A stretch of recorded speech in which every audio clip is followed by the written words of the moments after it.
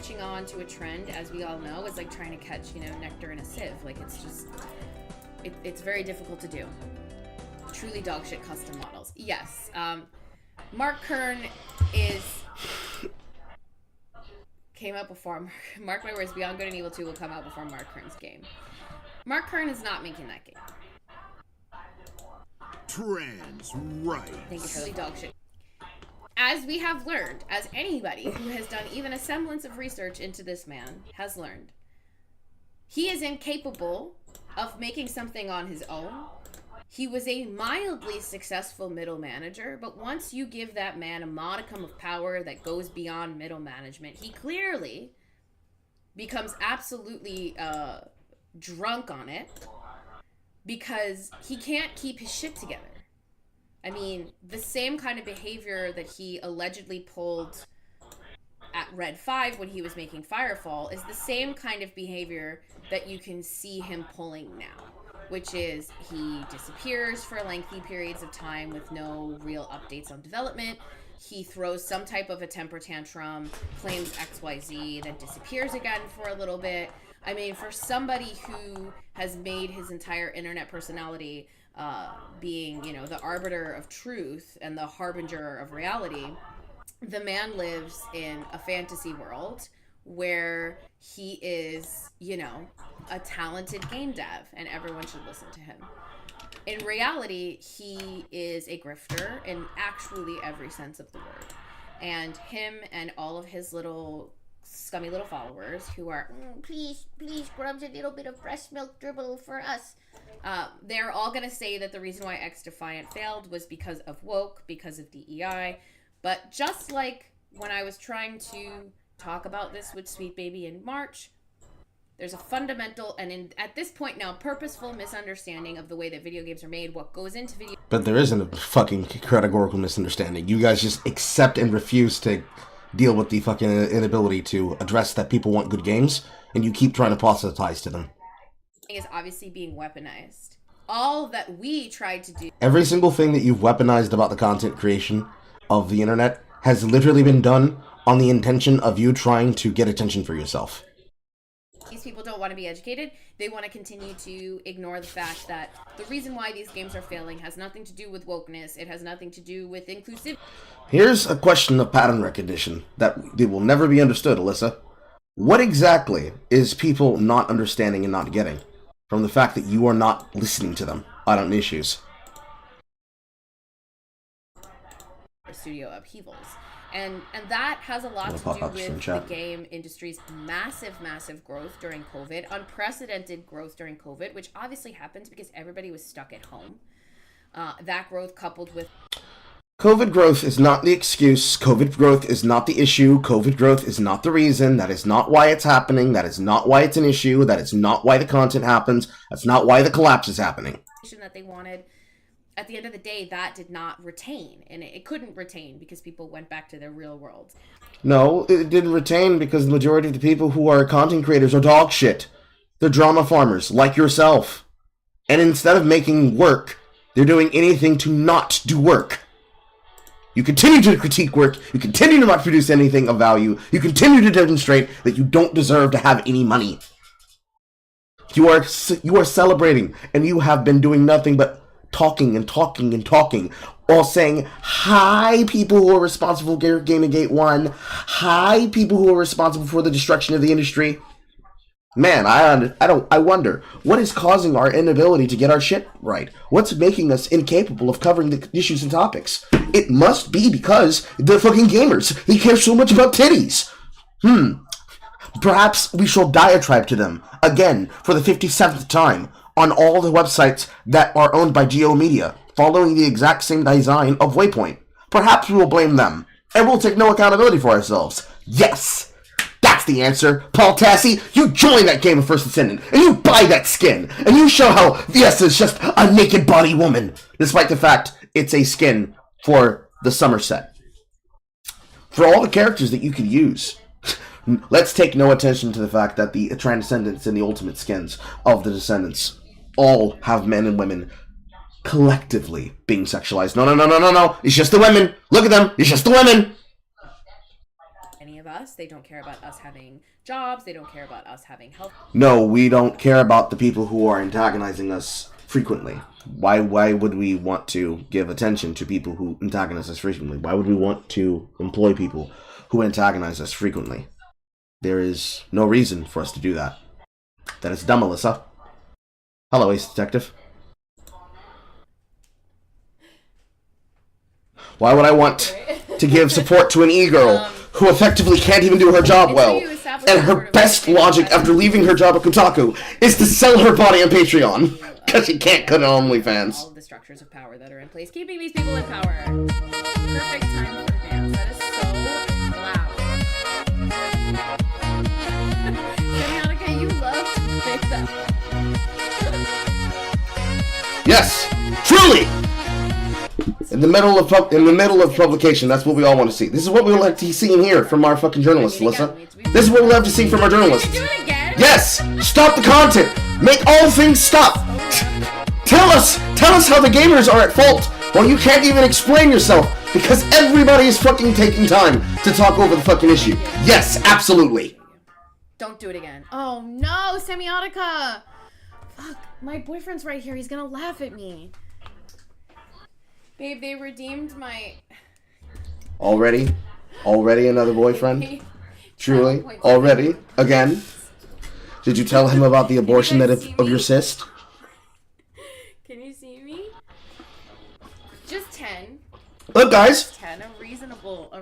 Guys, look. Guys, don't you want this? Isn't this the content that you pay for? Isn't this the views that should be allowed in the world? We're doing something different today. I happened to realize that Alyssa Mercante would be going live at the same time that I'd be going live. I would have gone live sooner if the video had uploaded faster.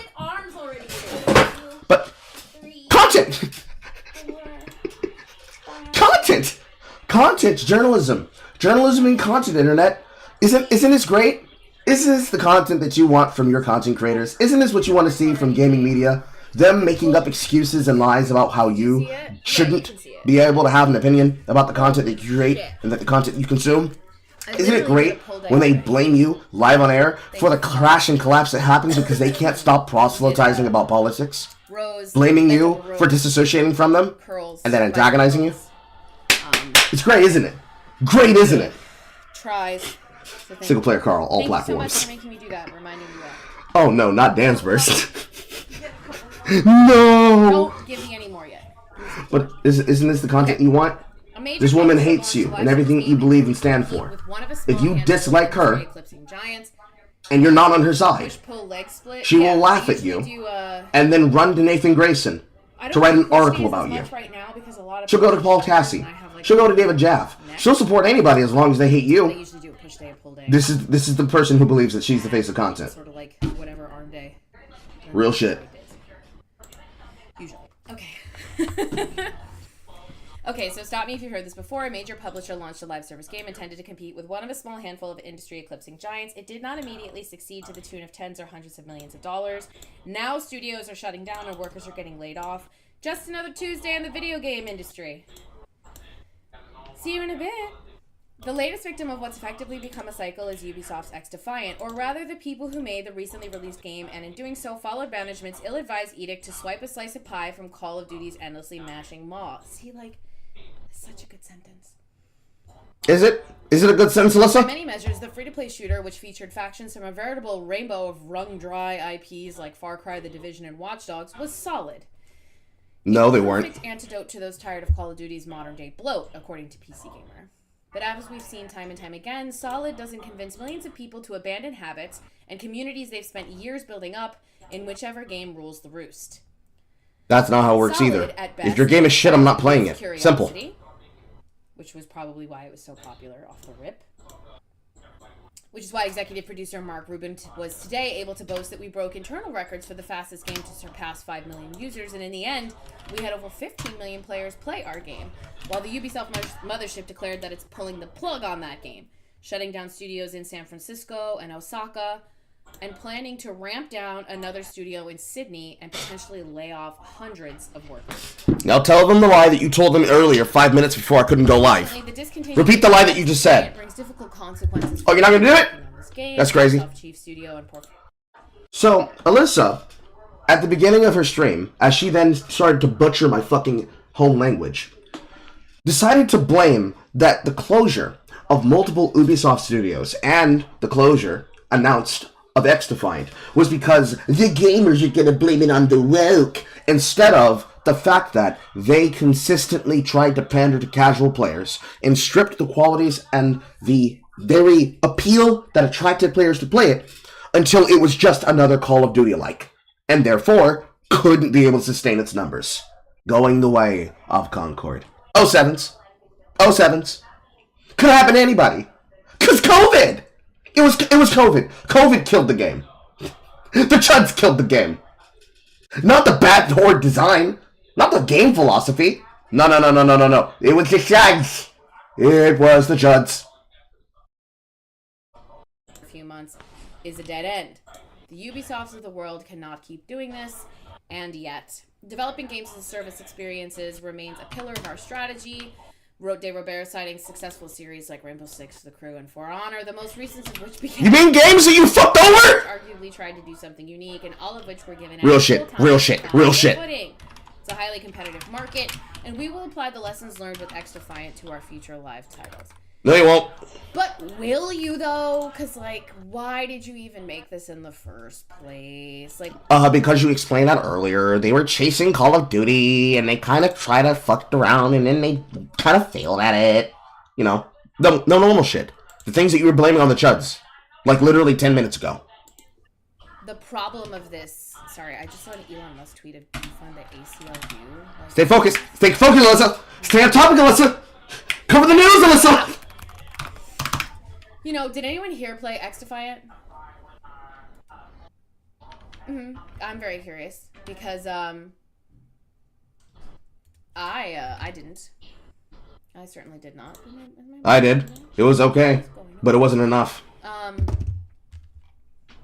didn't. But I'm also an embedded Overwatch and Call of Duty player. And they are also bad. Yeah, and Rainbow Six Siege. So your taste... Like, I'm an established, entrenched Call of Duty... Like, your taste is noted. Overwatch, Fortnite. For a while, I was an Apex Legends player as well. Again, your taste is noted. It was fun. So yeah, I think the problem Oh, they were fun. And then the game right? is full of hackers and cheaters.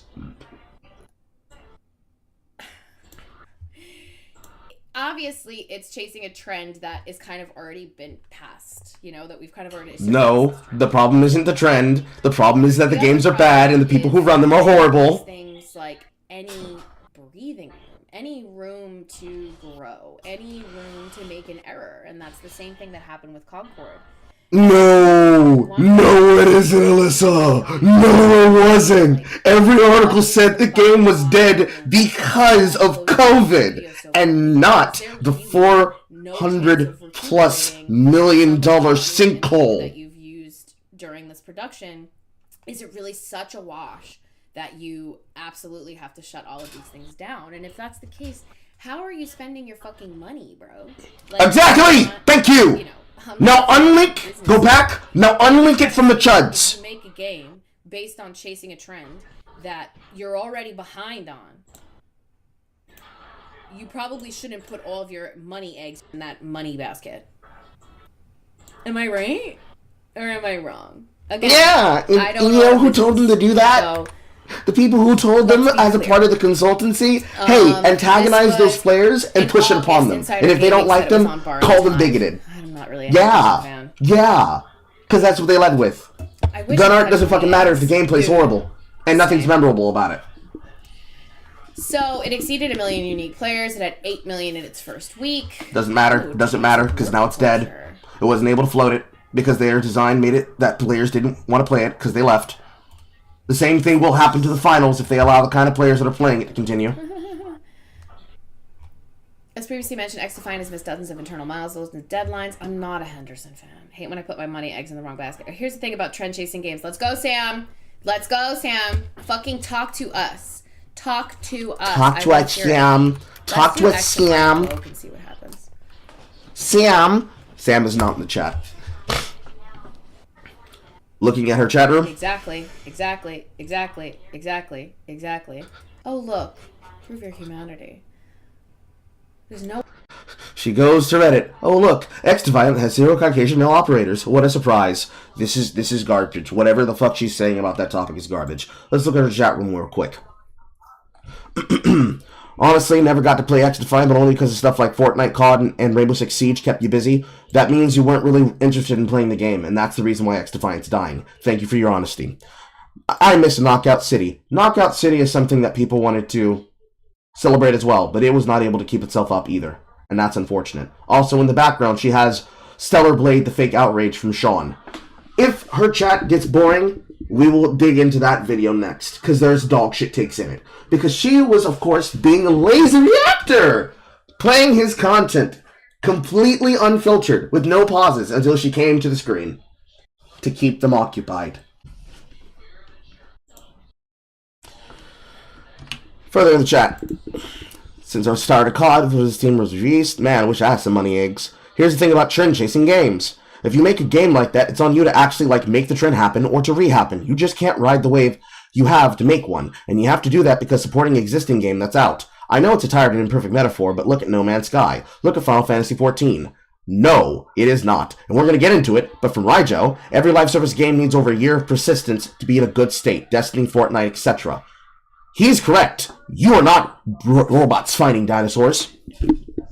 The sheer problem, as she goes to cope about Grums again, the sheer problem and issue that comes with the riding of the wave, right now, we're about to lead into the content that is going to be beautiful for me.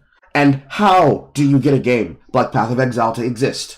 First, you start with the interloper. Diablo. Then, we went from Diablo to Diablo 2, and then its expansion, Lord of Destruction. From this, multiple games have been spawned. You've got Torchlight, you've got Last Epoch, you've got things like Throne and Liberty, but that one skews more towards WoW. You had the original Path of Exile 1 launch, back when we were all on the boat, and it was not the fucking Chittis Cathedral. You've got Torchlight Infinite, because Torchlight decided to go the mobile game route. I played a little bit of that on one of the Carl at Play streams. The game is middling. But it is definitely full of shock sums of currencies and items and game loops for you to have to play. And they are not satisfying. It's literally, I'm not even paying attention to the fucking game. Half the time I'm paying attention is only when I look back at the fucking female crow's ass. Because they make a point of having her pose like this towards the screen. Every single cutscene, every single shot. It's just ass. Oh my god, player. I can't believe this is happening. Oh, it's so crazy that all this stuff's happening. You're my favorite fucking player. That is the fucking work that exists in the field of ARPGs. And not counting for the weebs. So, let's remove First Descendant, because that's new. Let's remove old Fantasy Star Online 2. Because you killed the English servers. People like you, Alyssa, killed the English servers. We can't play them anymore. The game has changed fundamentally. And on top of the game changing fundamentally, it has removed any ability to do shit for what we have to talk about. So, taking the stupid ass shit that they just said in the chat, not the things they're talking about now, it's moved past that. To create Path of Exile, they have to be able to innovate on their own shit. And how did they do that? Granting Your Games had a simple goal. We want to be able to play this game, but we want to take inspiration from other game modules and game designs, and we want to inject them into the game. Let's compare this. Diablo 3, and then Path of Exile. The Diablo franchise went to one game, then another expansion in the form of Reaper of Souls, because they had to get over the fucking problem of Area 87 and the Real Money Auction House, bringing back the same problem that happened time and time and time and time and time and time again. Then they moved to Diablo 4, and now Vessel of Hatred. So, 2 games, 2 expansions, and seasons of content, seasons being the exact same as challenge seasons, injecting one-off power seasons. Boring. Useless. Let's look over at the fucking pawn. What's that? Oh, Harvest, Blight, Delirium, Ultimatum, Metamorph. Technically, just Ultimatum now, but content that's come and gone. Fucking Ultimatum, Harvest, Essence. I could actually go back and just look at all the League expansions.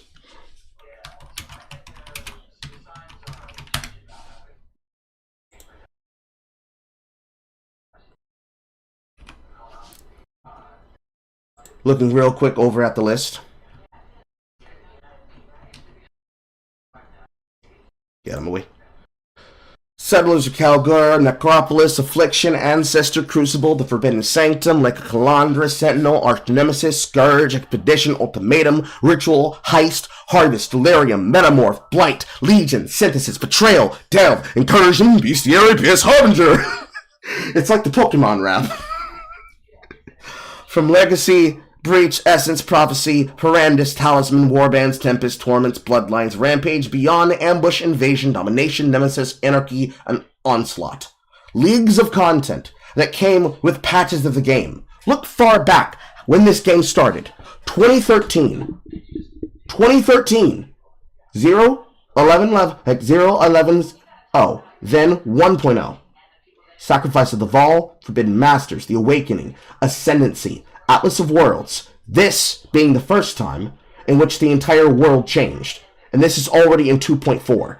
When was this? Oh, 3 years of development? What else came out in 2016? And then it just keeps expanding and expanding and expanding. A game that started in 2013 innovated itself and made a game for the people who wanted to be a part of it. Especially with the accompanying expansion that changed the game or ultimately added to the game. From the introduction of the Shaper to the introduction of the Maven to the introduction of Betrayal League and its core mechanics to the introduction of the Siege and the War and the Conquerors of the Atlas and what will now be 2 games being developed at the same time being released on a 13-week cycle. This is why Path of Exile dominates the ARPG standard. All of this is only possible because they know their audience.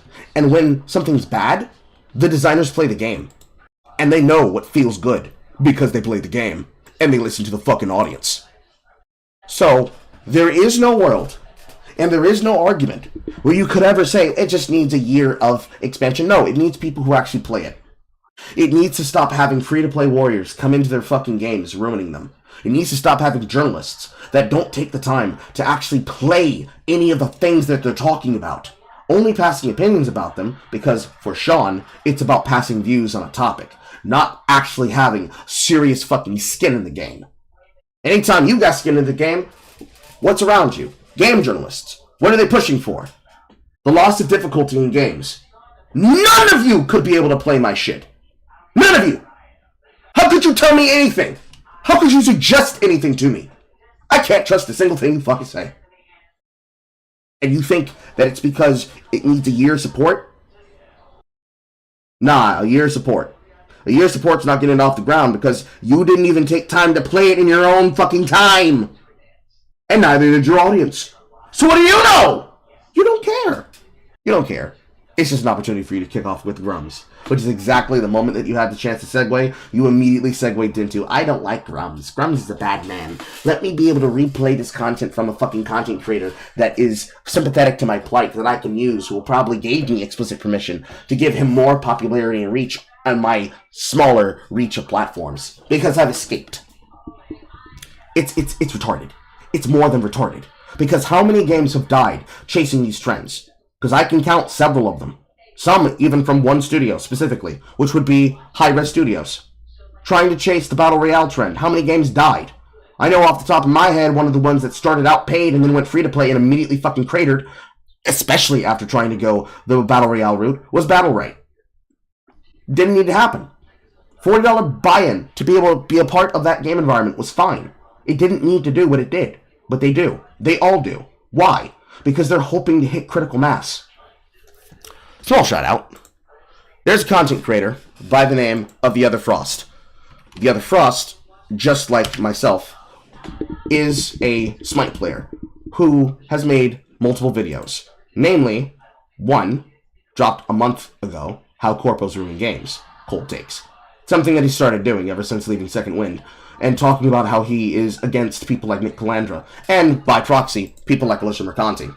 their inability to do anything correctly possible. The other Frost talked about this issue, and the problem is what he calls the player count gamble, and ultimately the reason why a game like that of Concord died. It wants to hit critical mass, and it can't hit critical mass because it doesn't have enough people playing it. It doesn't have enough people playing it, it doesn't have enough people paying attention to it, it doesn't have enough people giving it energy, whatever reason you want to blame it on. Because you need a certain number of people in order to make matchmaking possible. You need a certain number of people in order to make an audience and a community playing the game possible. And unfortunately, XDefiant didn't have it. Neither did Battleright. It had enough of a closed circle, but the moment that you made it not special, the moment that you took away what effectively was an investment of $40 for some of these players, they had no interest to keep going. Because why the fuck would I want to be in an environment where I have to deal with people like this, potentially having the chance to do shit? Sidebar. Bring this down the screen real quick. There is a post that went out, an article detailing a change that's going to be happening in the future concerning the ability to punish people outside of games if you are playing League of Legends. Of course, this is not new news. If you already paid attention to the IShowSpeed situation when he was being banned from every single Riot game, this is not a surprise. This is not shocking. It is not a surprise. If I can even find the article. But they are now going to preserve the ability to ban you for out-of-game content. So, if there were to be a person who considered what I'm currently doing to be evil, bad, rude, crude, despite the fact every single thing that I've said on my goddamn mouth is true, just look it up.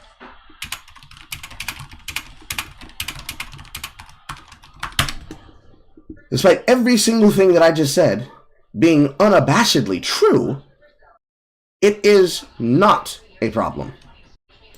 It is not an issue. And in their infinite wisdom of doing this, they believe that this is the correct way to approach things. Let's watch. Hey everyone, I'm Anna and I'm the studio head for Valorant, and I'm here to chat a bit about player behavior in the game.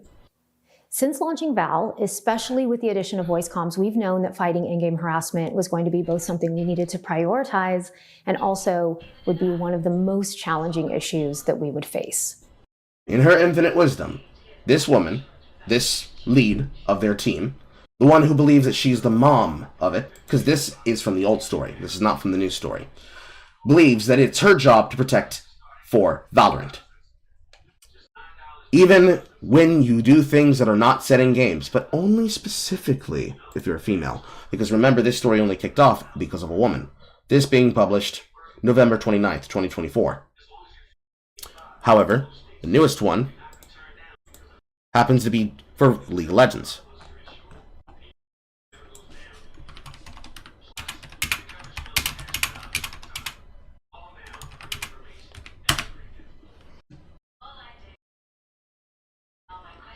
See here. Where is it? Here we are. Nope, this is the same article from esports. For some fucking reason, it is not coming up. 1 second. I want to get the actual title head for you.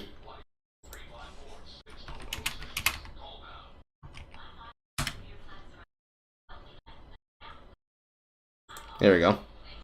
Thank you, Vardark. Companies are constantly looking. Ah, yes, Bounding in the Comics has it.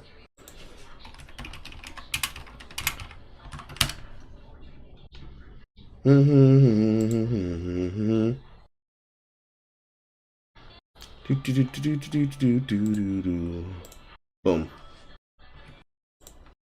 Thank you, Vardark. New update to Riot Games' Terms of Service gives League of Legends devs the right to respond to player off-platform conduct with penalties in-game, published December 3rd by Spencer Piccoli.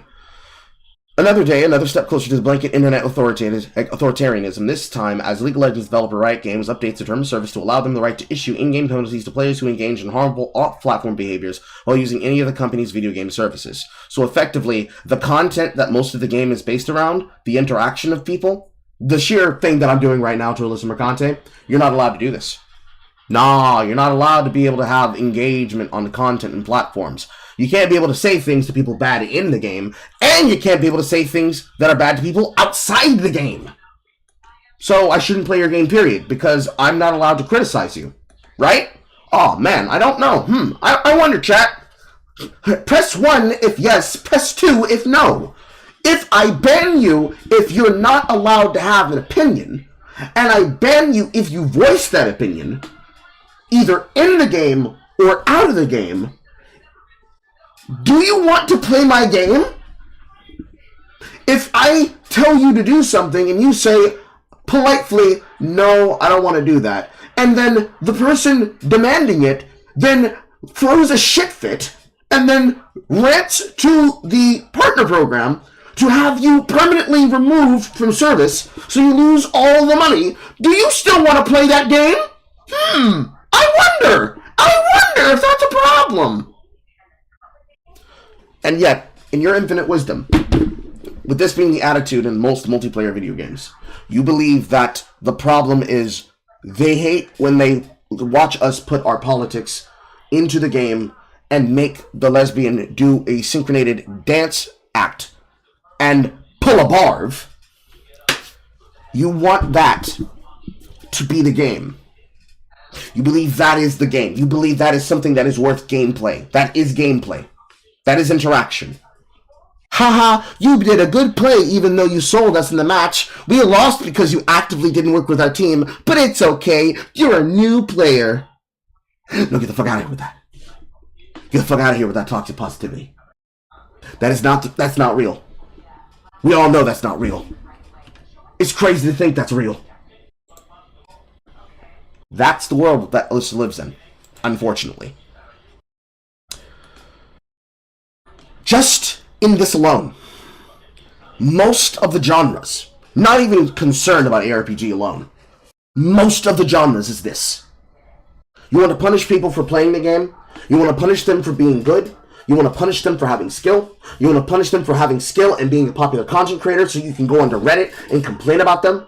You want to be able to have friends in the industry that will elevate your complaints so that people will spiral out of control on the story, hitting critical mass, complaining on behalf of the people who are the worst individuals in the world? You believe this is gaming. You believe that this is content. You believe that's fun. It's not fun, Alyssa. And so, because of that, going back to the RPG example, because of that, and because of the effort of everything to do with Diablo, only focusing on, I don't want you guys to even mention the competitor in the office, and John and Mike and Chris instead saying, log in, dude. Log in, dude. You're about to watch the biggest shellacking in all of gaming industry to date occur on Friday. Be here. We will be doing a subathon. Unfortunately, the filters are not ready. Neversink says that the filters will not be ready for 2 to 8 weeks. However, secure your spot today. Citizenship, grants, service, and certitude. $5, or whatever the going rate for subs on the platforms are. I'll say on YouTube the second tier up, which should be like $6.99 or something. On YouTube, I dropped the thing. On YouTube, on Kick, which I think on Kick you can only follow, but on YouTube, on Twitch, on X, in my DMs, on Subscribestar, and on Ko-Fi. A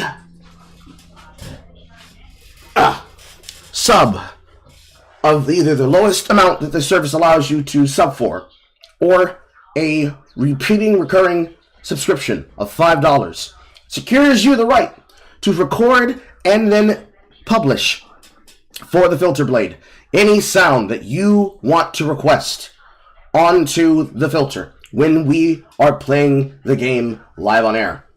Meaning, anytime in the future, for the perpetuity of the early access period, your sound effect will be placed on the filter, and we will have the ability to play that sound effect anytime something happens in the game.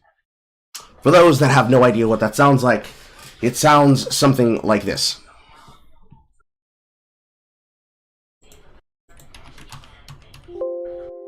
Excuse me.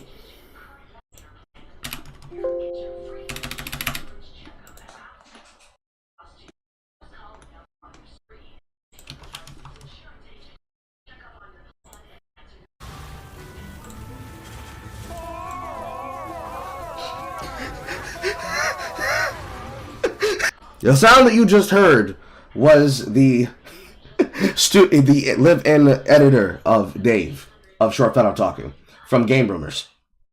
You too can be able to be like him, Piper, and other community members, both past, present, and future, that had bought and or just gave sounds into it. Now, of course, I have to put a paywall behind it because I know what people will do if they have the ability to put in anything for free, and this is a deterrent to stop that. So, secure your spot today. $5. You're not forced to do anything. If it's actually funny enough, especially if it's from content that we covered, I'll put it in the filter for free. Which gives us beautiful, beautiful examples that we'll be pulling directly from the server, which we made the other day on Monday. Because these are definitely going into the filter. Losers. Oh my god, you guys are stupid. And of course, the classic! No, it isn't. No, it isn't. You guys understand, right here. Like, I'm being surrounded by two mares. I'm literally cuckolding Starlight. Even though she's my soulmate, I'm able to cuckold her a little. And she likes it. And she likes it because she knows that I'm her soulmate. She knows that I'm the only one who could bring a spirit of intellectual vigor into her life. So much so that I'm able to, let's say, horse around with a little friend of mine, and it's still a good deal for her. I'm giving her 80% of my focus, and it's still a good deal for her. You guys have no idea how much value I provide for that to be even something that applies to me. Truthfully, this is a value. Getting 25 calls to the kick. Don't miss out on this opportunity. There's only one POE2 launch. Anyways. They're capable of doing this. All these things are the reason why just the ARPGs themselves are capable of just being mogged and owned in eternity by Path of Exile. Nobody can compete. Not because, and not just because, they put in so much fucking time for it. She's decided she wants to go and put herself onto the Rook of fucking Veilguard. That's beautiful. But they own the ARPG genre. They have innovated it multiple times because every single one of those leagues that I called out and read out, each one of those was a core game mechanic. It wasn't just a one-off feature that then just disappeared. No, if they were good enough, they were made core. They solved a key core categorical issue. Essences allowed you the ability to craft your gear directly. Betrayal allowed you multiple ways to gain access to content that was exclusive to that content loop, which then involved the new Forsaken Masters, which was now the new Order of the Jinn. All of the leagues, from things like Blight and Harvest and Ultimatum, gave you materials and crafting essences that could then be used to enhance your recipes and your metacrafting and your farming, either allowing you to target a craft, disallow a craft, or enhance the effects of a craft already on top of it. They expanded the game, while including mechanics from other games, such as Hades. The entire mechanic of Sanctum, which is also core, which was the Forbidden Sanctum League, is now a content loop that will be in Path of Exile too. Because if it ain't broke, don't fix it. Bring back the content that we already know and love and just innovate it, tweak it a little bit, and add something to it. The fact that they're going to be developing two games side by side should be more than enough to demonstrate a masterclass of how to print money at an astronomical rate. What did XDefiant? What did any of those games produce? What did any of them try to do to be different? In the case of most shooters, Overwatch wanted to be the hero shooter. 6-on-6 gameplay. You decided to go to Overwatch 2, drop a player, now it's 5-on-5. Then what did you say? We're going to have story mode missions. Then what happened? Axed! Cut! Gone! Wasted money! Literally scam! Literally a scam! Nothing in return for it. And then what do you give them in return? Finally, after years of being cucked and ball tortured. Oh, we're going to give you old content. We're going to give you Overwatch 1 as a limited event. Because that's acceptable. That's normal. She's playing Disco Elysium, I'm not surprised. This on all of the multiplayer games. That is the problem, Alyssa. She's playing copyrighted music. I'm not playing that. I don't want my ears raped. All of this shit only happens and is only possible when you have no fucking clue what the hell you guys are talking about. You clearly demonstrated that over your yap session. That's fucking annoying. With all menstrual belief. I don't know how the hell you can say what you just said and say that you are a serious person who understands your field. Your finger is nowhere near the fucking pulse of the body. My wrist is over here. Why are you touching my scalp? I'm bleeding out, Alyssa. I need you to explain to me why these games can't be able to survive. It seems you keep blaming the chuds, and yet they keep dropping like flies. Perhaps it's not the chuds. Having no morale. Once again, truthfully. Once again, chat, I ask you. Once again, chat, I ask you. These are the people who hate you. This is one of the journalists who hate you. And this is her chat. Unlike my chat. Play copyrighted music, eat on stream, mauled about grums. This is what you're gonna get to see from Mercante. And Lord, you know, until I get fucking banned somewhere for it, I'm going to make sure that I cover what she says. Because, hey, I don't have to make shit up. I can just let you hear what she says. Boring shit, though. Anyways, moving forward. Let's talk about Sean. Because I'm not sitting here watching her play video games.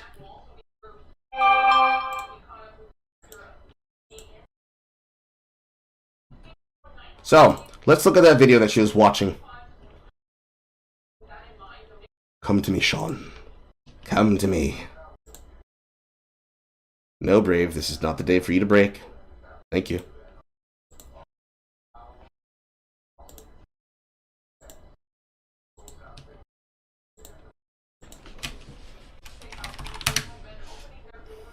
That.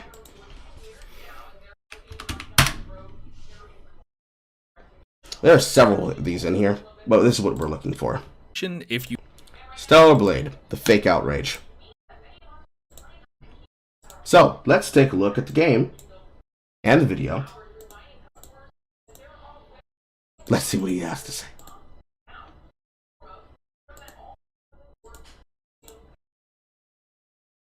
Hello everyone. Imagine, if you can, the culture war. The great clash of ideologies taking place on the battleground of all the media we read, watch, play, and listen to.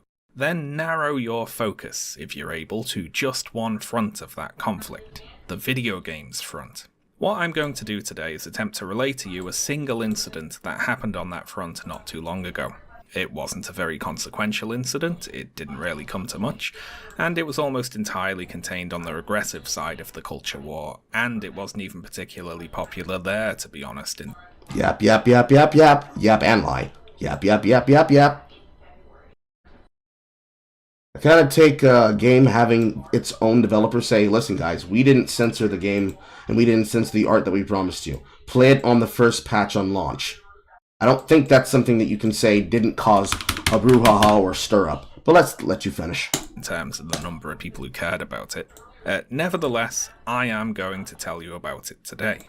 So our story begins with a tweet from the 1st of February of this year. The account @Grums on Twitter wrote, "It's AAA Grums detected. game dev, triggering time. New Stellar Blade trailer just dropped." So if you're anything approaching a normal person, you probably have a few questions about this tweet. Who is Grums? What is Stellar Blade? It's a video game. And why is a video game trailer being released being assumed here to be, quote, triggering to game developers, since, I mean, that's the sort of thing you'd imagine they'd be used to, right? So let's attempt to answer these questions. Very quickly, @Grums is the Twitter account of game developer Mark Kern. Mark Kern is best known for working at Blizzard Entertainment on the original release of popular MMO World of Warcraft in the early 2000s. Kern left Blizzard in 2005 and has since spent his time doing sod all.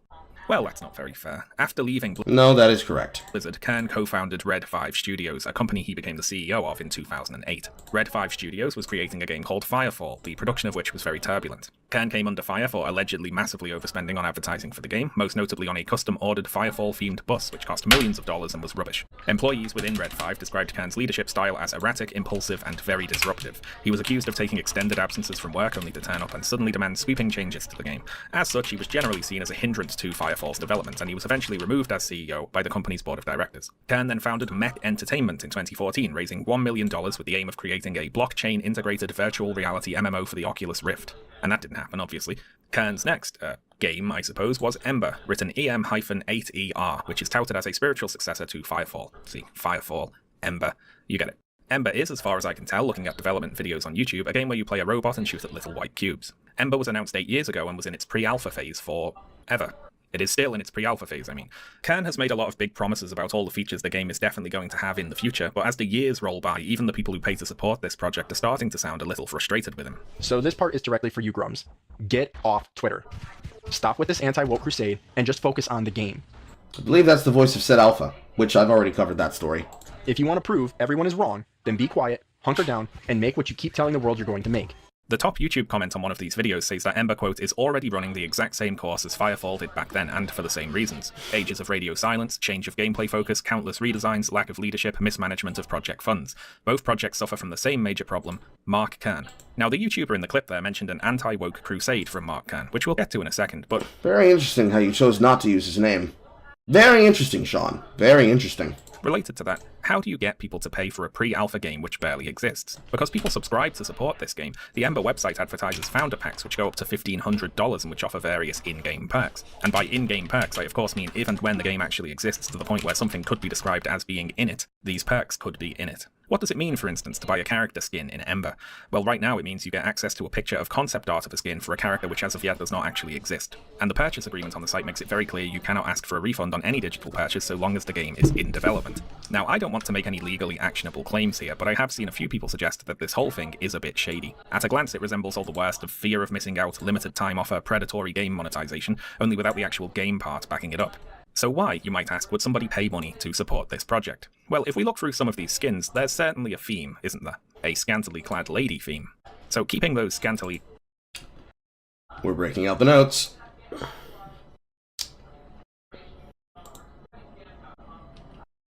Pushes glasses on his face. As you can clearly see, they have sexy, attractive ladies. Therefore, he has to go outside, and so should the supporters and fans. Because I have never heard of a thing called sex appeal.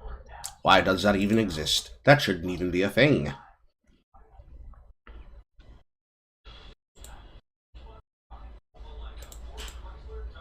clad ladies in mind, let's talk about the anti-woke crusade.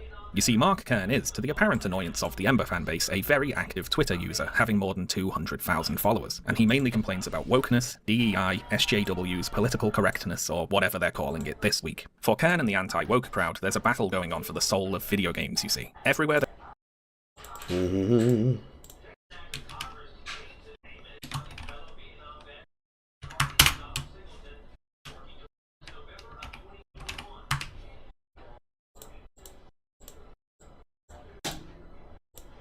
they look, they see insidious attempts to insert racial and sexual minorities into video games. Not out of some altruistic desire to see wider representation in media, or even a profit-driven desire to market the game to more demographics, but a deliberately malicious attempt to ruin video games. They here can be a very wide variety of people, but it's mainly Western AAA game developers, many indie game developers, most video game publishers, video game distribution services, video game journalists, various video game journalism outlets, consultancy firms who work in the video game industry. Do you?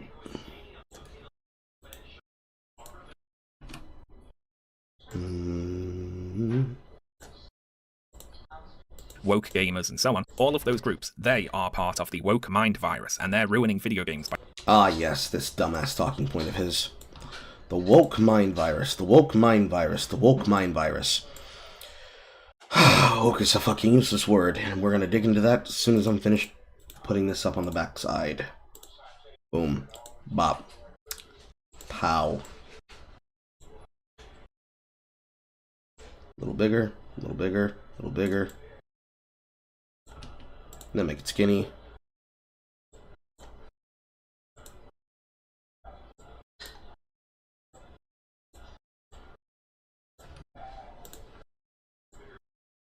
Everybody can see this, yes? Everyone can see it. Everyone sees it's good. What's being written is legible. Yes, no, maybe so.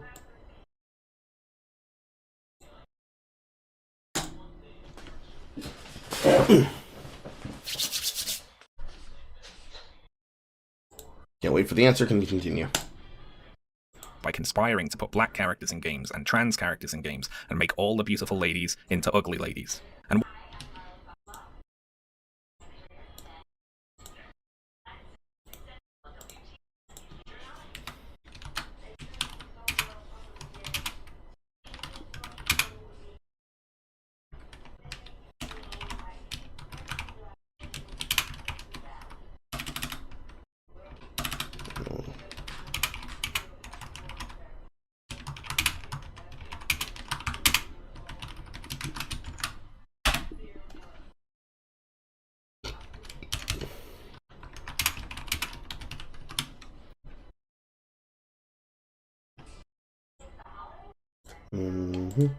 why are they doing this, you might wonder? Well, without going on too long of a tangent, if you dig into it, you'll find the same old right-wing narrative about so-called cultural... Right-wing narrative. Already the first magic word.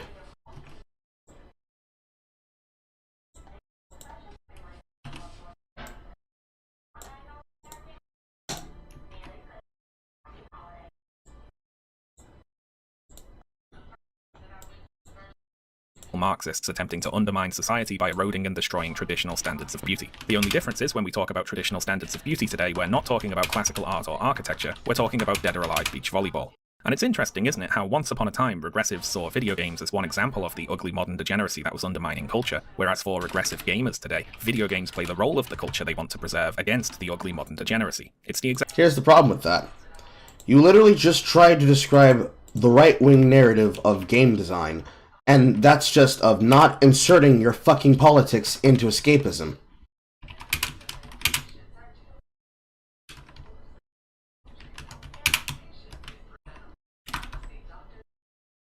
Pulpit. Let's go pulpit.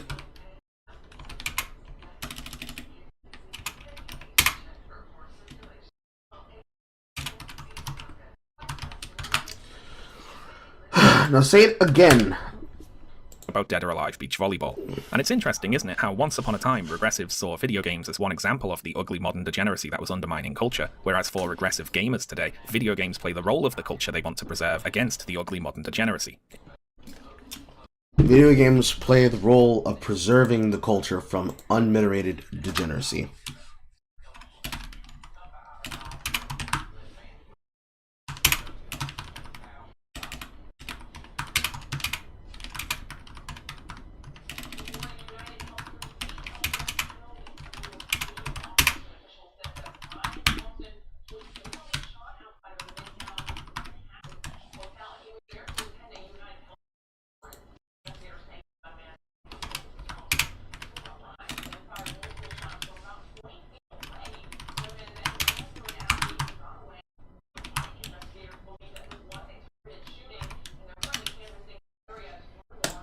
So, here's a question. What the fuck do you mean by regressive? What is regressive about being not involved in the culture war?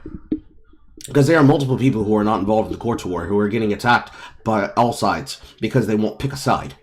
And, quite frankly, the fact that they are being attacked for not taking a side is demonstration that all people currently engaged in this are themselves regressive and should probably not have opinions. And shouldn't have their opinions listened to. Because the right-wing narrative of not inserting your political pulpit into my escapism, for some reason, is impossible for you to deal with. You can't handle the fact that I said, bro, I don't care about Palestine in the middle of my content. Why in the middle of Care Bears are they telling me about the jihadi bear? It's not hard. You understand this.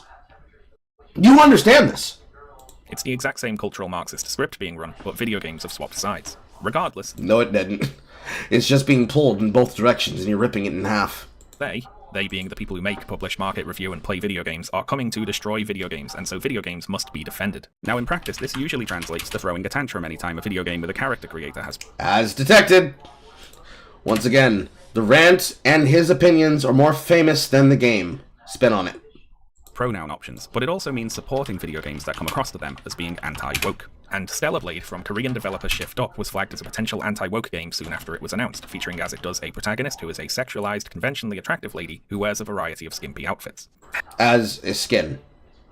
She could also wear the normal outfit. This is for player choice. What they dress the character up in a single-player game doesn't affect you. Why do you care, Sean? Sean, what happened? I thought people were allowed to do things in privacy. What a weird opinion. So strange. So bizarre.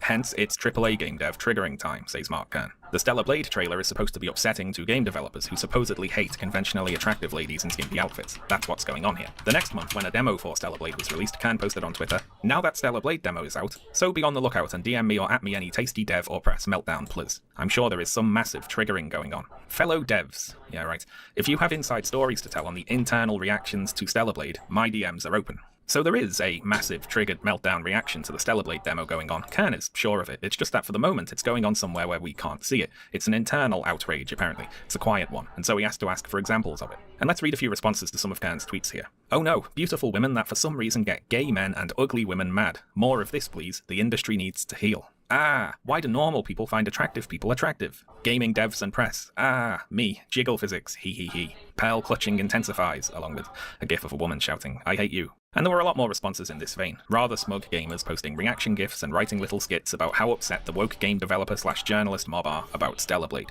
But they are. In fact, that is one of the many things that Alyssa Mercante was ranting about, despite her being fucking a wet noodle of entertainment and goddamn boring. All of you have been doing that. Completely blaming people for their own choices. Because for some reason, all games are political, despite the extremely smart individual who happens to be one of the many skullheads on the internet can't tell the difference between Metal Gear Solid Bioshock and a picture of Trump with his face painted orange with spray tan and Family Guy. You don't get the nuance of what you're saying, or you don't care, or you never cared, and it's just about now you don't like when you're the person being made fun of, which is ridiculous. Like the other parts of the stories with them wanting to ban people out of games because they're playing live services that they want to control the conversation about because they want to do that much to try and control something that is a choice to be involved in, you don't seem to understand how this is easily abused. You didn't care when it was you that were abusing it, but you care now when it is you that's reaping it. Yes, truly. It is only a problem when it's affecting you as you are now reaping what you've sown. But moreover to that, this is why most of you have said the same thing about single-player games.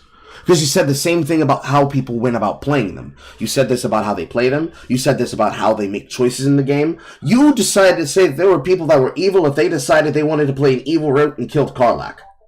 Unironically, there were people doing this. Amongst other things. And not to mention Hogwarts Legacy.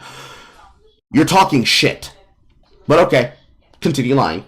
You see, the gamer lads here see Stellar Blade's character designs as a political statement, one running counter to their characterization of how the so-called woke mob is trying to ruin games with diversity and ugliness and so on. So Stellar Blade to them represents a pushback against a perceived Puritan attempt to remove all the attractive, sexy characters from video games.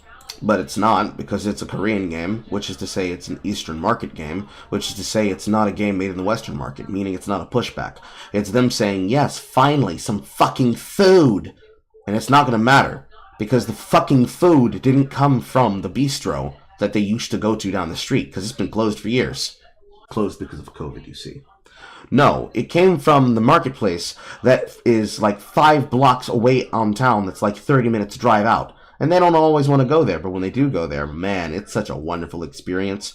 And it cannibalizes all the things that exist inside of that space. Now, of course, the Western gaming hemisphere is, we're going to celebrate the transness of the people who work on staff, not because there's anything wrong with those people, mind you, but specifically, we want to celebrate the diversity of the people who are making our game, not the diversity of thought that went into the designs that make that game possible and fun.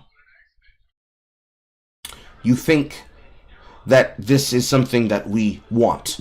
We, the consumer. Because you are looking at people who are stoking up a culture war using anything they want as a cudgel. The same way that she was using you as a cudgel. The same way that you use other people as a cudgel. Except, I am old enough to remember all the way back to 1 year ago, when Baldur's Gate 3 came out. Baldur's Gate 3, developed by Larian Studios, is the third installment of the Baldur's Gate series, and has been a massive commercial and critical success. It sold more than 10 million copies, it's one of the highest rated games of all time on Metacritic, it won the Game of the Year award at the Golden Joystick Awards, the Game That doesn't fucking matter. None of these matter because this is pedigree farming. Awards, the British Academy Game Awards, and the Game Developers' Choice Awards. It was also named as Game of the Year by various gaming journalism outlets, such as Game... Their opinions don't matter because this is exactly the reason why they don't matter. Look, we gave them awards. Therefore, this means this game is good. When it's ass, dog shit, turkey, but none of you can be able to bring yourselves to rate anything lower than a 7. Because for you, 7 is, it's okay, it's alright. 7 shouldn't be the marker of okay. It shouldn't. If you can't be able to rate a game lower than a 7 because you are given an incentive and given monetary benefit for doing so, your opinion is dog shit. GameSpot, Games Radar, PC Gamer, Screen Rant, and many others. Game developers and game journalists absolutely love Baldur's Gate 3. And Baldur's Gate 3 is horny as hell. To start with, And you didn't address any of that and how the safe horny was acceptable when it was Chungus approved? don't even know if I can show you the character creator from Baldur's Gate 3, but it's So why are you daring to do it anyways? got options, let's say. Like, foreskin options. I myself have been... Which don't matter because the sex shouldn't be the basis of a game that is the continuation of Baldur's Gate 3. It shouldn't be the continuation and shouldn't be the focus. It's just there. It's frills. We don't need it. It shouldn't have been there, technically, in my opinion, to begin with, but this is something that Larian's known for doing. Regardless of any of the reasons why it would be there. Besides the ones that are obvious for it to be there for. Playing through Baldur's Gate 3 recently and having a grand old time with it, playing a fancy little gnome bard, but I haven't really been pursuing the romantic or sexual options, and as such I didn't really have an idea of the extent of it. So instead I had... So you shouldn't be covering it for the purposes of the content, because this is stuff that only makes sense in the context of every single encounter you do it in a single player context. This is completely outside the scope of your conversation. I clicked through the IGN YouTube upload of the romance scenes in the game, which is more than 2 hours long, by the way, and I was red-faced and scandalized clicking through some of this. They do it. Oh, man. Women! Women's bodies, no! No, it's so scandalous, bro! Oh, I'm getting so flustered! See their bits. And there's everything. There's naked demon ladies and tentacled squid men. I think someone had it off with a bear at one point. They are going... And do you not see the problem here? Listen guys, they had sexy ladies. But, that woman and her outfit, unacceptable. Where's the meme? Where's the meme?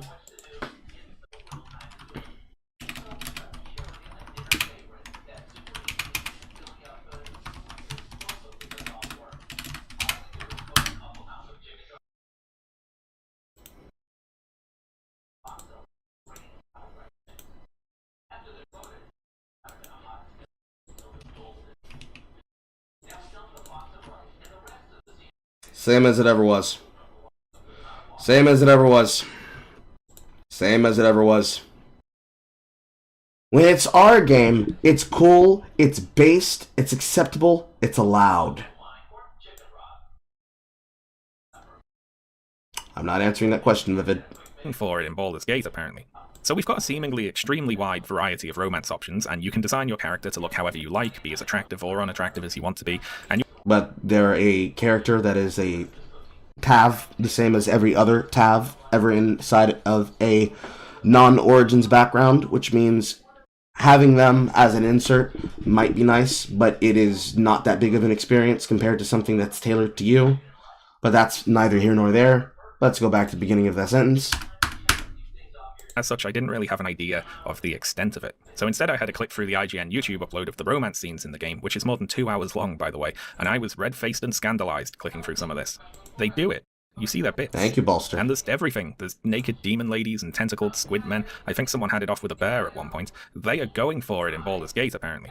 So we've got a seemingly extremely wide variety of romance options, and you can design your character to look however you like, be as attractive or unattractive as you want to be, and your party of conventionally attractive companions can be dressed, or undressed, or romanced by you, and all this raises a question, doesn't it? If so-called woke Western game developers and Puritan journalists supposedly hate sex and sexiness and attractiveness so much, why was this veritable orgy of a game so beloved by them?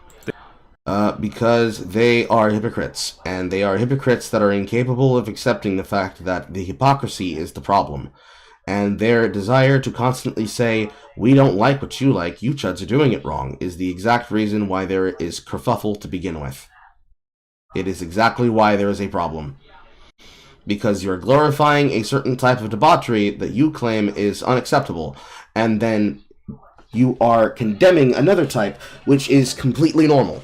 You would look in the face of a normal visual novel and you would say that it is doing it wrong, despite the fact that something like Doki Doki Literature Club is an experience that only makes sense from the position in which the medium uses itself to tell its story. Despite the fact that it goes the opposite direction. Instead of sexy images, you have horrifying images of hangings and self-murders and stabbings and a crazed, malevolent creature trying to hold you inside of a parallax for eternity, only because of the context of the ARG that it is contained within. And in this infinite wisdom, in that infinite sphere, that is the context upon which you are engaged with. And that itself is the problem. The hypocrisy is the problem. Now, the meme that I put onto the Obsidian notes is Dead or Alive. Because, of course, you use Dead or Alive. But insert any game here. You will say, oh my god, why do gamers hate Baldur's Gate 3? But they don't. There are some that are indifferent. There are some that love it, because they can clearly see the problem has to do with how they interpret it. Because you've already started the conversation off fucking wrong. Paul Tassi and his inability to understand the First Descendant, or worse, the attempt to say, look at the skins that they sell in this game. Yeah, they're being sold by the developers. The developers are doing it. The players that aren't doing it. It's not custom-generated content. It's explicitly made by the company. You should be mad at Nexon. But you're not. You're blaming the gamers for engaging with it. Oh, they like women. They also like hot men. We also like hot women and hot men. But not that way. Save me. Spare me. Spare us. This would be the exact sort of thing that they're supposed to hate, right? But they think it's great, clearly, so what's going on here then? To attempt to answer this, let's first see if we can try to find any examples of any game developers or journalists actually being mad about Stellar Blade. As it turns out, Mark Kern's call for examples of Stellar Blade meltdowns netted... There were several. You're lying. There were several. One singular potential lead. A Twitter user replied to Kern on the 30th of March saying, take a look at IGN France. So let's take a look at IGN France. This page is a preview of Stellar Blade, talking about the pre-release demo of the game, which was posted on the 27th of March, in French, on the website IGN France. The writer of this article is on the whole very enthusiastic about nearly every aspect of Stellar Blade, praising the combat, the atmosphere, the soundtrack, and so on. The single exception is the main character, Eve's, character design, which he refers to as bland and likens to a doll sexualized by someone who has never seen a woman. Now, I think this second point here is not really fair for a couple of reasons. Firstly, I'd say that it's a bit hasty to so definitively judge Eve's character design based off of playing a demo which only shows a very small part of the game's story, because it's possible that the full game would give some additional context to the character designs. It might not be all that likely, but it is possible, so I'd call this a bit of a rush to judgment, to be honest. The article compares Eve's design unfavourably to that of Bayonetta and 2B from Nier Automata, which are designs that I like and think work in the games that they... Oh, literally to the meme. Kukurio, where you at, girl?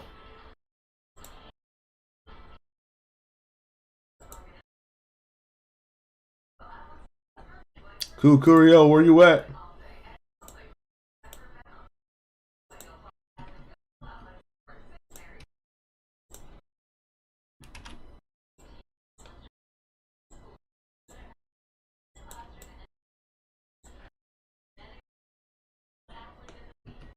We are here now. This is where we are.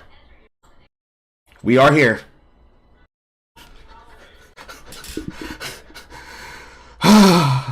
Same as it ever was. He did it. He did it unironically. Same as it ever was. Here we are. We're here now.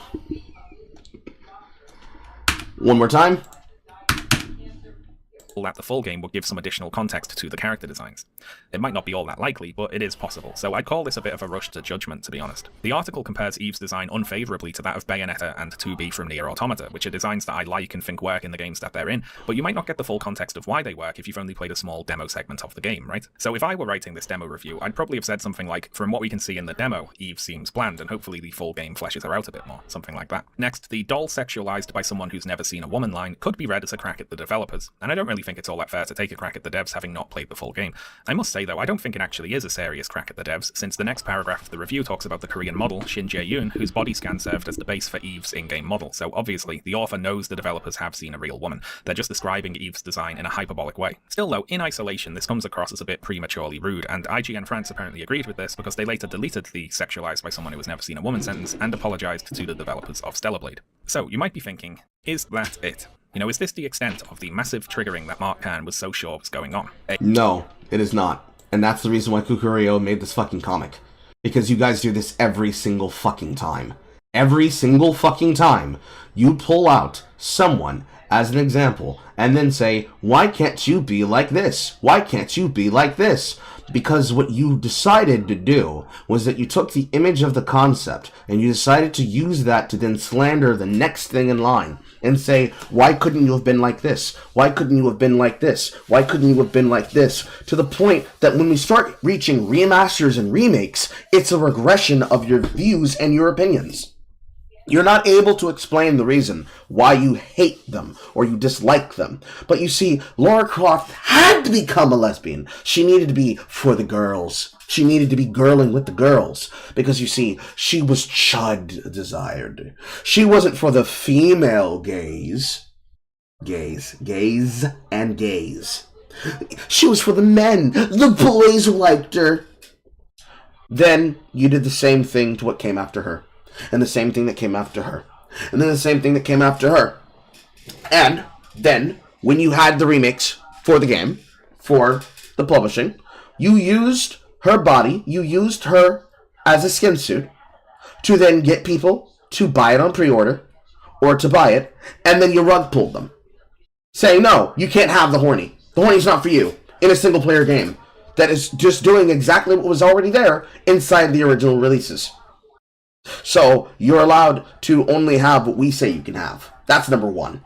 Number two, the self-regenerating cycle of we're going to take things from you continues. Because how many times, again, did the gays say men, straight men, like Bayonetta? Bayonetta clearly is a queer femme. Look at all that leather that she's wearing. All the way up until she's absolutely making kids.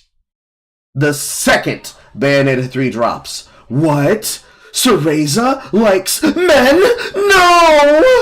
Betrayal! Betrayal! You ain't gotta take my word for it. I can show you the Spurg house.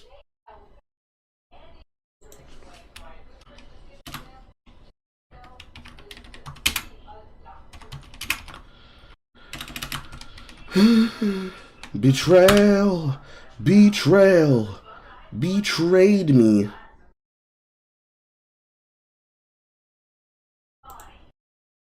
Guys, I'm on Twitter seeing what's going on, and I'm met with this image and this tag. Thank you, Wasambu. Here, hey, please look at this. Why this image, though? You got my attention. Anyway, time for me to post to admire this woman's personality. The one in the post. What? What the heck is all this? Okay, it starts with this tweet. Of all the games to say doesn't need to pander to the alphabet people. Bayonetta? What exactly about Bayonetta signals that it's for straight people? Okay, first of all, let's not even focus on the question. Let's go to the first tweet. Who's even making that claim? I haven't seen anyone even say that. Like, everyone's talking about B3, the game itself, and or the whole Helena Taylor voice acting situation. But okay, sure. Response reads, we had years where Bayonetta was one of the prime examples of being bad because it was pandering to that male gaze. Much of Anita's arguments were using it as examples. Yeah, I don't know much about Anita. Isn't she like some corpo elite journo type involved with Gamergate or something? I don't know much about all that. Speaking of which, I guess this person is pretty much also one of those types. Says formerly Motherboard, Kotaku, etc. It's all yes. Jada Jackson, the literal fucking black queer, empowered as a Jason Schreierite. One of the many individuals who were responsible for making us hate everything to do with places like Motherhood and Kotaku and Polygon. Incapable of accepting the fact that no, Bayonetta is not for you. She's for the guys. She's for the boys. This was something that happened frequently. And you hated the fact that it happened frequently. And of course, this was not the only person that it happened to. It's not the only thing that it happened for. It's not the only time it happened with and without context.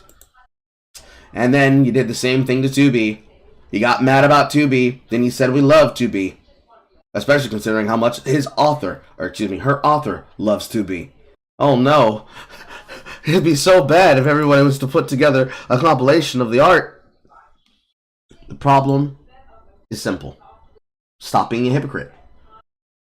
Because the more you decide to be a hypocrite about it, the more people are going to remind you, we know you're lying. We remember. We saw it. We consumed it. Now, of course, I just only showing you one example of Jada Jackson. But there are others. There's one particular one that I'm looking for. But I'm not sure if it'll come up if I look for it on the timeline. Like, there's Bayonetta controversial ones.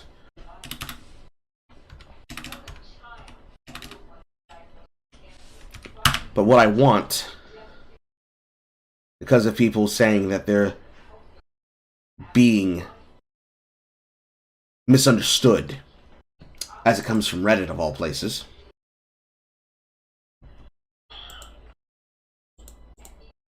as seen here, it is not people taking it out of context saying that it's misunderstood. It is literally the mindset of Reddit itself to claim this. From 7 months ago.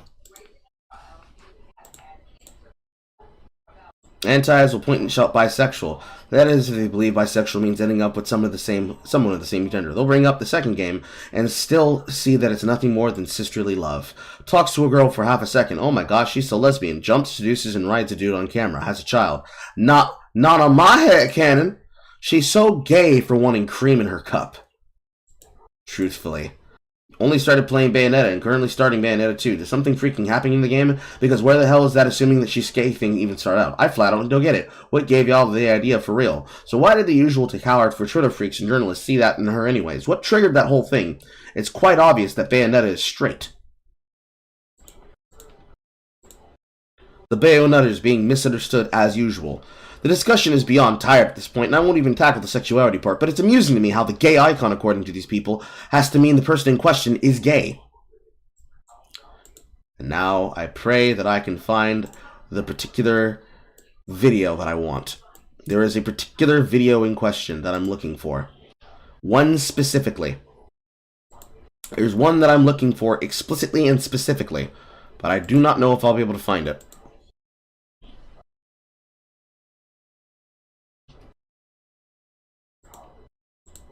So in the meanwhile, let's continue.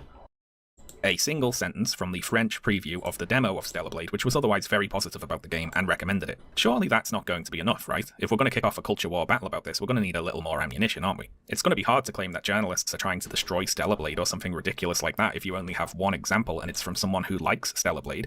And it's going to be even harder to claim that journalists are biased against conventionally attractive characters in video games, considering the author of this piece spoke favourably about both Bayonetta and 2B from Nier Automata. They just called Eve's design bland by comparison. So surely this can't be enough, can it? Oh no. What's happened here then? Oh no. What's happened here? An entire stream of videos from Let's Assume the Wall! Spot your favorites. Spot your favorites. Spot your favorites.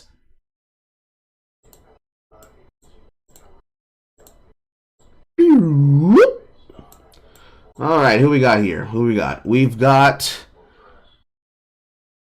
Shiny Minard, Sam Minard, Cinder Shadow, I see V, I see Lack of Entertainment, No Fear Zone, Strubing, Mannix, No Chill TV, Dread Roberts, Skizzle again, Coyote. There's Jeremy of Geeks and Gamers. Wagner Knows Why, Mr. H Reviews, Insomniac Black. I believe that's the Insomniac. Atreus, there's Vara. Ryan Cannell, of Arcade Outpost, Zubunga, The Critical Catastrophe, Ongoing the Gamer, Nyron, Mr. Gaming Counselor, The Angry Badger, Asmoon Gold's there, and Yellow Flash is there. Oh no, what happened indeed? What happened indeed, sir? What happened indeed? I wonder what happened. I wonder what was the cause of this. Certainly, it must have been the Chuds.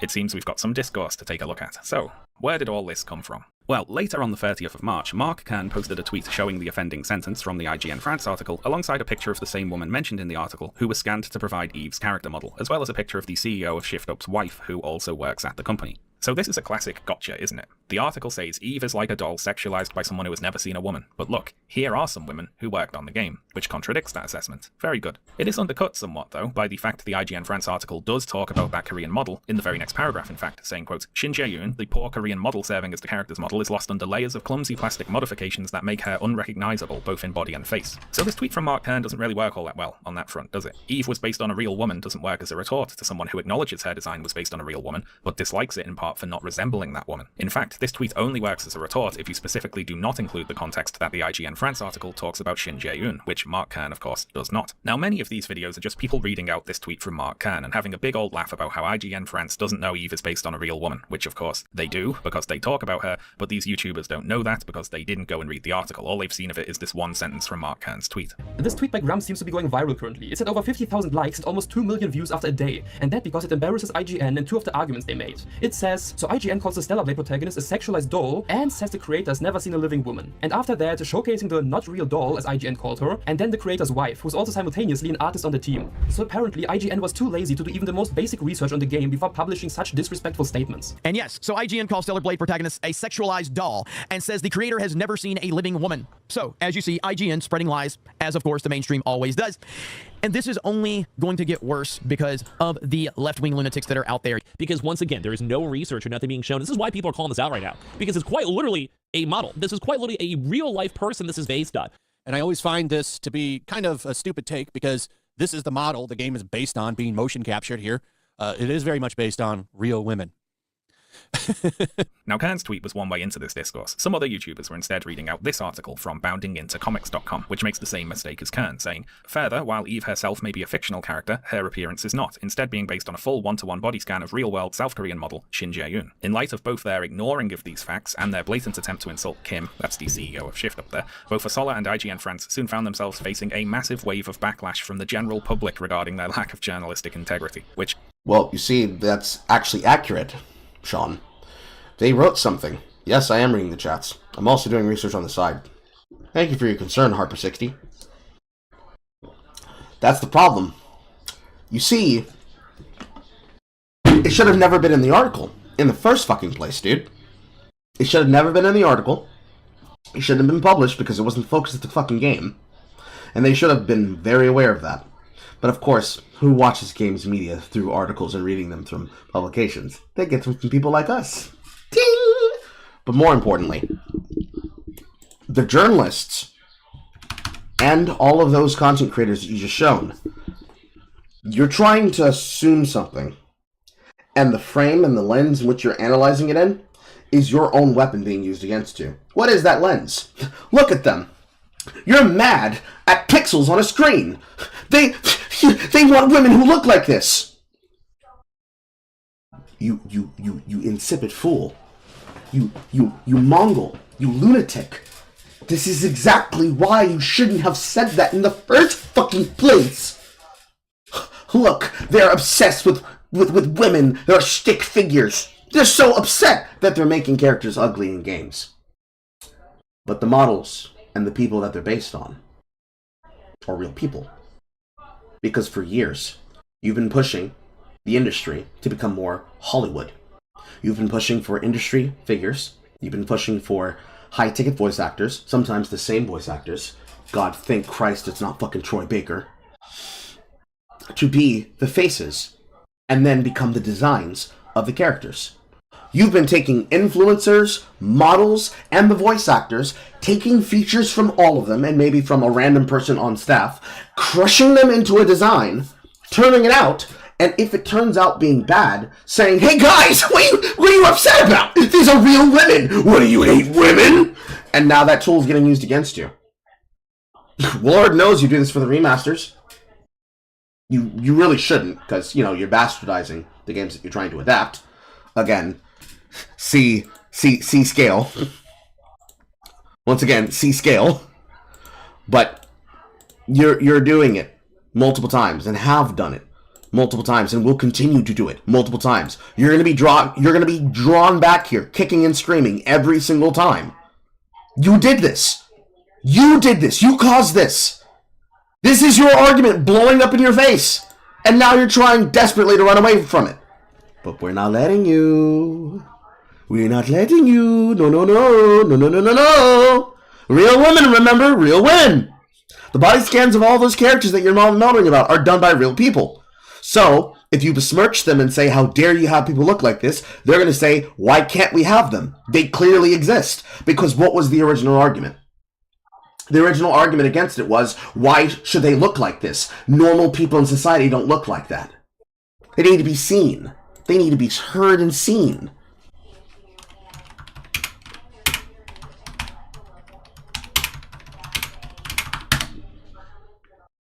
Please tell me that image is in here. Please tell me that image is in here.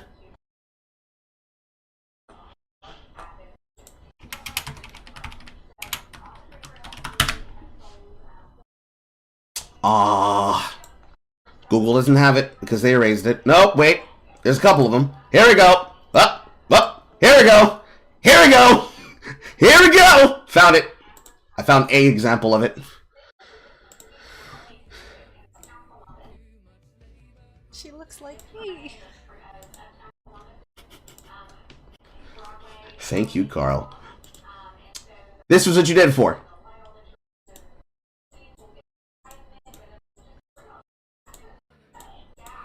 Remember? I remember. That's why I can find it. Looks like me. You wanted to push to say representation matters, body types matter. I agree, they do. So why is there only one type? What's wrong? Why can't we have this? What's the problem? This is what you said. If you want to have this, you gotta have this. They're both real. They both exist. Shouldn't they be represented? Come on. Representation is joy. Oh, your representation,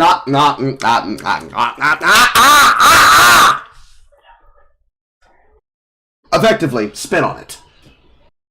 Because it's quite literally a model. This is quite literally a real-life person this is based on. And I always find this to be kind of a stupid take because this is the model the game is based on, being motion captured here. It is very much based on real women. Now, Kern's tweet was one way into this discourse. Some other YouTubers were instead reading out this article from boundingintocomics.com, which makes the same mistake as Kern, saying, further, while Eve herself may be a fictional character, her appearance is not, instead being based on a full one-to-one body scan of real-world South Korean model Shin Jae-yoon. In light of both their ignoring of these facts and their blatant attempt to insult Kim, that's the CEO of Shift up there, both Asola and IGN France soon found themselves facing a massive wave of backlash from the general public regarding their lack of journalistic integrity, which, one, is very funny talking about journalistic integrity while accusing IGN France of ignoring something that they did in fact talk about, and two, is very funny claiming there was a massive wave of backlash from the general public about this. Yes, they were marching in the streets of Paris, weren't they, about this article? Do you hear the people sing? We demand IGN France acknowledge that Eve from Stellar Blade on the PS5 was based on Korean model Shin Jae-yoon. Even though they did. Now, the third way that YouTubers got into this discourse...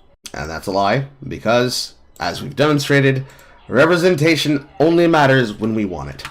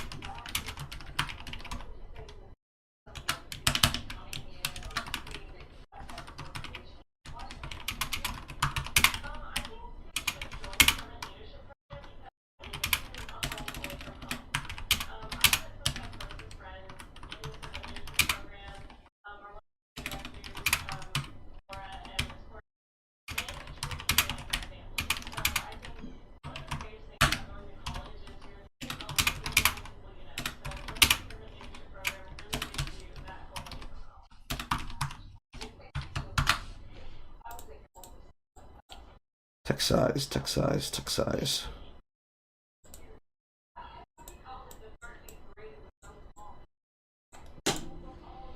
Man, I need that article again. I know. I have to make space for them. You're too big. I'm trying to resize in the background.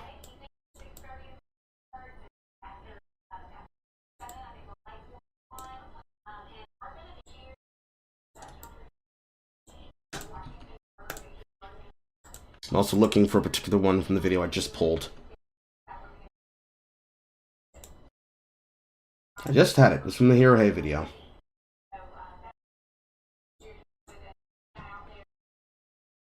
Guys, I'm on Twitter.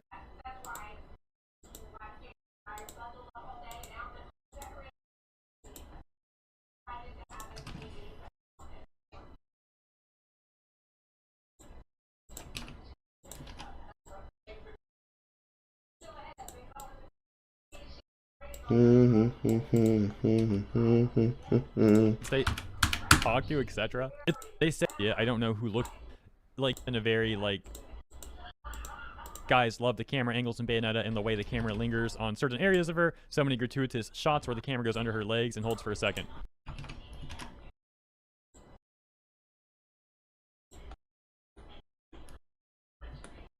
Yep.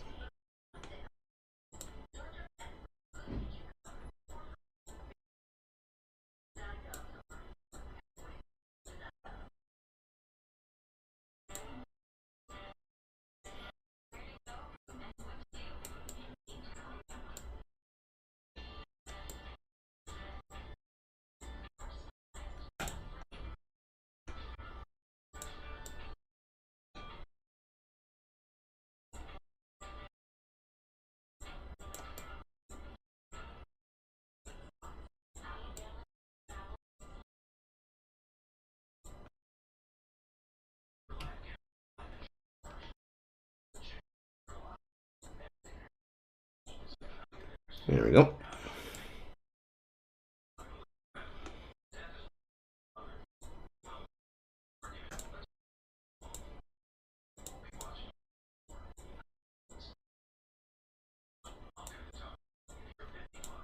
Come on. One of the few parts about Obsidian that fucking sucks. Unfortunately, I can't blow that up any bigger. Alright. So ultimately, this right here, in its full context, this is the problem. This is the issue that you've run into. Alright? You wanted to attack people for having the wrong opinions. And you wanted to attack people for having the wrong opinions because I don't like sexiness. I don't like sexy women. But you see, we like the sexy women. We like when characters have sex in games. But you insert your politics and you insert your worldview and you insert your values into the video games as a way to try and force change onto people. People recognize this. They have the pattern recognition and see that this is a goddamn issue. And it leads to your own arguments being used against you. We know that you're hypocrites. We know that you're lying through your teeth. We know that representation only matters when it's the kind of representation you believe is valuable. When all representation is demonstrated, you move the fucking goalposts, and it's the same as it ever fucking was. It's fucking ridiculous and it's stupid and it's dumb, and it has to fucking stop. Now, I don't care, right? Because, see, this content creator, there were people who fucking lit her up. Unfairly, of course, because she didn't do anything but cry at a fucking trailer playing Diablo 4. I don't care about that. What I care about the fact is that you made her into a figure that is the face of this issue. Gamers didn't do this! Why are you blaming us for this? I don't know shit! I watched you do it though! But you're telling me that the product that is in front of me didn't happen. So who should I believe? Me or Malaya Notes? Because I didn't make this shit up. It didn't come out of nowhere. Certainly, it didn't come from a crazy daydream from fucking Alyssa Mercante of all people. But hey, I guess I'm just some chud. Doing research is bad. This is forbidden. This is verboten what I'm doing.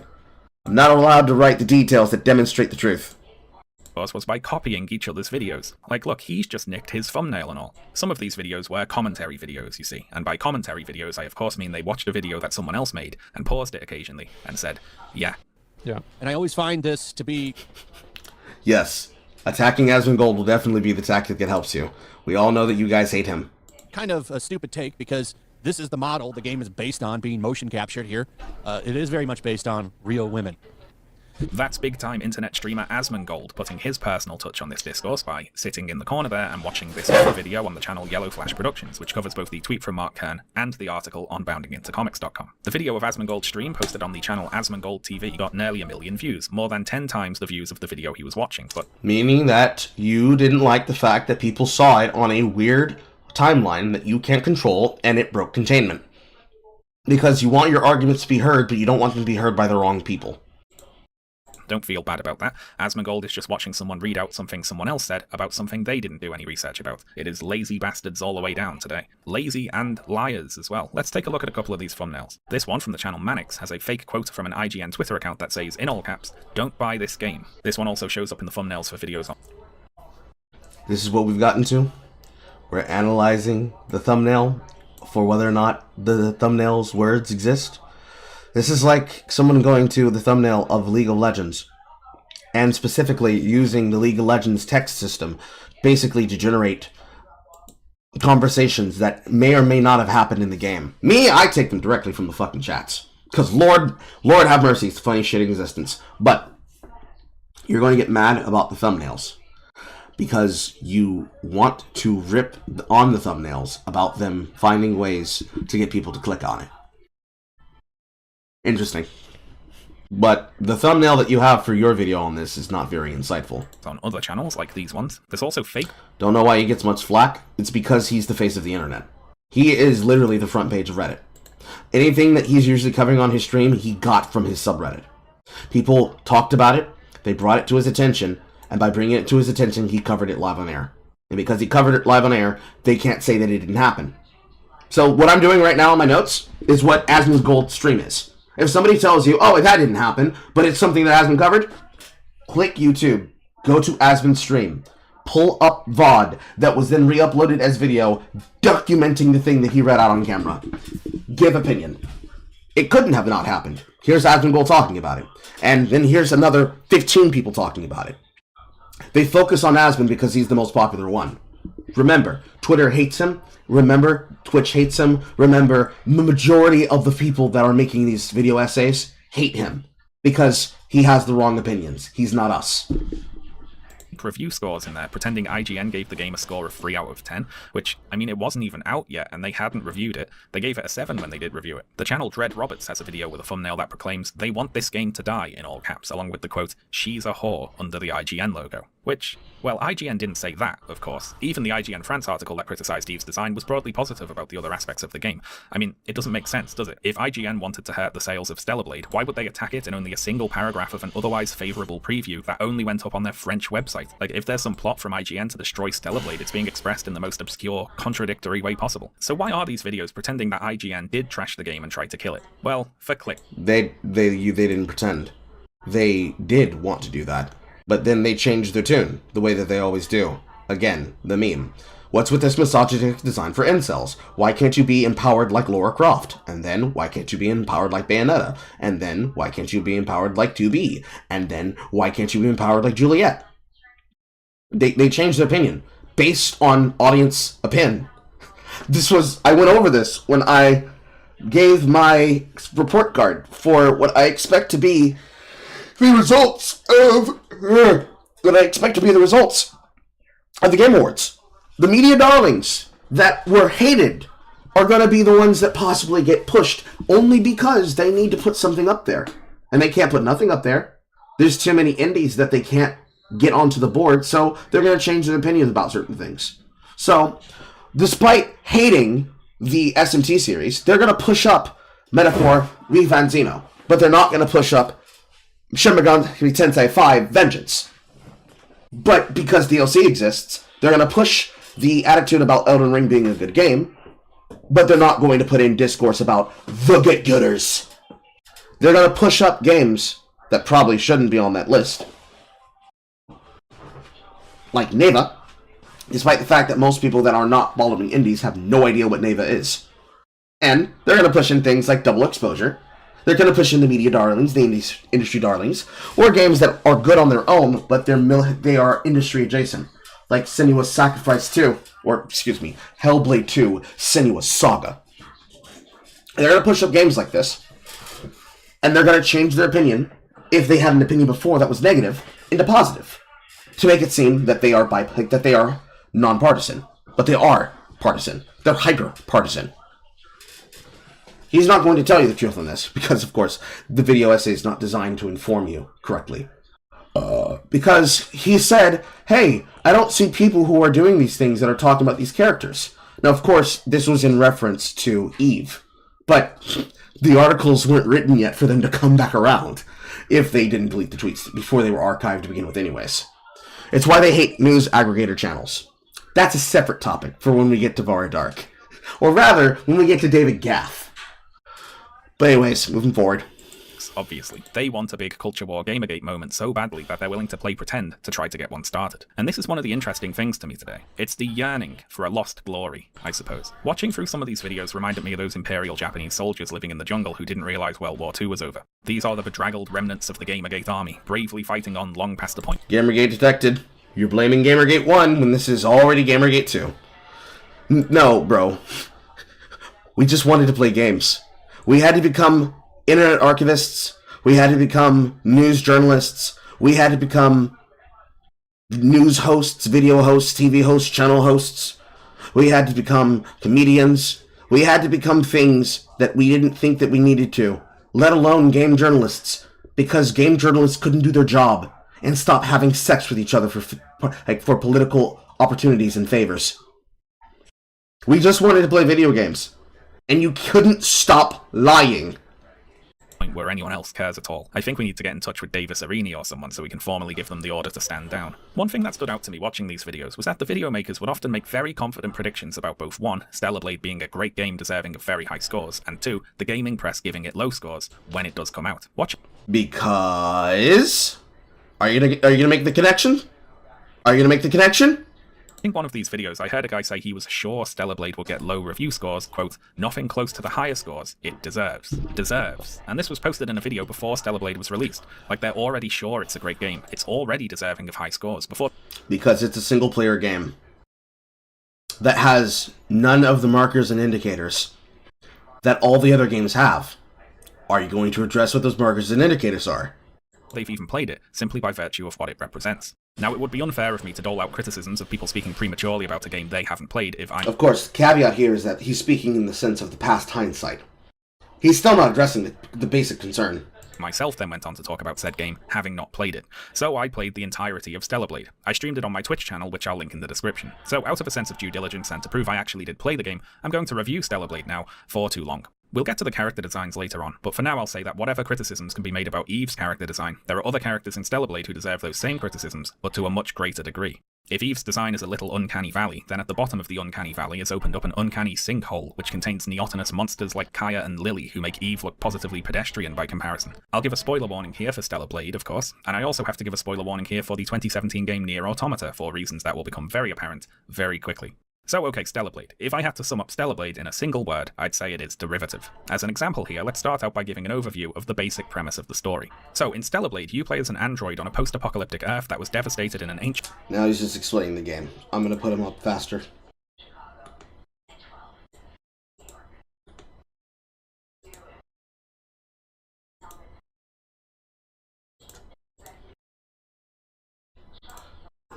Tab. There we go. War between what you're told was humanity and a race of alien invaders. Launching from a base in orbit of the planet, your mission is to fight and defeat the invaders on behalf of a humanity that, unbeknownst to you, no longer exists. Now, anyone who's played Platinum Games' 2017 release Nier Automata will right now be saying, hang on a minute, isn't that just the plot of Nier Automata? And yes, it is. The plot of Stellar Blade is strikingly similar to the plot of Nier Automata. The only difference is in the twist, really. In Nier, the twist is that the humanity you're fighting for is extinct, whereas in Stellar Blade, it's that the humanity you're fighting for actually turned into the monsters that you're fighting. So, you know, it's not exactly the same, but it does give big, can I copy your homework vibes. Being kind, we'll say it took very heavy inspiration. The story and world and many elements of the general design and gameplay and music especially are very derivative derivative of Nier Automata, but Stellar Blade also borrowed from other places. The combat system takes inspiration from the likes of Sekiro and God of War. It's got the Souls-like enemy respawn mechanic. There are horror-styled sections that are trying to be like a Dead Space or a Resident Evil. There's a bit where you climb up a train car as it's falling off a cliff, which is literally just the first level of Uncharted 2. The last human city on this post-apocalyptic Earth is called Zion, like in the Matrix, you might say, but no, this Zion is spelled with an X, so it's different. The people of Zion look up to an old wise robot leader called Oracle. Kind of like the Oracle in the Matrix, you might say, but no, this is Oracle with no E, so it's different. The android residents of Zion are being stored in a bunch of pods to save power, so they're not generating power, they're in the pods to save power. So again, it's not exactly like the Matrix, but it is heavily reminiscent of the Matrix, yes. Now, there's nothing wrong with taking inspiration from other media, of course. Lots of great games wear their inspirations openly, but the problem with Stellar Blade is that it takes all of this stuff and smushes it together and then doesn't really do anything interesting with it. While a lot of the individual elements of Stellar Blade are fine by themselves, they don't ever really come together. The game feels more like a mix of various things the creators thought would be cool to put in a video game, rather than things that actually made sense to put in this video game. As an example, let's look at some enemy designs. So enemies in this game are called natives, which if you know about the conflation of V's with B's in certain languages, including Korean, congratulations, you've spoiled yourself on the twist. Although it could be worse, in previews of the game, the natives were called natives. I know writers who use subtext, and they're all cowards. Anyway, the story with the natives is that humanity was in a war with an AI that wanted to replace them with androids, and in their desperation, the humans turned to bioengineering to evolve humanity to the point where they could fight back. But these bioengineering experiments got out of control or something, and the humans lost their minds and turned into monsters. So that's the setup, but let's take a look at some of these enemy designs. Some of them look like big insects, some of them look like mutated statues, some of them look like squids, some of them look like robots, some of them look like different sorts of robots with fleshy parts hanging out, some of them look like giant beasts, some of them look like organisms controlling a human host, some of them look like zombies, some of them look like fungal growths or spores or something. One boss looks like this, another looks like this, another looks like this. Possibly. And so on. There's no theme to these enemies. They seem like a collection of designs inspired by other games and media. Bayonetta, Half-Life, Metal. Well, you see, the designs themselves are not the problem. The problem is that the game design for the enemies do not play into the expectation you have with fighting them. That's the problem that Stellar Blade has. Most games that go the means and routes of character action usually have different kinds of formulations. It is a pyramid, you see. It's a very old pyramid. You can have speed, you can have damage, and you can have tankiness. But a creature that's supposed to be fast and annoying, it's supposed to go down in a hit, but if you get mobbed by them, it's a problem. With a creature that has a lot of toughness and a lot of health, it can't have a lot of damage, but it means that it's a tanker and a bruiser. With something that can do a lot of damage and can move, can move fast and can do a lot of damage means that it doesn't have survivability. Something that has a lot of damage and a lot of survivability can't move very fast. Something that has a lot of survivability and a lot of movement is something that you can be able to deal with that has no real danger to you. Something that has all three is something to be avoided. Think of your witches. Think of your screamers. Basic zombie rules. The design of these creatures are not very good because their design does not implicitly inform you about what to do to face and fight and avoid them, unfortunately. And because of that, it suffers, as well as the repetitive combat, which is a mixture of evasion and character action. It wants to play like Elden Ring, but it's using the philosophy of Devil May Cry without using the design of Devil May Cry. I hope that makes sense. Gear Solid, Ghost in the Shell, Final Fantasy, and whatever else. Did you like, by the way, in Final Fantasy VII when the final boss had a wing on only one side of his body? Because if you did, all of your Christmases have come at once, I'm happy to tell you. I think they ripped that design off about 6 times. And now, don't get me wrong, a lot of Stellar Blade's enemy designs are fine in isolation, but they're used absolutely faultlessly in the actual game, with either zero or very thin reasoning for what you're actually fighting to be designed the way it is, or located where it is. A lot of these designs were peppered throughout the world seemingly at random. Stellar Blade's music is another example of this. I quite like a lot of the Well, he agrees with my assessment, so there's that. Game soundtrack actually, but I disliked and sometimes couldn't stand the way in which it was used in the game. A lot of the music is fine, but whether or not any track actually matched the part of the game it was used in felt like it was random chance. For instance, the underground horror sequences with jump scares and scary monsters and so on have any tension whatsoever completely evaporated because for some reason they sound like this. I confess I'm disappointed with a lot of mainstream game reviews that rank each aspect of a game with a numerical score, but never consider how the different elements of the game work together. Like, absurd example obviously, but Stardew Valley has a great soundtrack for a relaxing farming sim, but Stardew Valley's soundtrack would not be a good soundtrack for Alien Isolation to have, or vice versa I suppose. You know, even though it would be the same music, it would be a bad soundtrack because of the context it was being used in. It's an obvious point, but you have to consider the whole package and not just each element by itself. The combat in Stellar Blade can be fun. All the parrying, evading, and executing Eve's flashy special moves can be pretty cool when everything comes together. There's the bones of a good combat system here, but unfortunately the game has an issue with balance that more often than not undercuts the fun. The problem is the game has a very flat difficulty curve. Enemies at the beginning of the game are mechanically just as hard as enemies at the end, and there isn't really much difference between fighting any of the bosses in terms of skill either. The game increases the difficulty by simply turning up enemy HP and damage values, but this just has the effect of making the later game feel like a bit of a slog as you start. Yes. Something that uniquely makes every single game very boring. Now, for me, I pass games that are only on console. If Celebrate reaches PC, I'd be open to seeing it in my collection. But for what it has and what's there, bro, I haven't even finished Devil May Cry 5 in my own playthroughs. So, definitely not a keeper on my list. And that is one of the reasons. In fact, that's one of the many reasons why we push against difficulty in a particular way. That is a flat difficulty curve that has absolutely nothing exciting about it. Not something that people would, quote, want to get good at. Because getting good at a bad combat system just makes you good at a bad combat system. It doesn't make you better at the game as a whole. It doesn't make you better for games in the future. Spend a long time whacking away at enemies that are by this point trivial to beat mechanically, but can have what feel like arbitrarily enormous health pools. From Software's Sekiro is a good comparison here. The enemies at the start of Sekiro are both weaker and mechanically much simpler than the enemies at the end, but the game prevents things from ever turning into a slog by means of its death blow mechanic, which is genius. If you can fill an enemy's posture gauge in Sekiro by keeping up the pressure on them by parrying their attacks and hitting them with your own, you can drain their entire health bar in a single hit, regardless of how much health they have left. And this goes for every enemy in the game, even bosses. If you prove you've mastered the mechanics of how to fight them enough to break their posture, you get to end the fight right there. I mentioned Sekiro's posture mechanic here because they put a superficially similar system in Stellar Blade. The posture bar is replaced with these little balance pips under the enemy health pool. Hitting enemies with certain abilities or executing perfect parries will take away one of these pips, and once you deplete them all, you can execute a flashy special move similar to Sekiro's death blow. Only here, instead of killing the enemy outright, it does a rather underwhelming amount of damage. I felt a little deflated every time I managed to pull one of these off against a boss. You go to all that effort focusing on parrying and whittling away their balance, and you're rewarded with a big flashy attack animation that ends up not really doing all that much. Feeling that my efforts to... You see, I know exactly what game this element came from, and that came from an element of Jedi Survivor. Specifically Jedi Survivor. And generally, any game that can be considered a movie game has this problem. They're what I call upgrade-alikes.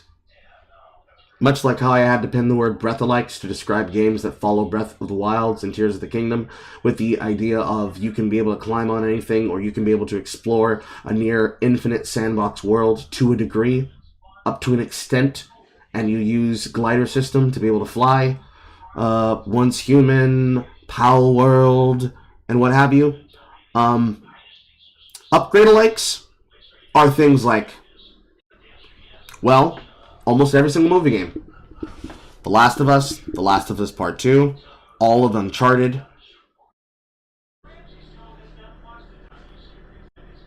Depending on how you view it, multiple past games can be considered this. Coming to mind are ones like not just the Uncharted series, but Far Cry. Although I would not put that on the entirety of the franchise. I would definitely say probably more towards the end of the life cycle of 4, reaching into 5, and the New World one.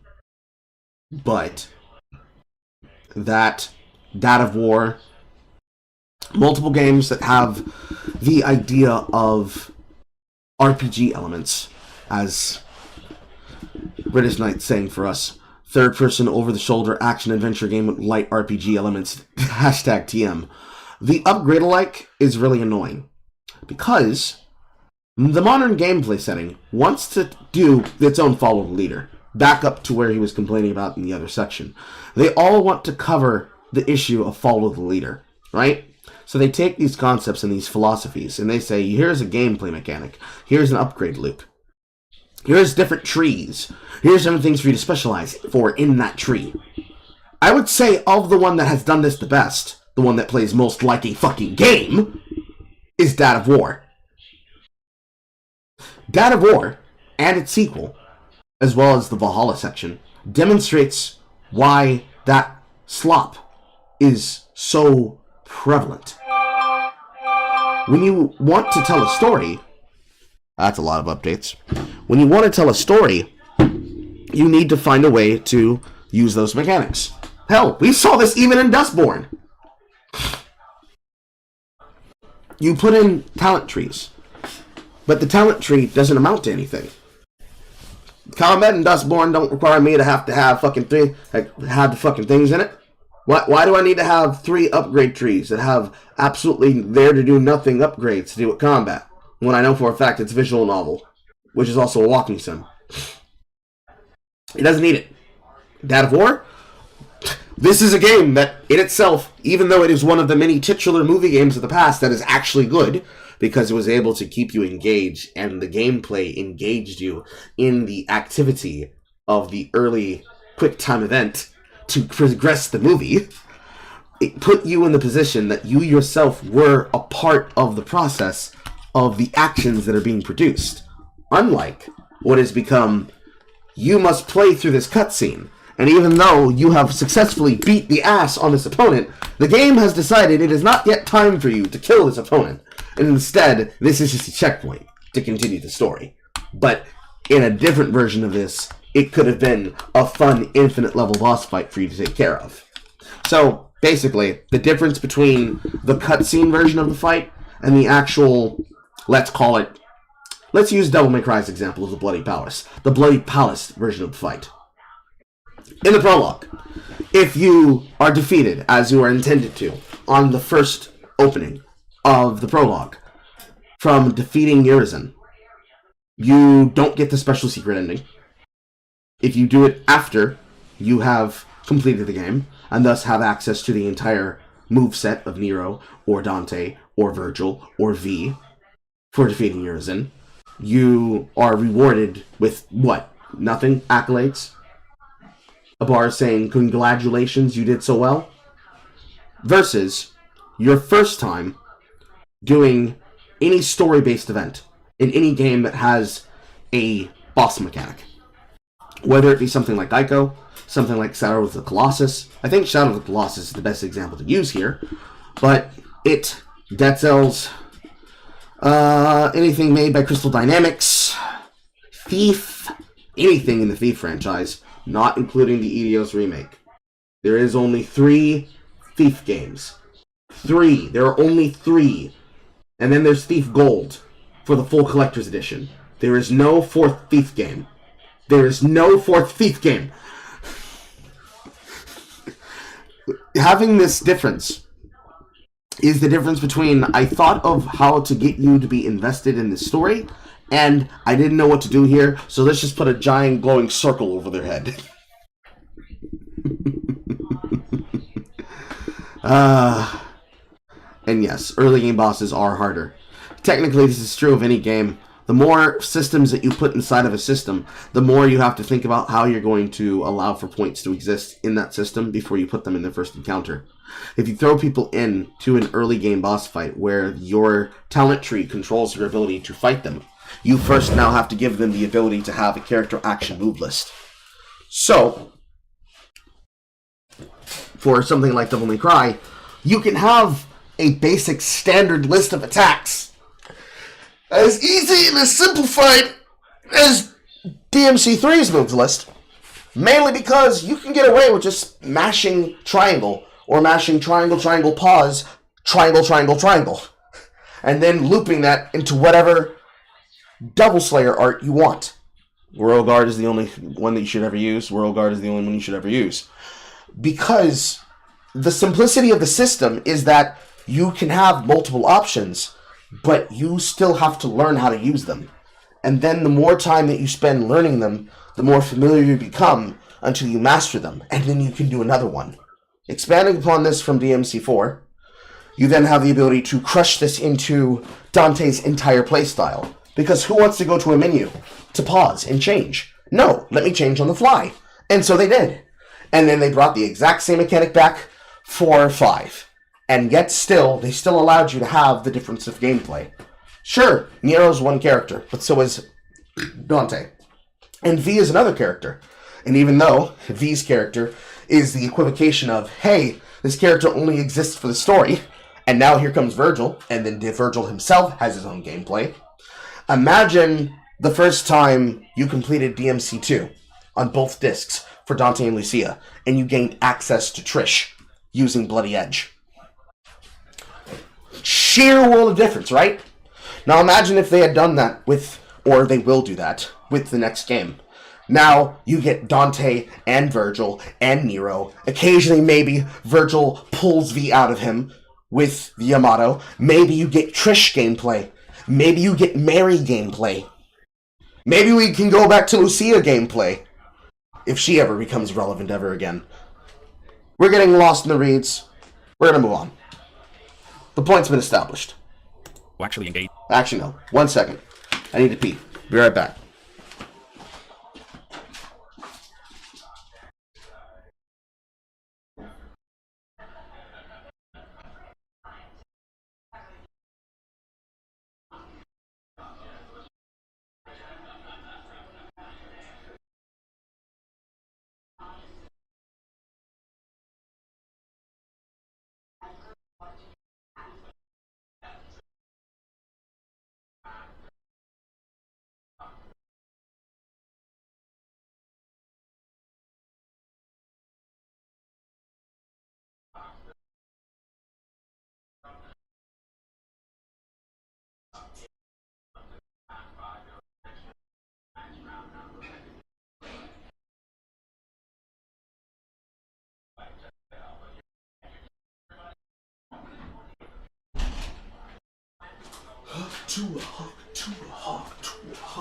Spit on that thing. How long do we have to wait for the 6th game? I don't know, actually. With the game's combat mechanics weren't really being appreciated, I ended up beating many bosses by mindlessly spamming Eve's special moves over and over because why not? Eve has a fancy combat mode she can shift into, similar to God of War's Spartan Rage, where she gains access to a new moveset as well as growing a single wing on one side of her body, fancy that. The spin move she can do in this form has a knockback effect that prevents enemies from countering, so you can just press that over and over with no way for whatever you're fighting to ever do anything back to you. It feels like they made the more mechanically interesting and engaging elements of the combat give low gameplay rewards, whereas mindless repetitive spam is much more consistently rewarded. There are conflicting design influences here that work against each other. Stellar Blade feels like it's trying to be a little bit like Sekiro and a little bit like God of War and a little bit like Nier Automata and Bayonetta and Dead Space and so on, and all the different systems can end up getting in the way of each other. I will say though that when the Stellar Blade developers were looking at other game franchises for things to borrow, I wish that they'd also borrowed some character traits for their characters to have. The main character and the subject of all the fake outrage today is Eve, who is a blank slate with the emphasis on blank. Eve is exceptionally one-dimensional. Her only major motivation is to complete the mission she was assigned, and as far as I can tell, there aren't any interesting reasons for her to want to be doing that. She isn't trying to prove herself, she doesn't desire to be seen in a certain way, she isn't devoting herself to the mission to compensate for something else, she just has been given a mission and so is going to do it because that's her job. Eve doesn't really have a sense of humor, and she doesn't engage much with the world beyond the extent she needs to in order to accomplish whatever her task is at that moment. Beyond wanting to complete the mission, as far as other character traits for Eve go, after playing through the whole story, all I've got is that she doesn't like swimming, as she often complains about having to go in water, and she seems to like collecting the various collectible cans hidden throughout the game's levels. And that's it. It's pretty thin for a main character there. Or is it? I mean, a main character doesn't necessarily have to be all that complex, do they? You might say Mario or Link are simple game characters with straightforward motivations, for instance, and they're perfectly fine. So what's the problem with Eve being simplistic? Well, the difference is the way in which the narrative is being conveyed, I think. Stellar Blade has long cutscenes, a lot of dialogue, radio chatter while you're playing through the missions, and if a game is going to make you listen to a character talking for hours, it might be nice if they occasionally had something interesting to say. Nintendo doesn't make you watch hours of Mario talking in boring cutscenes, do they? No, he just says, "It's a me, Mario, let's go," and that's all he needs to say. Let's compare Eve to a few other video game characters here. Cloud. That's a really bad example that you could have given about Mario. Because, bro, how long has Brothership been out? The sheer character assassination that you just did of Mario is horrible. Because it's even more annoying that you did not use an example that actually had to discuss something like Wario, Waluigi, Luigi, Peach, Toad, Yoshi. Bowser. Every single time in every game, there are multiple visual cues that are signified with personality that don't get shown, or you would miss if you just are mashing A through scenes. Now me, even though Gundam Breaker 4, as bought for me, has things like this, I'm clicking through it because I could care less about the story. But that's not to say that they're not making attempts to try to delineate these characters differently in some particular ways. In the case of Nintendo, there are multiple that actually go out of their way to demonstrate that the character difference can be as simple as different kind of descriptions and different kinds of conversations. This is not expected for a character like Mario to speak. I find it interesting that you didn't use Metroid as an example. Very weird.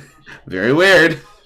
You seem to be stuck on these AAA reboots that are meant to try to pivot from what games used to be and to put them into a new dialectic of Giano opinion. This is very, very weird. Very weird. Very weird. From Final Fantasy VII and the remake starts out trying very hard to be seen as a stoic, no-nonsense, just there for the mission kind of guy. But over the course of the story, we realize that this stoic persona is an affectation. Cloud is actually a pretty insecure and vulnerable person who's merely trying to present a cool and disaffected front. He is the way he is at the start of the story because he's trying to protect himself. He's traumatized. The way he's acting is a defense mechanism. Kratos from 2018's God of War, he wants very much to be stoic and unemotional, doesn't he? Having recently lost his wife, he now has to face raising his son alone, and he's scared, and he doesn't know how to be a good father. He only knows how to fight, so he throws himself into that as a distraction. But below the surface, there's a lot of pain and sadness and anger that he doesn't want to let out. And his character arc in the story he's in involves him coming to terms with those things. A bit of a departure genre-wise here, but Kim Kitsuragi from Disco Elysium tries exceptionally hard to be boring, or partly because of that, he ends up being one of the most interesting characters ever put in a video game. Kim doesn't like to discuss emotions, he doesn't want to get personal, he just wants to do his job and be seen to be doing his job boringly. Now what makes Kim so interesting are the times when that carefully maintained facade cracks and you see the person behind it. What makes all of these characters interesting is precisely that, when you see the person they are behind the curtain, and you find out why it is they act the way they do. Kim, for instance, is someone who's subject to racial discrimination, he's gay, he's been made fun of because he wears thick glasses and for embarrassing assignments in his past, and well, there's a lot we could say about Kim, but I'd be in danger of just speaking about Disco Elysium for the whole video, so we'll simplify it and say that Kim really doesn't like to stand out. One commonality here is that all these seemingly simplistic, straightforward characters have other characters to play off, characters with different personalities who draw them out of their shell. Cloud has the rest of his team, though especially Aerith, Kratos has Atreus and Mimir, 2B has 9S, Kim has Harry. You know, these are characters who are not like them. They might be funny or chaotic or inquisitive or troublesome, and they put the stoic characters in situations that cause them to open up and change, to have a character arc. Now this is hardly Shakespeare,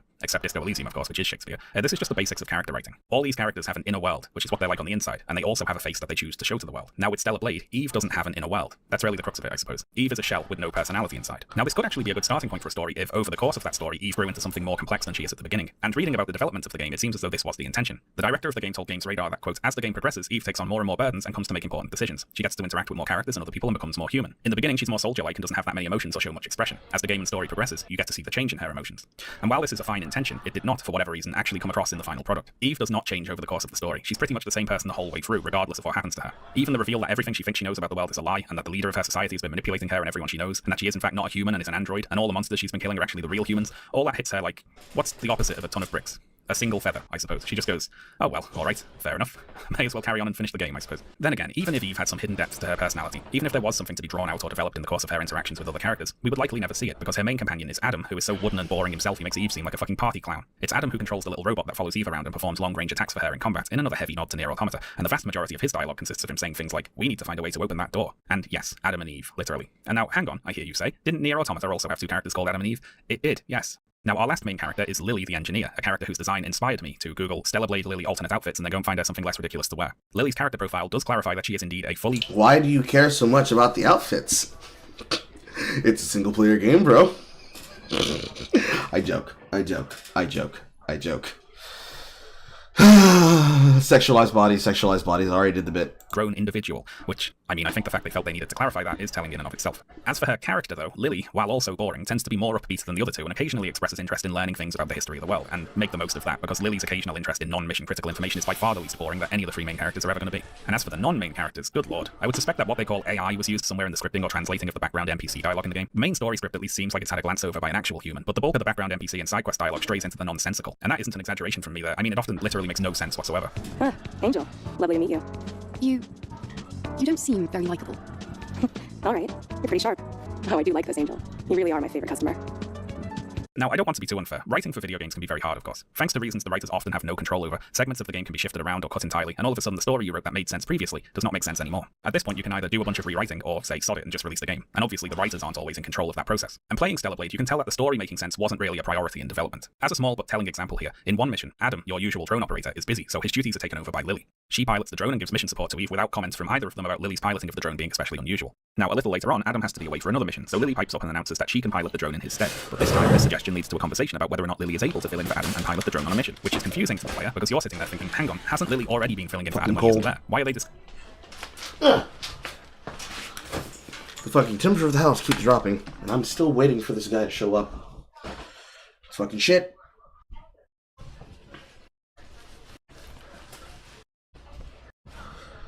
Ugh.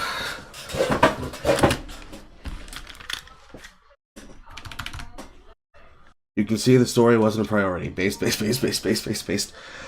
I am split. If a story is not engaging, the game itself cannot be engaging unless the mechanics are able to engage you.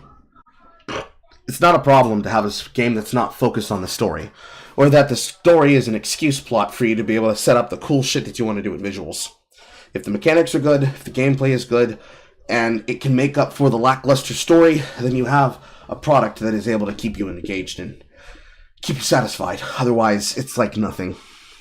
Example here. In one mission, Adam, your usual drone operator, is busy, so his duties are taken over by Lily. She pilots the drone and gives mission support to Eve without comments from either of them about Lily's piloting of the drone being especially unusual. Now, a little later on, Adam has to be away for another mission, so Lily pipes up and announces that she can pilot the drone in his stead. But this time, this suggestion leads to a conversation about whether or not Lily is able to fill in for Adam and pilot the drone on a mission, which is confusing to the player because you're sitting there thinking, hang on, hasn't Lily already been filling in for Adam when he isn't there? Why are they discussing the feasibility of her doing something that she did with no issue just a couple of hours ago? And I would assume that at some point in development, these two scenes happened in the opposite order to what they do in the finished game, and at some other point they got swapped around and not rewritten, so it just doesn't make sense now. Aside from these sorts of smaller plot holes, the overall story of Stellar Blade suffers from one major flaw, which I'd argue was caused by it choosing to not include the most interesting elements of the much better story that it's ripping off. And that flaw is the Naytibas, the enemies in the game. They are very boring in a narrative sense. I've recently been streaming the Elden Ring DLC, Shadow of the Erd Tree, and playing that right after Stellar Blade has me noticing a lot of points of comparison. One interesting thing was that in certain dungeons in that game, there are enemies which are these stone golem blacksmith things, and also enemies which are these little lava slime things. And in certain places, before they notice you, you can see the golems gently petting the slimes. And it might seem like a small thing, but seeing a golem petting a slime was literally more interesting than everything I ever saw all of the Naytiba enemies do in Stellar Blade put together. From Software has a history of doing things like that. Some enemies will try to run away from you, some seem too depressed to fight you and just sit there unless you attack them first. Some enemies will be fighting each other. There's a big dragon I like in Elden Ring which can no longer stand up and you can just poke it to death from behind if you're evil. These sorts of things make the world more varied and interesting. They're things that make it seem as though the world would exist whether or not the player was actually in it, and they can cause the player to engage with that world more by prompting them to think about what it is that they're doing. Seeing the golems petting the slimes, or this hollow chilling out on a ledge in Dark Souls, those moments make those enemies more than just mindless monsters to be defeated in combat. Is he petting that? Dude, is he petting a slime? Buddy, he's petting it. I can't kill this man. He has a pet. Now, I'm not saying this is necessarily the right way to do things, to be clear. Everything I'm saying right now is dependent upon the type of game that's being made and what the creators want the player's relationship to its enemies to be. You can have a game with mindless inhuman enemies if you want, that's fine, but Stellar Blade, in its cutscenes and in its dialogue, is trying to ask questions about what it means to be human. So it seems like a big missed opportunity to have all the enemies in the game act so relentlessly inhuman. The reveal that the Natives were indeed once humans is treated as though it is important, as though you're supposed to have some thoughts or feelings about it. But the fact that every regular Nativa enemy you meet is mindlessly aggressive and has no personality really undercuts the twist, because all the Natives do is immediately try to bash your head in, and I've never seen them do anything else, so who cares? You know, whether they are actually alien invaders or they are former humans, it doesn't actually matter, right? As regards you fighting them anyway. All they try to do is kill you, so whatever. It's as though Stellar Blade is expecting me to care about the concept of humanity in an exclusively biological sense, rather than in the sense of the qualities that make one a human. That the Natives were once biologically human is not really that meaningful if they don't have the ability to express the qualities of humanity. To imagine a different story... It's called a player punch. And he's correct. One of the many reasons this story is bad, and thus I did not want to buy it. Even if I were able to play it. It's just not... It's not appealing.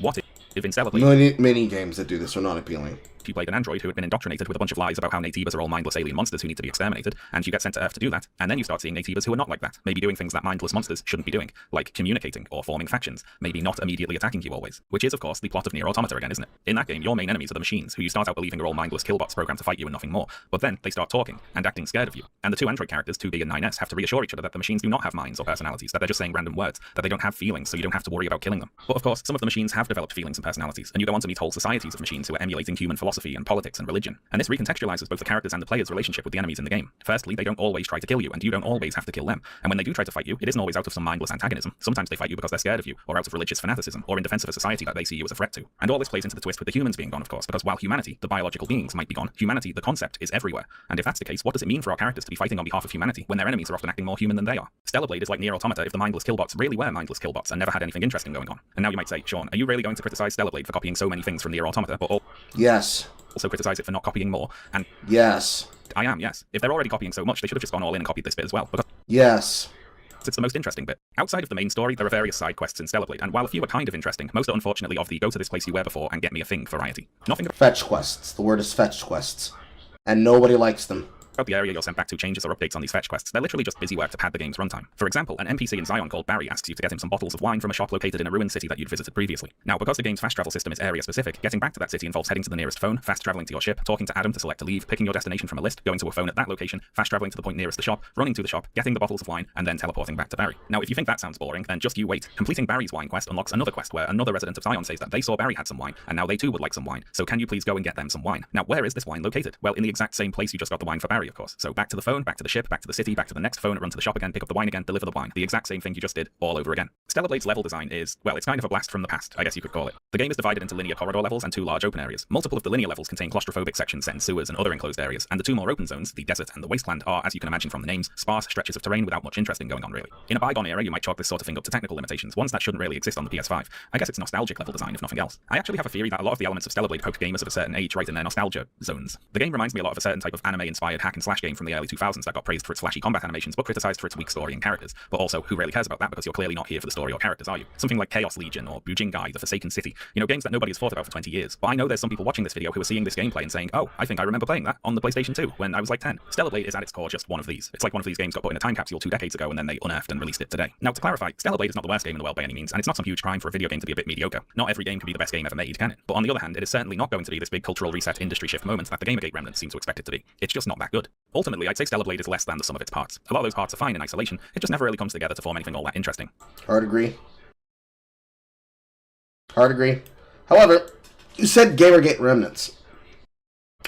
Remnants implies that it happened. So, you admitting that Gamergate 1 was real and it was true and that everything happened there happened. Congratulations. Congratulations. But then also, you're implying that they're remnants, meaning that it's not already happening again. You've already quoted Mark Kern. It's happening.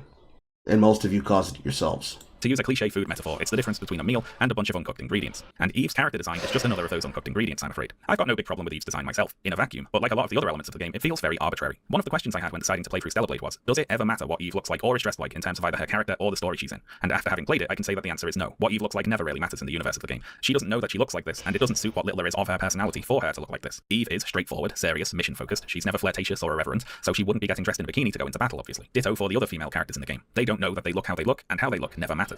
And this lack of connection between how the characters look and how the characters act feels like another outdated element of Stellar Blade. I recently played the second part of the Final Fantasy VII remake, and in that game the characters travel to a resort town and go to the beach, and since they're at the beach they dress in swimwear, and the game uses that occasion to show you some character interactions. Cloud gets flustered when he sees the ladies, Barrett gets embarrassed wearing his sailor suit, Tifa and Aerofast read how they look, and in trying to compliment them he compares them to animals because he's an animal and he doesn't understand how human beauty works. Again, not saying it's Shakespeare necessarily, but how the characters look and are dressed at least exists as a thing that is acknowledged and could matter within the universe of the game. How the characters are dressed is being used as a way to show the audience more about their personalities. And I hadn't really thought about it, but I suppose at some point I got used to games that allow you to change outfits, acknowledging what you're wearing in some way. In Breath of the Wild and Tears of the Kingdom, for example, characters will react to the different outfits Link wears, as well as if he talks to them while only in his underwear. And there's also certain places in the game world that Link can only access if he's wearing certain outfits. In Skyrim, the NPCs will comment on the armor set you're wearing, or tell you to put some clothes on if you walk around naked. It might not seem like much, but all this helps build the sense of the characters actually existing physically in the game world as people who can see one another, and not just as names interacting in a script. And yes, it also helps when player characters have the ability to have customization and game design, so they don't look like just another tab in a sea of other tabs in game worlds where they can buy skins. Now, take that opinion, apply it to the First Descendant. Do you understand why that was so fucking stupid for Paul Sassy to do? Do you have any criticism there? You do! Because what did you say about that character? You had to find a skin to put on, right? And we see that you're using the less Gunner bait of the outfits. So, like, what are we doing? What are we doing? Again, we talked about it in the chat. Some things are necessary to keep people engaged. And in a mechanics-focused hack and slash, truly, yes, ass and titties is all you need. In fact, who's going to be the developer? Who's going to be the first one? I got a great mechanic system for you right now. Titty jiggle as combat rhythmic metronomes.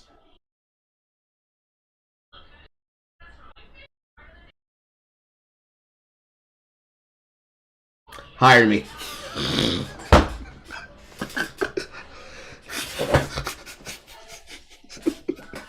Any clippers? Any clippers? Any clippers? Tell me I'm not cooking. Tell me I'm not cooking. Tell me that I'm not cooking. Okay? What does that even mean, Carl? It means if I favor the left or right side of the screen, there is a mechanic that rewards me for momentum. The faster I jiggle, the faster I wiggle. Can you feel me, boy? The boss will become flustered. If I'm jiggling in the right direction back and forth 3 times, they're going to be bewildered saying, oh my god, they're going in every direction. Open them up for a critical hit! I'm cooking. I'm marinating. I'm getting spicy. Moving on. The lack of this sort of consideration can work the other way, of course. For instance, in Stellar Blade, there's a character called Kaya who looks like she should be playing the monster in a horror movie about a haunted sex doll that murders pedophiles. Kaya runs a store called Sister's Junk, a name I was surprised to find out is not an That is a horrible joke, sir. Joke, and she tasks Eve with finding her sister, who's gone missing out in the desert. The sister is almost certainly dead, but Kaya maintains a childlike insistence that she's sure her sister is somehow alive. Eve goes looking for the sister, and when you find her, she is dead. Oh no. Eve then has to explain to a child that her sister was killed and is never going to come home, and then attempts to console said child while dressed like this. Now, okay, to be fair, I dressed Eve like this on purpose for this mission. Ah, you see, I put her in the Gunnerate outfit, specifically so that I could see if she would have a reaction to what I said. And she did not, because this game is undercooked and half-baked. Okay? But what do you want to have happen, right? Because here's this context. This character skin that you're wearing in this game that could have been paid for money, or could have been something you've gotten for free, causes a dialogue change that has nothing to do with lore.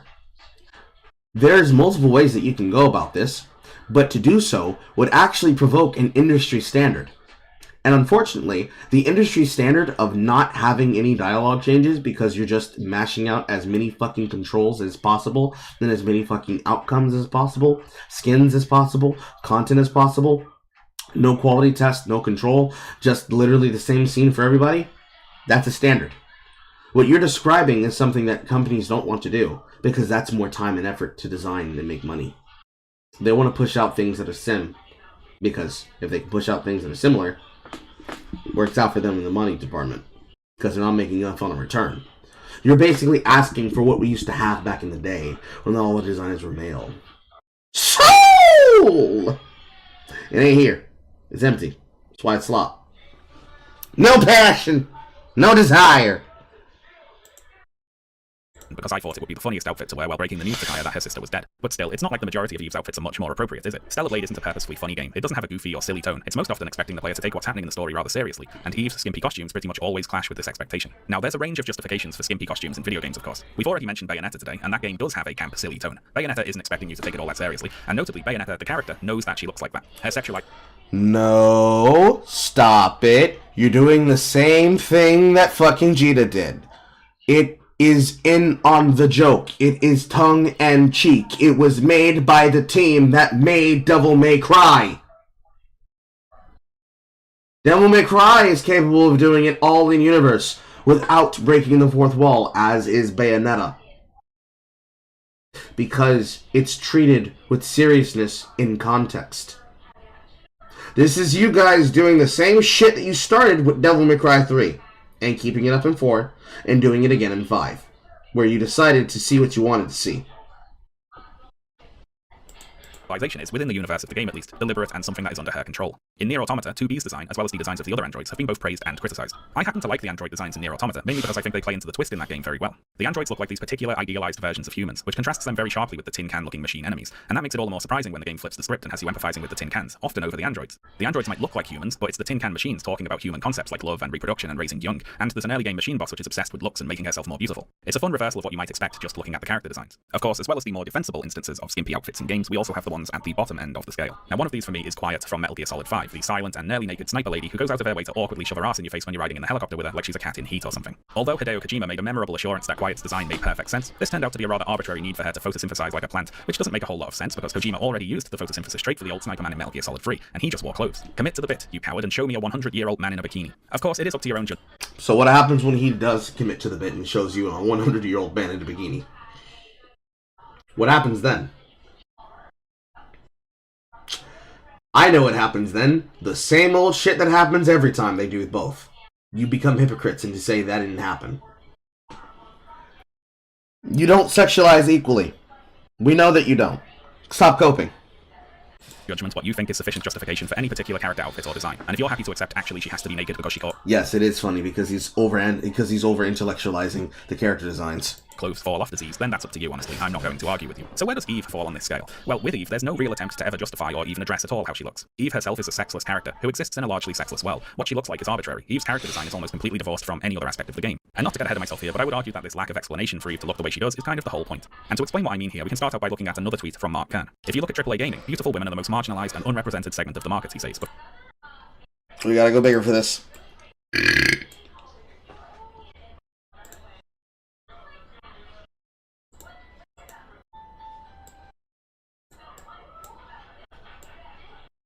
If you look at AAA gaming, I remember this tweet.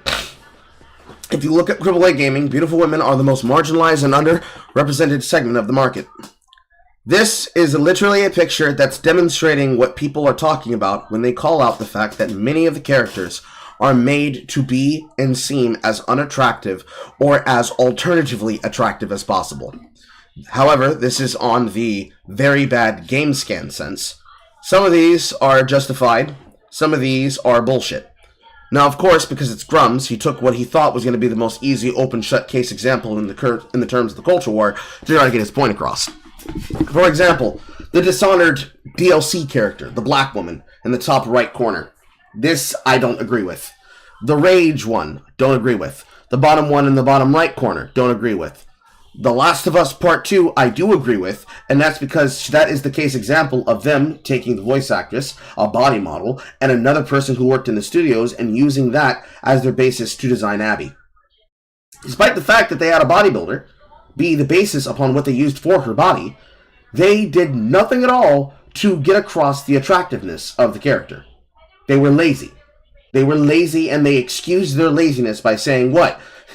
Women look like that. And then, in a scene where you have the ability to show off the femininity of her character, you made her look like somebody making the beast with 2 backs with 5 beasts with no back. Ugly as sin. Beyond sin.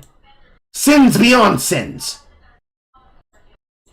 And then you have the audacity to say, the Gooners are mad. After trying to push it. Then, of course, you've got all the ugly woman, ugly minority examples. Not even worth going over. It's same as it ever was. Mark Kern derangement syndrome.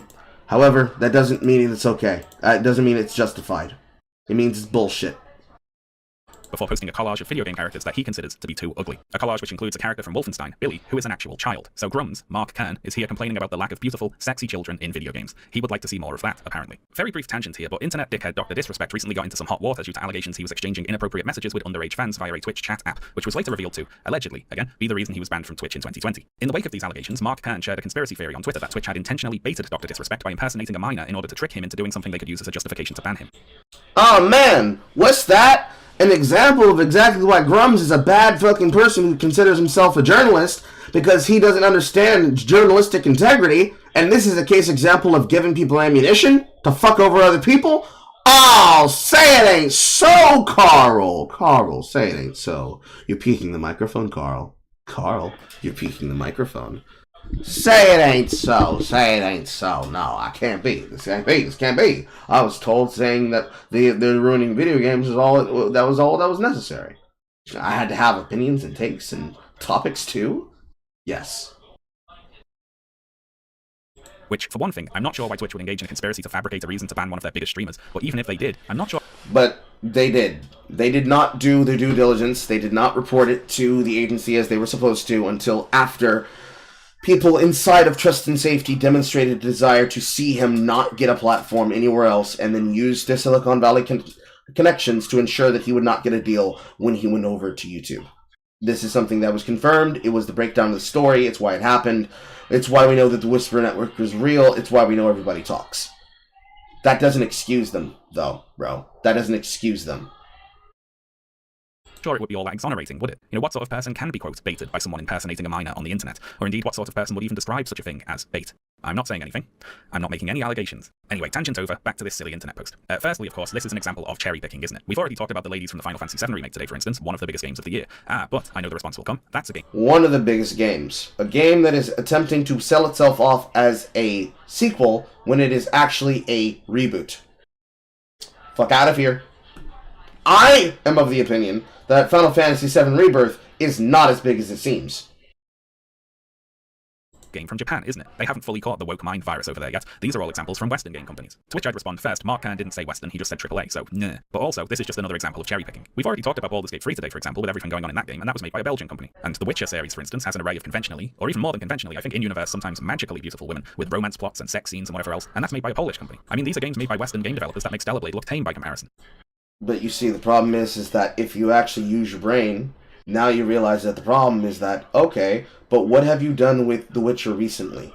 What is the problem with CD Projekt Red? Have they actually earned it? And no, CD Projekt Red is very much drinking the fucking Kool-Aid when it comes to these issues and problems. It's just that for their games, players are able to bring in the problem and make it easier. Yeah. I don't have to worry about what the company says. I can just mod the game and play the game as I want. Or I can ignore it entirely and just play the game as I want anyways. Not something we seem to be allowed to do in any other context. It seems that that's not the case. It seems that's not acceptable. That's not allowed. Moving forward. They have romance and nudity and on-screen sex and whatever else. Stellar Blade doesn't have any of that. Anyway, the cherry picking in this image even extends down to the individual characters. For instance, taking a still from a stylized animated trailer featuring Apex Legends Lifeline rather than showing her in-game character model. Many of the characters also just are unarguably conventionally attractive. I guess Senua from Senua's Sacrifice made it on here because she's shouting. I have no idea what Jessie from Control is doing here, and I have a lumbering suspicion that many of these characters ended up on here simply for not being white. I mean, Billy Lurk from Death of the Outsider just... That's a very, very, very, very big fucking accusation to make. I don't know who made the original collage, because it certainly was not made by Grums. Which is the problem. But they're being put on the list because these are renders that made them look ugly. That's the point, and that doesn't make it a fair point. Obviously, example of putting a child on a list full of these characters.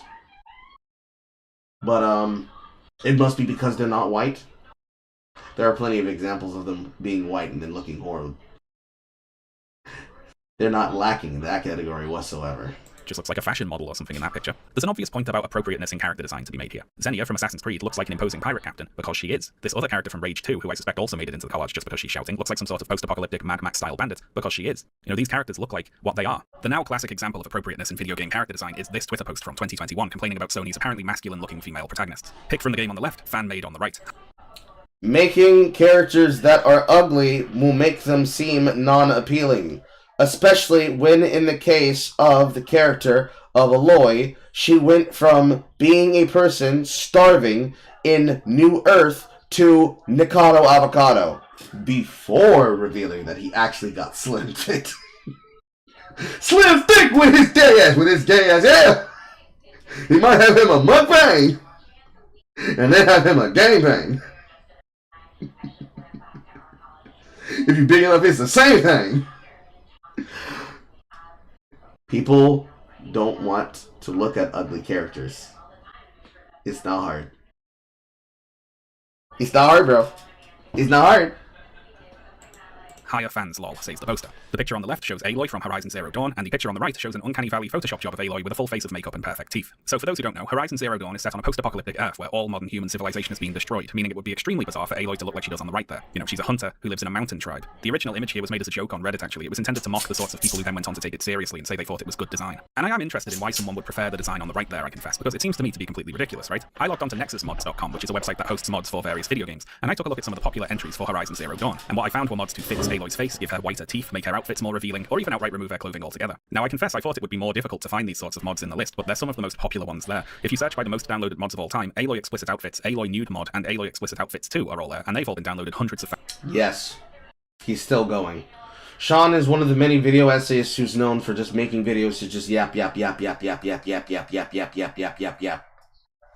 thousands of times altogether. Unless you think this is just random base smut, Aloy Explicit Outfits comes with a small passage of fanfiction justifying itself, and I quote, "Story thus far. When Aloy was an outcast, she had trouble finding all materials for crafting her outfits. Even after she began adventuring, that curse lingered on. So whenever Aloy gets a new outfit, parts are often missing, explicitly showing her nude body. Oh well, what can Aloy do but continue on?" That's a narrative justification for nudity worthy of Hideo Kojima there. So what's the point of fixing Aloy's appearance by changing her face, giving her makeup and skimpy outfits and so on? I'm gonna go ahead and make the assumption. The answer is because they want to play the character the way that they want. Single player game. Why do you care? Why are you yapping about it? Why are you complaining about it? See, arguments are very nice and useful and easy and good when they are not consistent. Therefore, they get used against you. Come on, justify it. Tell people why they're not allowed to use the mods they want on the games that they can play. Please, make that argument. It's not because they believe it makes any sense from a narrative or character perspective for Aloy to be walking around talking to people with their kit off. And the latest version of this fixing of female characters' appearances is even worse. They're even doing it to Angela from the Silent Hill 2 remake, a character who was a yes, okay. Now, go in the other direction. Make a justification for why they shouldn't do it to the men. And I'm going to show you a list of bullshits that show that you're not truly on the example. Look, because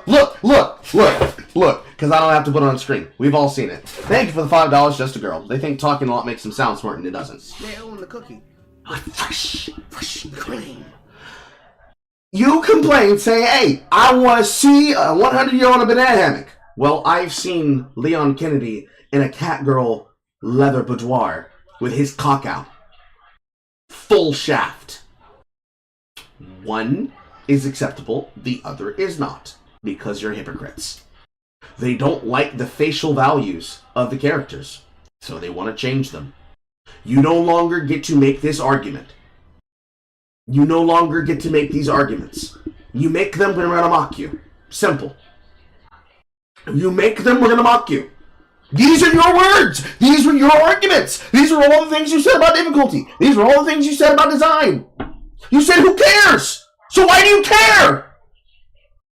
Teenager traumatized by like physical and sexual abuse. You know, it's not just nonsensical in this example, it actually runs totally counter to the text of the game. The root cause of this expressed desire for all women in games to look like bikini models, regardless of if it makes sense or not, is usually suggested to be simple mindless horniness, right? Juvenile masturbators who want all media to resemble pornography all the time. People say, oh, you must be playing one-handed, not every woman has to be designed to give you an erection, things like that. But I think this is oversimplifying it a little. Discounting any hypothetical, actually mindlessly horny people who really are objectifying these characters for the purposes of sexual gratification, there is a stone-cold, sober, unhorny objective here for the rest of the sad gamer men. And what it's really about for them is two things, I'd argue. It's about nostalgia and control. I got thinking about these mods because with their arbitrary, seemingly nonsensical... We've evolved to the next part of the conversation because I knew it was coming.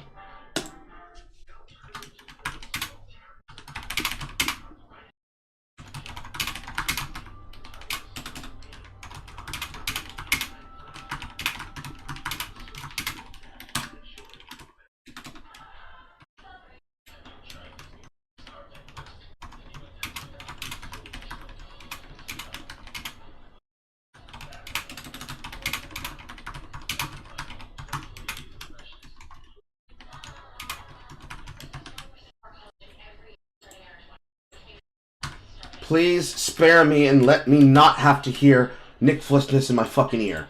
Please tell me that you're capable of making a point without using "we own your bodies." Please tell me this clip is not in this goddamn video. Objectification, they remind me of Stellar Blade, of course. A mod that makes it so Aloy is running around the snowy mountains in a swimsuit makes about as much sense as many of Eve's outfits in Stellar Blade. And the fact that it does not make sense is important, as I said before, because it signals and amplifies the objectification of the character. The less sense it makes for a particular character to be presented in that way, like if there is nothing in their character or the story that justifies it, the more clear it is that the only reason they are being presented in that way is to appeal to a particular audience. The objectification... And is that bad?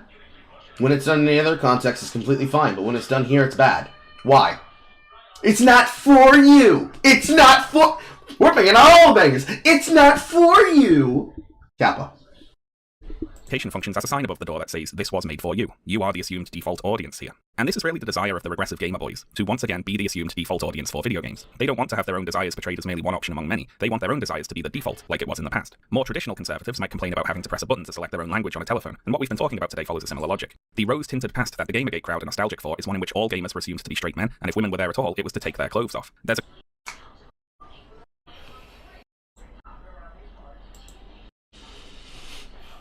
Write it down.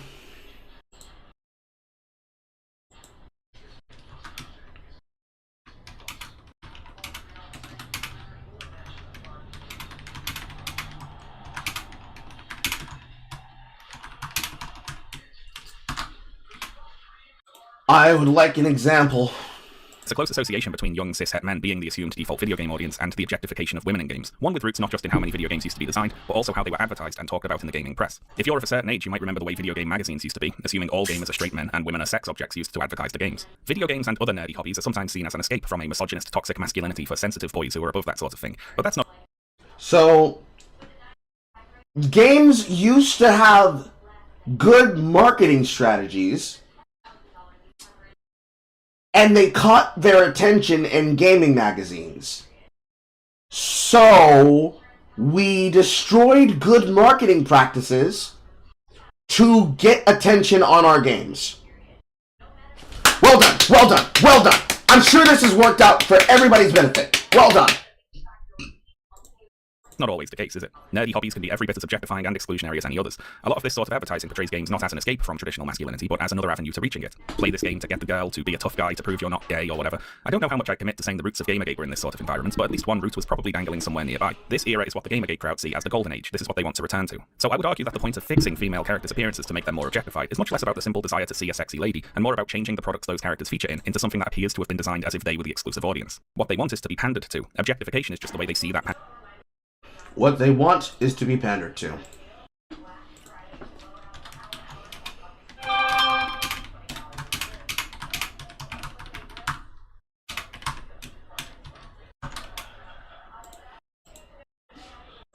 Now put a circle, circle, dot, dot around this answer, chat, because this is going to become very, very important very, very soon. If he says what I think he's going to say. If he doesn't, I'm going to call him on his bullshit. However, preface, this right here is a very important statement. Pandering being conveyed, and if the developers choose not to pander to them by objectifying their female characters, they have to fix it. So it's less about jacking off and more about trying to transport themselves back in time to when games were just for them and Crash Bandicoot had 4 sexy girlfriends. Now if all this sounds like a bold claim, let me see if I can justify it with another example. You see, running alongside this very one-sided discourse cycle about Stellar Blade were various other one-sided discourse cycles related to Supergiant Games' early access release of Hades 2, which came out in May of this year. This is the sequel to Hades, which came out in 2020, which is... Oh, yes. Please do it. Please say it. Please say it. It's an absolutely excellent roguelike action game with a brilliant story and characters and character designs. I really like Hades. It's one of the best games I've played in the last few years, and I'm very excited about the full release of Hades 2 when that comes out. If you've not played Hades, go and give it a go. Now, for those who don't know, Hades is a story set in the underworld of Greek mythology, and as such, Greek gods and mythological figures make up the cast of characters. The early access release of Hades 2 introduced some previously unseen characters to the cast, as well as showing some updated character designs for the returning characters. Of course, the fake outrage clickbait merchants on YouTube watch every new game release like a hawk, looking to see if they can brand a game either woke or anti-woke to get a desperate little discourse cycle out of it. And let's look at a few they managed to toss off for Hades 2. So first up is Hephaestus. Also, very funny you said desperate discourse cycle. This time around, the game doesn't only promote gender ideology, it also goes out of its way to promote racial and body diversity as well. I mean, why would a god be in a wheelchair? Yes, because I'm sure gods are just fat, frumpy weirdos who can't fucking walk and have to travel around in wheelchairs. So, the first thing that should be obvious, sir, is that by choosing to put them inside of these things, by expressing it, the obvious fucking pattern recognition is going to click in. Let's get that out of the way.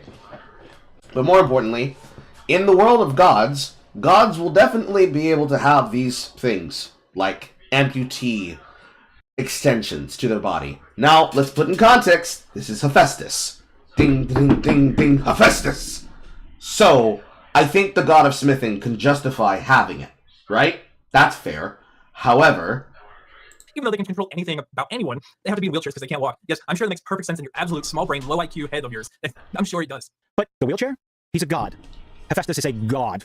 Why is he in a wheelchair? But these are some of the characters here, and obviously all of the games journalists are soy-facing over this because of the fact that now they have a Greek god in a wheelchair. I'm really glad to see everybody pretty much calling this shit out and saying how fucking ridiculous this is. So yes, Supergiant Games had the temerity, the gall, to put a god in a wheelchair. What sort of a god would need to be in a wheelchair? Now this video is long enough already, so I'll try not to belabor the point, but firstly, Hephaestus is the ancient Greek god of blacksmiths, carpenters, craftsmen, and the likes. He makes things, basically. He's also described as limping on account of having a lame leg, which in different tellings either caused him to be cast off Mount Olympus or was caused by injuries he sustained in being cast off Mount Olympus. So Hephaestus has a disability, canonically, in the ancient Greek sources. But he's a god, you might say. Can't he just fix it with magic god powers? And no, the second thing you need to know here is that the gods in Greek mythology are not omniscient or omnipotent. They're not all powerful, they can't just do whatever they want. Now of course, this combination of a god who both has a disability and is a great inventor has given rise to modern portrayals of Hephaestus as having created mobility aids for himself. It's sort of an obvious way to portray the character, right? So obvious, in fact. no, it is not obvious. What it is an interpretation. So, you see, Sean, when you have a interpretation, you can do something like say, hey, here's an interpretation of Hephaestus. And now, here's another interpretation of Hephaestus. Injuries he sustained in being sit with magic, they can't just god power. Is the old chair. Calling this shit out and saying how fucking ridiculous this is. So yes, Supergiant Games had the temerity, the gall, to put a god in a wheelchair. What sort of a god would need...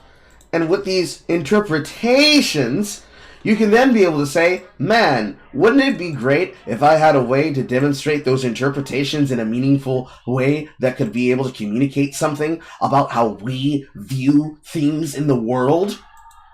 And you see, what's that word to describe somebody doing something? To be performative on the surface, to get surface level recognition. What's that word? What's that word? It's on the tip of my tongue. It sounds like a P, has an A. Ironically, it's the name of another type of god in another pantheon. I wonder. Asmongold, can you help me out? I'm missing the word. Please, repeat yourself, sir. Speak your shit, king. This is a god. Why is he in a wheelchair? But these are some of the characters here, and obviously all of the games journalists are soy-facing over this because of the fact that now they have a Greek god in a wheelchair. I'm really glad to see everybody pretty much calling this shit out and saying how fucking ridiculous this is. What's the word, chat? What's the word? What is that? What is that word? What is that? Oh, goddamn, it's so hard. What was it? What was the word? Oh, man. It's just... it's so fucking hard just to think of that word, man.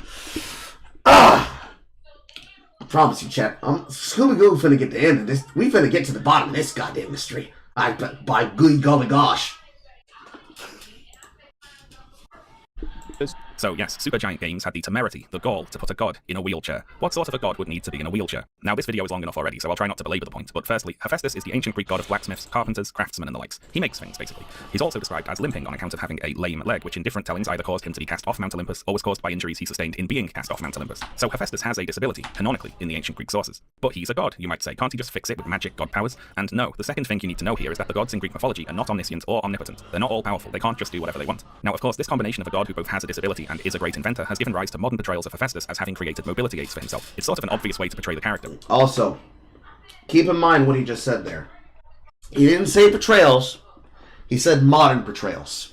This is going to be a very important masker tool. Right. So obvious, in fact, that it was obvious to the ancient Greeks, who portrayed Hephaestus in a wheelchair. He made himself a winged chariot thing with wheels that he used to travel around, and some depictions of Hephaestus have him using this wheeled chair. So the depiction in Hades 2 of Hephaestus in a wheelchair is totally fine, accurate to some ancient Greek depictions even. I don't want to be too mean to Asmongold and the other whiny gamer boys here, so I'll just say, read a book sometime.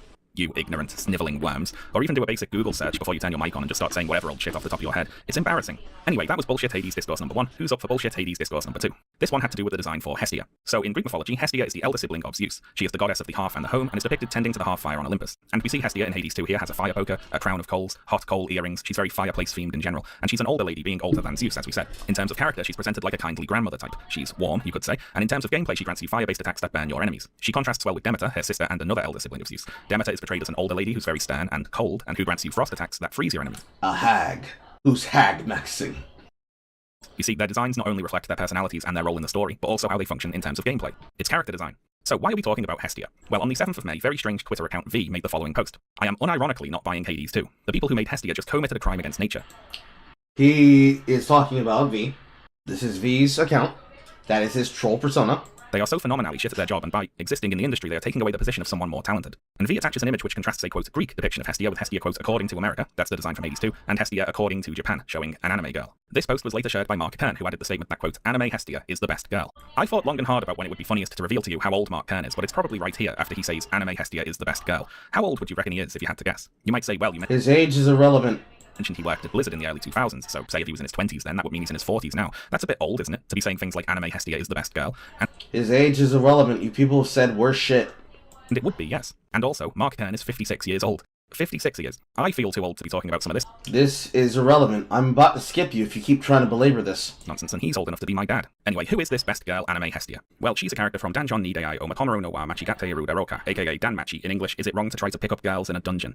Probably. Out of another sense of due diligence, I watched a few episodes of this anime, and I can report back that it's your standard shallowly horny fantasy thing. If you want a one-sentence review, Danmachi. Most anime is that. Get to the fucking point. It's as generic as they come. There you go. The world of Danmachi features various god characters who've come to Earth to mingle with humans, each leading a retinue of adventurers who explore a dungeon and fight monsters, or something. The main character is the sole follower of anime Hestia there, and she's in love with him and gets jealous when he talks to other women. That's their deal. Character design-wise, anime Hestia is pretty basic, I think it's fair to say. Her clothes are a bit torn at the edges there, she's got some ribbons. That's about it. Well, actually, the fan wiki for Danmachi points out that she's also known for having large breasts. Really pushing the boat out there in terms of anime girl design, aren't they? Breaking new ground. And what does her design have to do with the Greek Hestia, really? She's supposed to be the elder sibling of Zeus, but he appears in Danmachi as an older man with a grey beard. So why is anime Hestia designed like this? He asks, facetiously. Well, for reasons of fan service, obviously. The fans of this sort of thing are a bunch of horny little goblins, and this design is saying, do not worry, horny little goblins, this... So, hey, there's this thing called fan service, where designers service the fans. Anime has a tendency of doing this because that's what they want to watch, especially if this is an adaptation from a light novel. You're not saying anything that's new, and it's not even surprising. It's actually misleading. See, there's the thing again. What was that word, chat? What was that word? What was it? What was that word? This product was made with you as the target audience. Which, you know, whatever. I'm not going to shame the horny little goblins. They can like whatever they like. What I would impress upon them, though, is that when you see a character design that was not created with your particular brand of juvenile horniness as its prime consideration, that doesn't mean it was a mistake. In fact, it was almost certainly not a mistake. Hestia from Hades 2 is a really bad design if the target audience is anime perverts whose favorite character is nicknamed Lolly Big Boobs. But it isn't, thank God. Hestia from Hades 2 had a rather different design brief, I would imagine. The third bullshit Hades 2 discourse cycle I'll talk about today is the most interesting and relevant for us and has to do with Aphrodite, who is of course the ancient Greek goddess of love and fertility. Like the other characters, Aphrodite's design reflects her personality and role in the story. It has a lot of love hearts and roses, she's a conventionally beautiful woman whose gameplay power is to weaken and charm enemies so they either do less damage to you or they fight on your side. So she's seductive and charming. Character design again. She is also, you might have noticed, almost completely naked. So, almost completely naked, conventionally attractive lady. This is exactly what the anti-woke outrage gamers claim to want to see. So you'd imagine they'd be pretty happy about this design, right? Well, on April 19th, Kotaku published an article written by Alyssa Mercante entitled Hades 2. Ah, you mean the lady who is responsible for hypocrisy of all designs? No, say it isn't so. No, you see, no, this can't be. Nah, you see, the horny gamer boys, they are against the thing that they should want. Because you see, they're upset that they're being given what they asked for. They're not. We'll get into that in a second. Is the kind of hot we need right now, which praises Hades 2 for the diversity and depth of its character designs. And now this article caught some flack from the sad gamer men by making comparisons between the characters of Hades 2 and Eve from Stellar Blade. The article calls Eve's design bland by comparison to the Hades characters, which is of course entirely correct. Now it should be noted here that the complaint about the character design is not solely about looks. It's not how Eve looks, it's that it doesn't suit her character or role in the story for her to look the way she does. Whereas it does suit Aphrodite's personality and her role in the story for her to look the way she does. This was always the point being made with regards to Eve from Stellar Blade, by the way. If all you have is the looks, but there's no character there back. That's not what you said, that's not what they said. You're saying this here in the video essay. And then saying a bunch of bullshit to try and justify it. That up. It's boring. That's the problem with Eve's design. It's not that she's hot, it's that she's boring. Of course, the outrage merchants missed this point, either on purpose or out of ignorance, and made a whole bunch of videos highlighting the supposed hypocrisy, or hypocrisy even, of Kotaku saying that one of these designs was good and the other was bad. But I'm not all that interested in that point. They're just obviously responding to an argument that wasn't actually made. What I'm interested in here is that these videos gave the opportunity for the video makers to comment on Aphrodite's design. So this whole time, the lefties didn't take an issue with fan service or the male gaze. They just wanted all the male gaze to be towards queer characters, queer identity, and what they, find attractive. I feel like there's a little bit of hypocrisy going on right here. Is it because Hephaestus is fat and disabled and checks off all the echo boxes? Is it because this person has a pointy-ass Pinocchio nose? We got our female characters with a manly jawline. We got Aphrodite with a masculine face and masculine features. It's a manly face. So, here's a thing that you just did. In your own video. The way she does. Whereas it does suit Aphrodite's personality. In comparison. She's a conventionally beautiful woman whose gameplay power is... So, I'm gonna take screen caps. And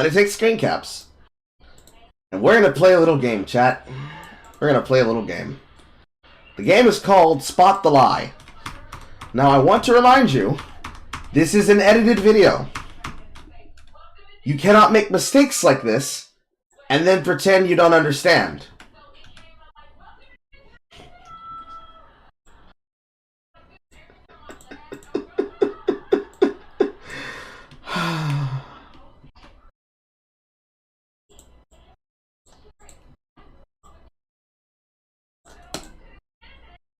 We got our female characters with a manly jawline. We got Aphrodite with a masculine face and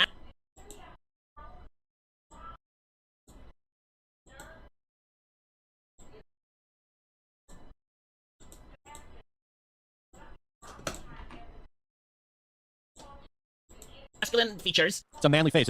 It's probably a trans woman. You know what they call T-coded? Like transcoded, T-coded? That's what I get from that. It's like a T-coded design. It's like feminine body, masculine, vaguely. The face is androgynous. Yeah. Androgynous, yeah. Those are some reactions to Aphrodite's design from both Hades 1 and 2 there. Around this time, Mark Kern shared an attempt to fix Aphrodite's Hades 1 design on Twitter.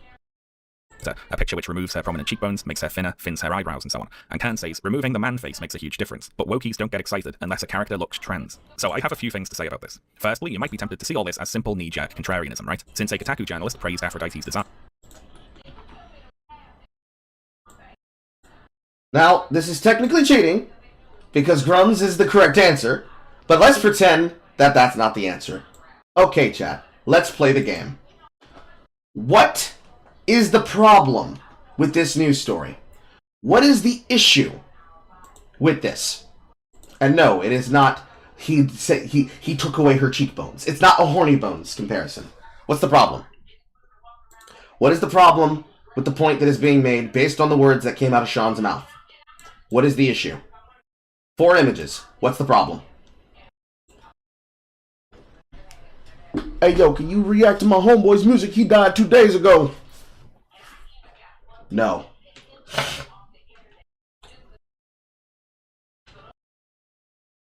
Are you smarter than a breadtuber? What's the problem? What is the direct issue here?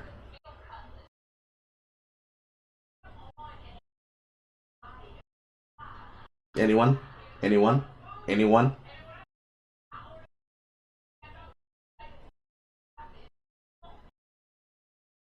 Going once, going twice, going thrice, fried rice. Jan Lucas with traditional female-looking character. Looks like a man. Like, bro, you can make hermaphrodites. That's not cool. You can make hermaphrodites look appealing. There's a whole gender called futanari. No, that is not the problem. Anyone else? Anyone else? Anyone else at all?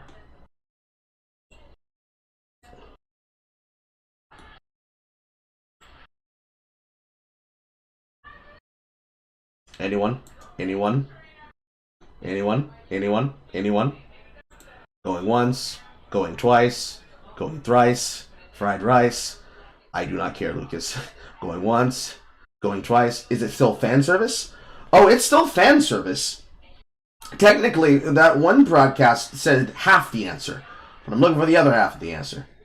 There's also a very obvious problem here that anybody who's looking at these two images can clearly tell. Can anybody figure out what the problem is? Anyone at all? Anyone at all? I promise it is not as hard as it seems.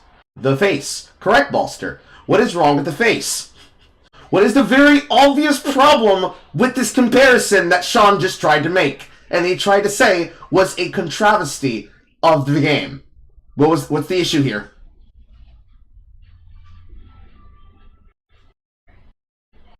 No. It is not the nose.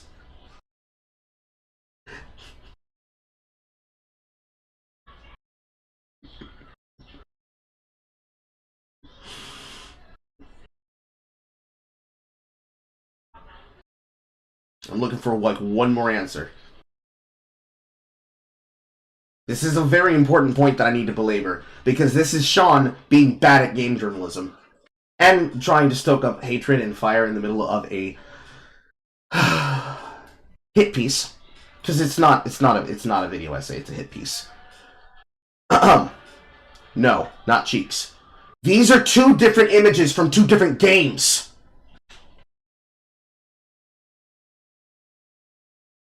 These are two different images from two different games. The problem with this is the design of Aphrodite in Hades 2. This is the design of Aphrodite from Hades 1. He is trying to claim what is not the talking point. People are noticing that the update and the comparison made originally to Hades 1 was, look at the character, guys. They've made her, as they said, transcoded. Fix Aphrodite's Hades 1 design on Twitter, a picture which removes her prop 1. Body, you know what they call T-coded? Like transcoded, T-coded? That's what I get from that. It's like a T-coded design. It's like feminine body, masculine, the vaguely. face is androgynous. Yeah. Androgynous, yeah. Those are some reactions to Aphrodite. On the concept of them complaining, saying, gamers hate this. Look at the sexuality, look at the character designs. They hate body positivity. They hate body diversity. They hate women of age. They hate women of size. They hate anything that doesn't look like a sexy, attractive lady. They tried to conflate an updated character design from the second game to I fixed it art designs of the first game. This is a game about playing a roguelike, but it also has an in-story universe comparative example of the attractiveness of characters. Because Zagreus, the brother of the main character, Melina. Is it Melina? I do think it's Melina. Has scenes, I'm air quoting, with these characters. Like, it's the most tame of tame, oh my god, they're having sex, they're literally having sex right in front of me, oh my god, that you could expect. This is a non-issue. Because people with brains would not have a problem with this. And not because, oh my god, look at how sexy and attractive it is. It's literally not even a concern. I don't care. You shouldn't care because you're not fucking this character. There's nothing to this that makes you feel that you'd need to go this big and this ham about it. But there are those that have this opinion. This opinion shouldn't fucking matter, because why are you obsessing over that art to begin with? Unless we're talking about you've played thousands of hours and now you're just critiquing the art in general. Or you're an artist and you're going to critique the art to begin with anyways. Separate conversations that have nothing to do with the culture war. That they brought into the culture war to make a problem. I think that's the guy. 1 second.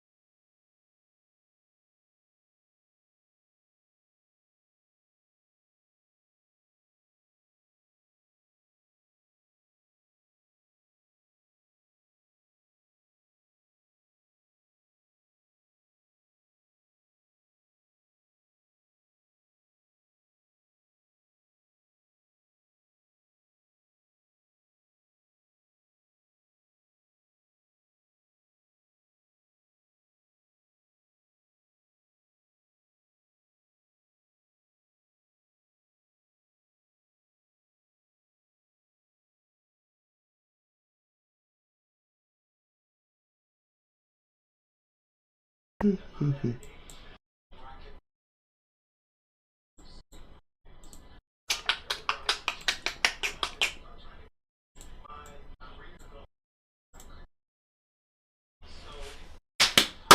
you hear me? Can we hear me? Are we good? Yes, no, maybe so. Eeny, meeny, miny, mo. Wonderful. Okay, so, no boaster. You should not feel bad that that didn't seem obvious to you. Because there's two narratives happening here right now. The first narrative that Sean just told you, that's told all of us. We'll play it again since I needed to go outside and go handle some business. Is when he lies and says this shit about the gamers, right? The smear merchants, the shill merchants, should be happy about this, but they're mad because of the design. Look, they're mad that he's in a wheelchair, but this is actually proper portrayal. And then, look, they're upset that she looks like what her character's supposed to look like. This, again, is projection. This is projection. Because the missing element in this is pandering. You see, Supermassive made the games to pander to a certain kind of person. Namely, the kind of people that don't play video games. Unless something gets them engaged with the video game. And this is the problem. Hades 1 was made to pander to that kind of audience. To pander to the Alyssa Mercantes of the gaming world. The characters were very much coded and designed in certain ways. Big women, tall women, big men, tall men, short women, short men, hot women, hot men, medium ugly women, medium ugly men. When they made Hades 2, they shifted again. And now they needed to appeal to an even wider and bigger audience. Now, let's play that game again. What's that word that we've been talking about that I keep alluding back to? What is that word, chat, that I've made point clear multiple times? What did I say was going to be the important part of that statement? That what they want is to be pandered to, right? They were pandering to an audience that were going to be happy as long as they got their wonderful queer characters and outlooks and growths, right? And just like those complaining and being hypocritical about Baldur's Gate 3 or any other game that did this, they were being hypocritical because they were trying to be effervescent about games that they wanted to have pandered about. And so, the second lie here, the first one being bullshit, is that they were attacking the game because of the sexuality of women and the betrayal of the bodies. But what it was them clearly noticing, once again, the clear basis of that pattern recognition. And on top of that, they told a lie. And that lie is that they were mad about the game because of something that had nothing to do with the game. Something that was brought up in an article justified to bring about petty brouhaha because this was something that was for the gays. And then when it was made more appealing to the audience that would try to be brought in for Hades 2, they tried to take the comparisons of old art from Hades 1 and smear the gamers with it, with the comparisons from Hades 2, especially in the case of Aphrodite. I remember because it was that very take that came from Grums that kicked it off. But this is, again, not just a case of Grums being bad at games journalism, and not just Alyssa Mercante, the writer who wrote the fucking article from the beginning of the stream, being bad, but every single person who is committed to this lie and repeating this lie, actively trying to trick you. Gamers were not upset. They were pointing and laughing at them. They were pointing and laughing at them about the fact that, oh, I see you decided to change some shit around so you didn't lose an audience. Aww. But they wanted to try and turn this around into a win. So they claim that they were mad that they changed their design. And this is hilarious. It's hilarious. Because in attempting to label people as smear merchants, they demonstrated that they are also smear merchants. Lying smear merchants. And in understanding this, we now get to the basis of the statement. What they want is to be pandered to. They want to change the art and the face of women because it's about nostalgia and control. Wanting to control women's digital bodies and their appearances. If women exist, it's only to take their clothes off. They just want to be pandered to. But that's obviously not the truth. What is the truth is that people want to be given a product. They want to be given a product that they like. I wouldn't necessarily say that all consumers want to be pandered to, but if I'm specifically going to a genre that is known for a particular kind of thing in that genre, then I'm only going to that genre to possess and receive content that came to me based on what was supposed to be in that genre. If I go to Path of Exile, for Path of Exile, I receive Path of Exile. If I go to Stardew Valley for Path of Exile, I'm in the wrong genre. You see, it's not that people want to be pandered to, it's that people want to buy something that they're interested in.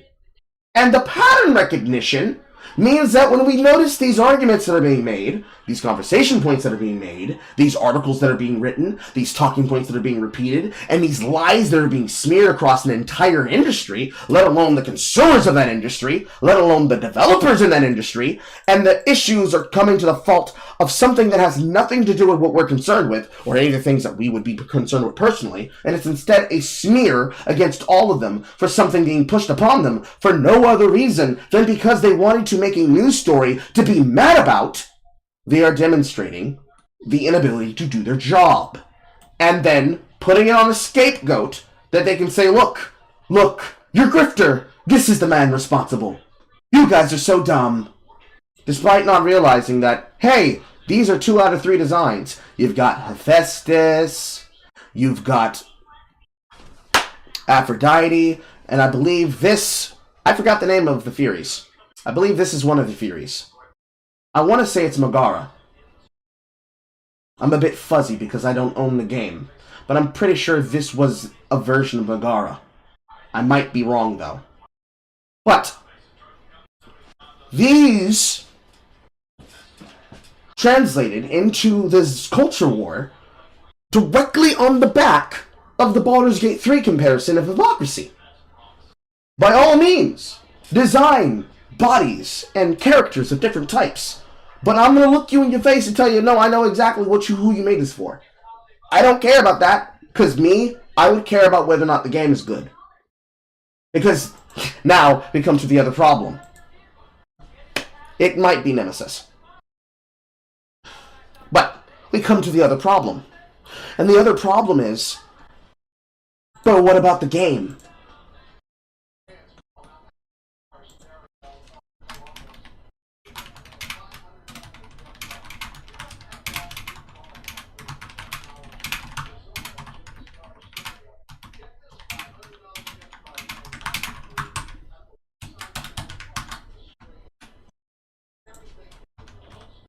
What about the game? I don't care about the culture war. Is the game good? This is the only thing that most gamers wanted to know. But they couldn't answer this question. Because answering this question means that they had to stop talking about the culture war that they didn't want to have stop. By all means, complain about the Gamergate. But who's causing it? Who's ramping it up? Who's giving energy and fuel to its fire? You'd think that, see single player Carl, he's a part of the culture war. No. I'm just a fucking war reporter. I'm on the sidelines making clear footage of who's lobbing the shells. Why are you so focused on telling a lie when most people wanted to know is the game good? And the first thing that they see is these nonsensical arguments being placed upon them. It's shit, dude. The fact you go out of your way to get away from this answer because you're more focused on, the chuds just want to be pandered to. They want to control people. I don't care. Is the game good? They're just upset. They want them to be pandered to. They're upset that the game is woke. I don't care if the game is woke. Is the game good? No one's answering this question. And since no one's answering the question, Drums isn't answering it, you're not answering it, Alyssa Mercante's not answering it, fucking Janet Jackson's not answering it, I guess who's left to answer it? Who's left to answer it, chat? Who's left? Me. People like me. People like me are left to answer it. I gotta be the one to play the game and find out if the game's good. Sam, you gotta be the one to play the game and find out if the game's good. Smash JT gotta be the one to play the game and find out if the game's good. Why did you make this necessary? You could have avoided this if you did your job! But since you can't tell us, it evolved. And what did it evolve into? Fine. I'll do it myself.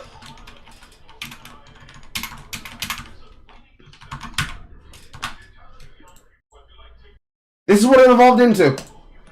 This is how we got here. That's the entire scope of the story. From beginning to end, if we wanted to cut the bullshit. But it's not enough. You still need to somehow label the consumer as the problem. They asked a question about whether or not the game is good. You didn't tell them the shit, and then you made excuses for why your opinions are justified when it comes to representation. Okay, representation matters. Where's my representation? Where's the representation of good games? Well, you see, those games don't exist because gamers want to control women. Okay, that's cool, but I want to know, is the game good? Oh, you don't know if the game good? Fine, I'll do it myself. You all have permission to make the Thanos Carl edit. I'll even make the fist for you. I'll even make the fist for you. Let me give you a good clip.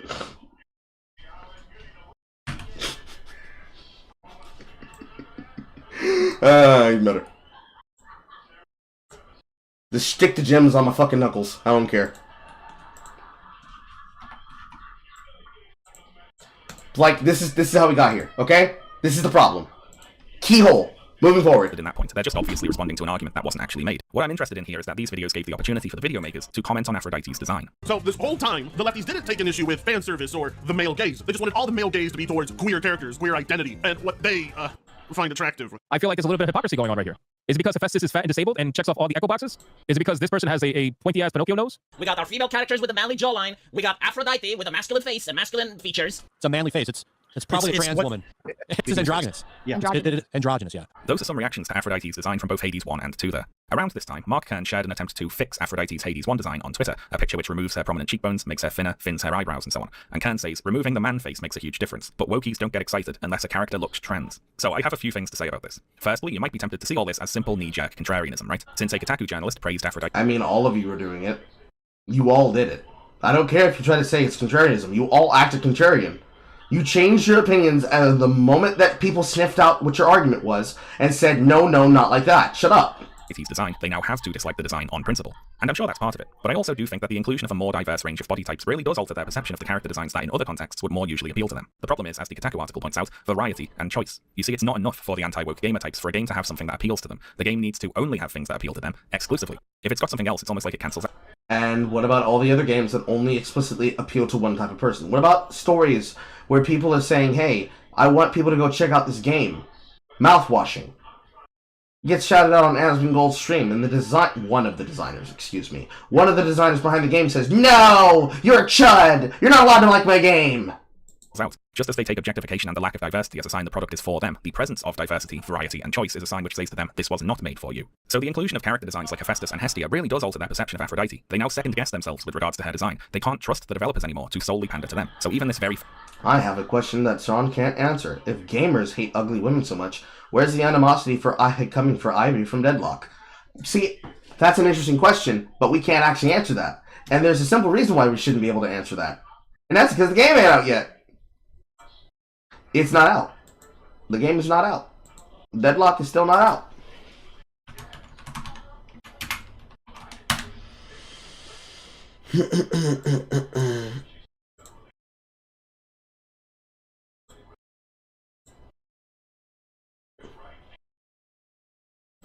For those missing context, the character that he's referring to is this character here.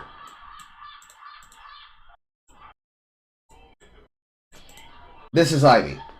It is, as the wiki says, A gargoyle turned vigilante with supportive and disruptive abilities that assists her allies in combat.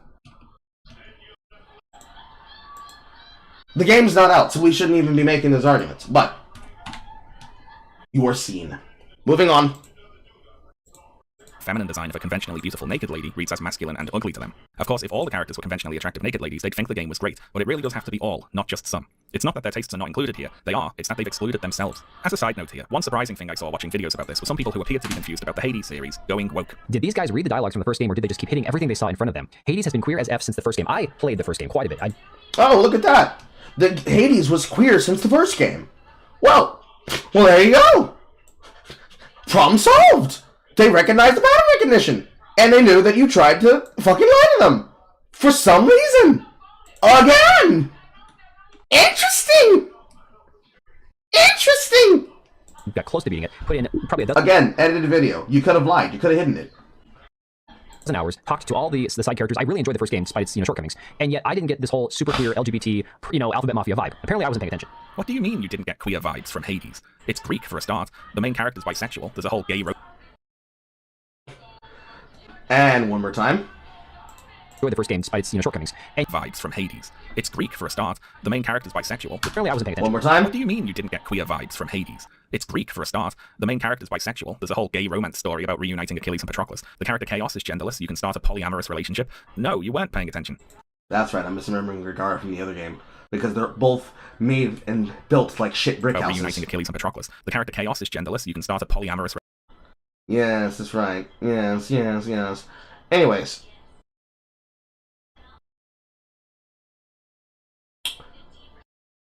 The inability to know what the fuck you're talking about, displayed in 4K. Being gay and being queer is when you're Greek! I wouldn't disagree with this. But you see, this is a video game. So Greek automatically means queer? You own the game as being queer because Greek mythology? Interesting argument. I wonder if this will pop up any other time in your video. relationship. No, you weren't paying attention. Anyway, back to fixing Aphrodite's design. Similar to fixing Aloy's design, there's a problem here, isn't there, to do with the categorization of certain facial features, prominent cheekbones and jawlines and so on, as necessarily masculine. So just for the anti-woke gamer boys today, I'm going to introduce a new video feature, which I'm sure is going to be a big hit. Okay, let's play. Let's look at some women. And here are the women we're going to be looking at today. Olivia Wilde, Liv Tyler, Angelina Jolie, Keira Knightley. Some women there. Here's this thing. The thing that you're trying to point out is, hey, women exist, bro. But, we know it is possible to make women look good with attractive features.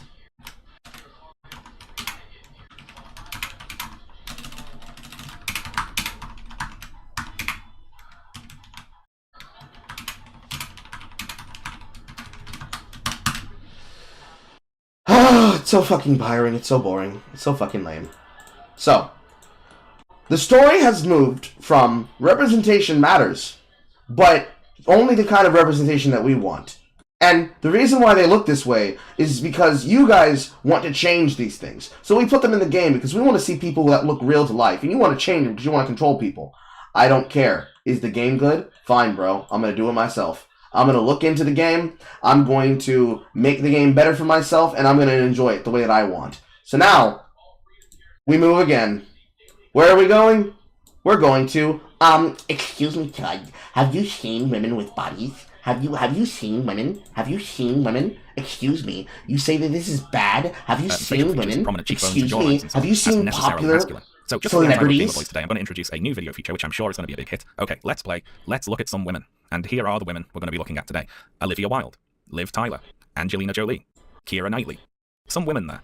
I hope you see my point here. Also, those aren't random women, obviously. They are famous celebrities, commonly cited as being among the most attractive people on the planet. It's kind of sad that my version of a reality check for the gamer guys is showing them Hollywood celebrities, isn't it? Reality check for the gamer guys is showing real women. But bro, you don't show but what you want. So which one is it? You're contradicting yourselves! First off, representation matters. But only when it's a ham beast. And only when it's the kind of projection that we want amongst ourselves. Because we want to pander to only ourselves. The chuds, they don't want to be pandered to. But we also want to pander to ourselves too. And when you disagree with us, we're going to shame you and say, have you ever seen a woman? It's cyclical. It's cyclical.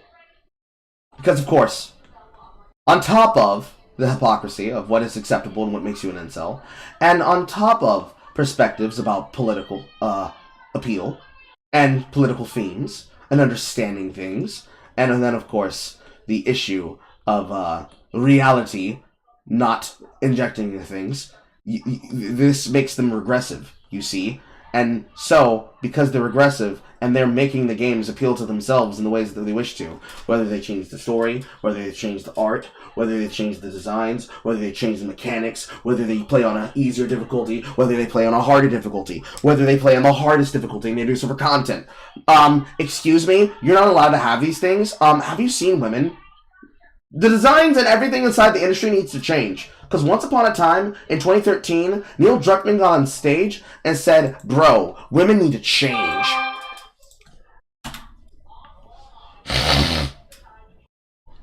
Now I struggle to remember how to spell his name. 2 N's.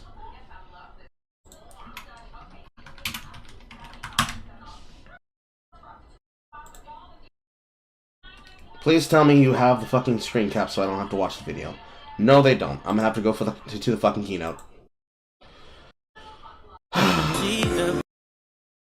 And the audio is unbalanced.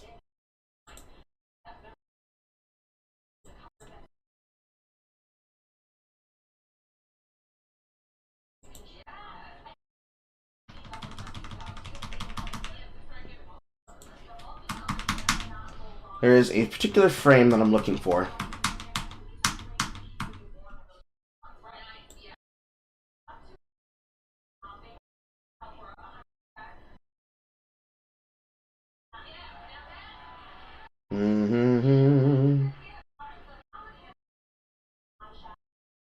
There we go. Or not, these are role models. And yet we sexualize, we objectify, we marginalize, and we reduce these female characters a lot less than they can be. Wonderful piece. And let's go ahead and take that audio clip, shall we? And I don't like what I see. More specifically, I'm talking about our female characters. And whether we want to admit it or not, these are role models. And yet we sexualize, we objectify, we marginalize, and we reduce these female characters a lot less than they can be. And this is coming from a guy that almost made a really misogynistic game. So I kind of know... Kappa. Most important part of this sentence is, I don't like what I see. These are role models. This is from an event called IGDA Toronto 2013, which is a keynote speech for which Neil Druckmann made his bones. This event is what led to the design of taking and changing things.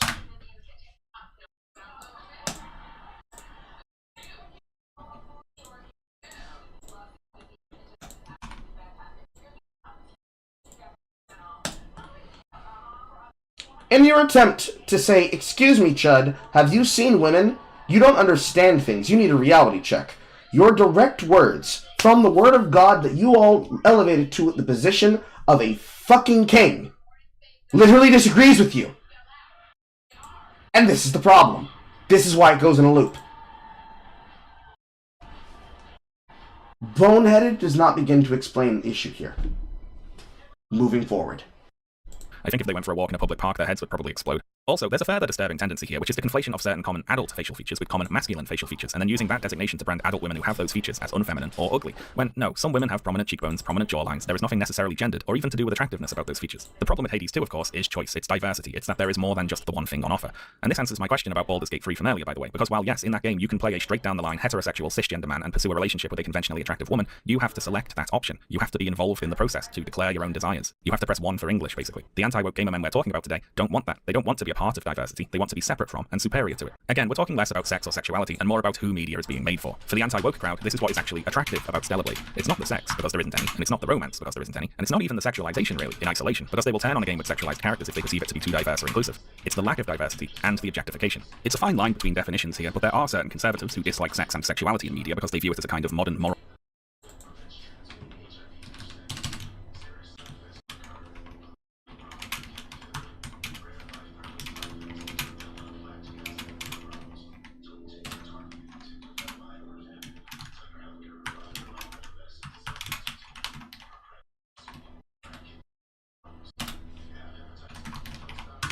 This is the problem. Because, you see,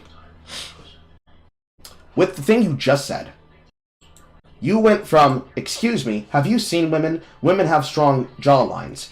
Directly contradicted with provision and evidence from me, link inside. From the head of what has led to this change in the design making of these games are bad. They're misogynistic. We don't like what we see. These characters are role models for what needs to be the design, and they're bad role models. This leads to you saying they don't like what is options. They want to be the only option in existence. You then try to use the mods to justify this male gaze objectification, despite the fact that there are more mods for pandering to a specific kind of person than there are female mods. Sometimes on purpose, sometimes equal. But decisions and choices based on post-market actions. This gotcha that you tried to make, it don't work. Because you're on record saying these things. I mean, shit, I don't even have to use Neil Druckmann. I could just go to Kim Belair. Because Kim Belair is the new face of this movement, of course. Representation is joy. You're lying again! Mostly because you know what the fuck you're talking about. But you're lying again! Moral degeneracy, but they do like the objectification of women because that reinforces a conservative hierarchy. And this objectification doesn't necessarily mean sexualizing women in the way you might expect. In fact, it can even come in the form of the desexualization of women. Less important than the sexualization itself is that women do not have agency. Ah, lovely. Now we've reached the women don't have agency argument.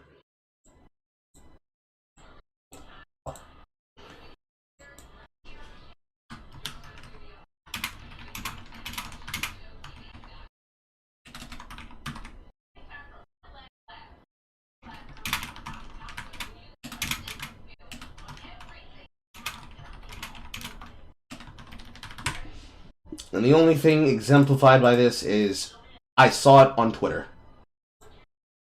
Fucking spare me, bro. Fucking spare me.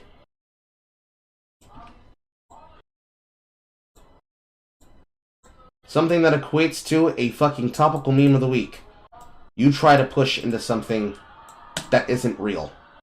They are there to be objects acted upon by men. And just as this can take the form of telling women to get their tits out, it can also take the form of telling women to cover up and be ashamed. These are just two sides of the same coin, really. The important thing is that women are being told what to do and not choosing for themselves. So women should conform to certain beauty standards, but in an automatic and unconscious sort of way, because the conscious choosing of those standards requires women to have a level of agency that socially conservative men find unacceptable. And Eve is perfect here, of course, because while she looks like a bikini model, she has absolutely zero idea that she does. She and the rest of Stellar Blade's female characters didn't choose to look the way they do, they just look like that for zero in-universe reason. And the socially conservative gamers took this to be a political statement on behalf of the game's developers. Stellar Blade must be intentionally on our side, they thought, deliberately championing our cause. It must be making a political point with its scantily clad ladies. Now, just to clarify here, it isn't. Stellar Blade makes zero intentional statements about real-world society or politics, and certainly doesn't offer any opinions about silly culture war nonsense. As far as I can tell, Eve is designed the way she is because her designers like looking at bikini ladies, and they didn't really think about it harder than that. Eve's design certainly doesn't seem to be intended as any sort of intentional cultural statement. Nevertheless, in the run-up to Stellar Blade's release, the Gamergate remnants went to lengths to try to divine this intention from the game's marketing and social media posts. For example, about a week before Stellar Blade came out on the 21st of April, the Stellar Blade account on Twitter posted, Stellar Blade offers the same uncensored version in all countries, including the Japanese version, and then they posted the same message in Japanese. Now, seeing this in isolation, you might assume it to be a message intended to assure prospective Japanese buyers of the game that the version of Stellar Blade released in their country was not going to be censored. You see, you might know that Japan's Computer Entertainment Rating Organization is relatively strict on new game releases compared to ratings agencies in other countries. For example, they censored some of the violence and sexual content in The Last of Us Part 2,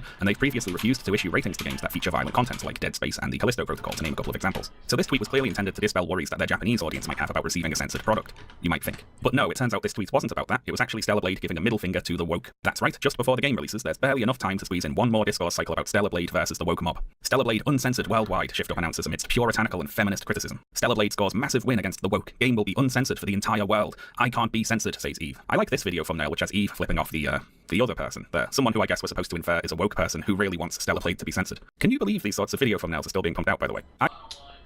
Haha, Gamergate, guys. Am I right? So, something you said. You claim that conservative men, I should be putting that in air quotes. You claim that conservative men and Gamergate remnants thought that games like Stellar Blade were meant to specifically fit their personal views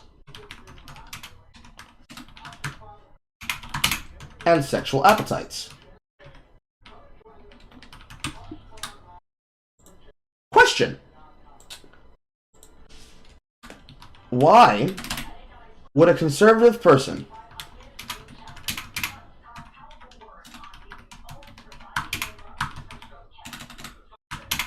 be thinking about sexuality in the way it's pandering to people today? And why did you say they would find that attractive?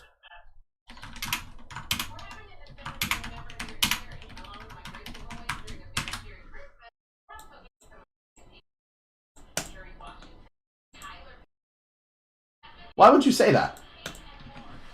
They wouldn't find it attractive. They're traditional men.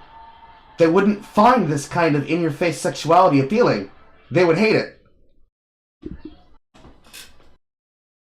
What are you doing? Then, you tie this directly into the announcement about the censorship. So clearly, you're going to mention that the game was censored on the first patch, right? You're going to mention that. That's going to happen in the next 10 seconds. It's going to happen in the next 10 minutes. Amidst puritanical and feminist criticism, Stellar Blade scores massive win against the woke. Game will be uncensored for the entire world. I can't be censored, says Eve. I like this video thumbnail, which has Eve flipping off the other person. Someone who I guess we're supposed to infer is a woke person who really wants... Also, you come from the time period for which this video was made. You know exactly who that person is. You know exactly who that person is. You're being facetious. Stellar Blade to be censored. Can you believe these sorts Maybe of videos you don't are still remember. being pumped out, by the way? I saw a channel while making this video that was created 3 years ago and has 2,500 videos on it. That is multiple per day, and all of them are exactly the same, and all of them have thumbnails like this. You know, with all these stock woke stand-in characters they've been using for 10 years now. Can you imagine making multiple of these a day? Forever. It's like a horrible recursive nightmare. And Very interesting thing. Very interesting thing. Good talking point. Good talking point. Give me 1 second. I want to see something. You give me 1 second. I want to see something. I want to see something. Something very interesting. I want to see it.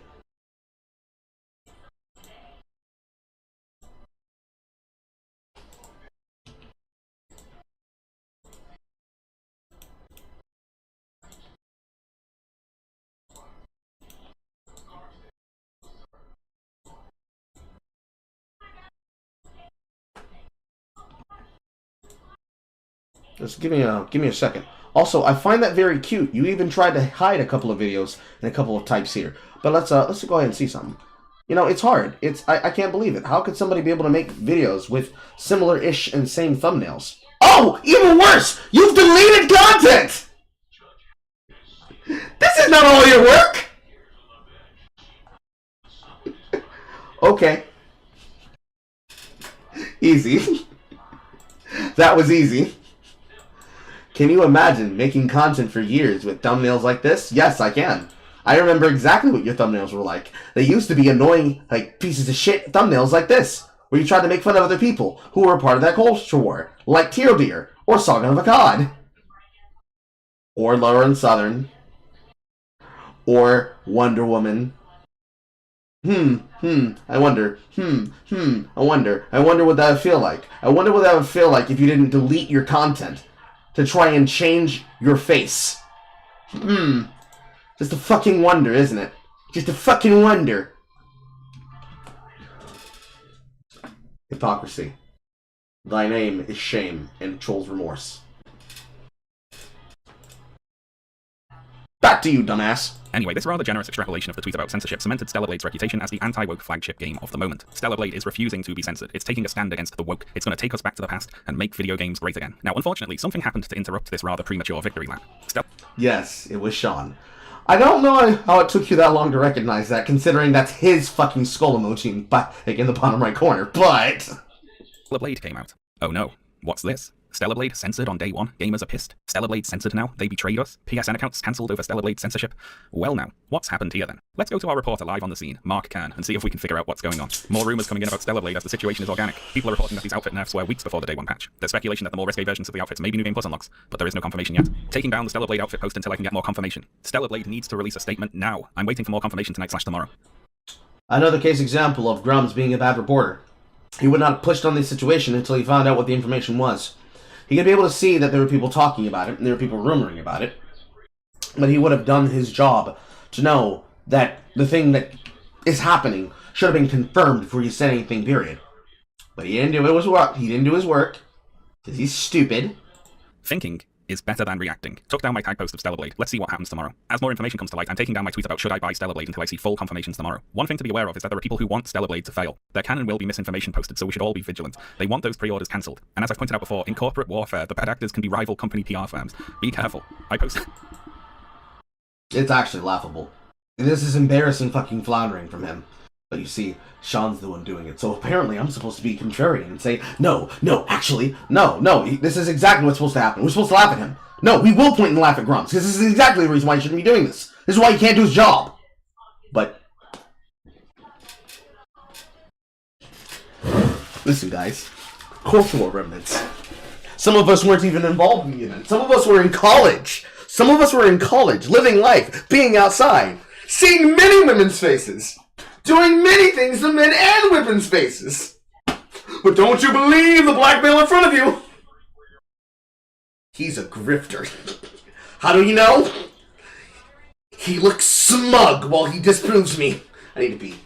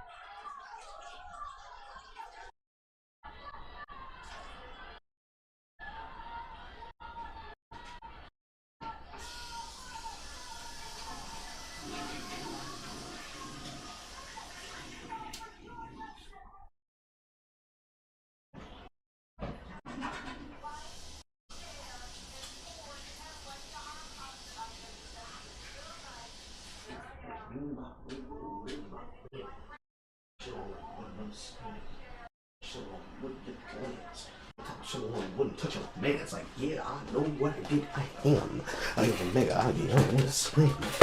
Ha! Cultural worker from late 2016 onwards. Well, I became a content creator in 2019. By that point, I was more interested in real politics than culture war stuff. True. I'm back. I posted before I had the full story, but took it down within minutes. We'll be more careful next time. It's not looking good. Here are the screenshots and build numbers from Reddit user JewShelter1349. Same outfit. Censored. Uh-oh, it looks like Stellar Blade was censored, and you can see the horrifying effects of that censorship there. It's unrecognizable, isn't it? It's like a completely different game now. A little bit more fabric has been added to one of Eve's outfits. This is a contrarian argument, because the point of censorship is that censoring it, even with a little bit of fabric, begs the question, why are you censoring it if there's even just a little bit of fabric changed? People do not care what amount that you are adding, they care that it's been changed from what was offered, because they're effectively being lied to. This is a problem. It is a very big problem. It is the reason why Sony should not have power over the things that they have power over. And them attempting to buy Karakawa is a very big problem. More on that at a later date on another stream. But this is you not understanding the problem.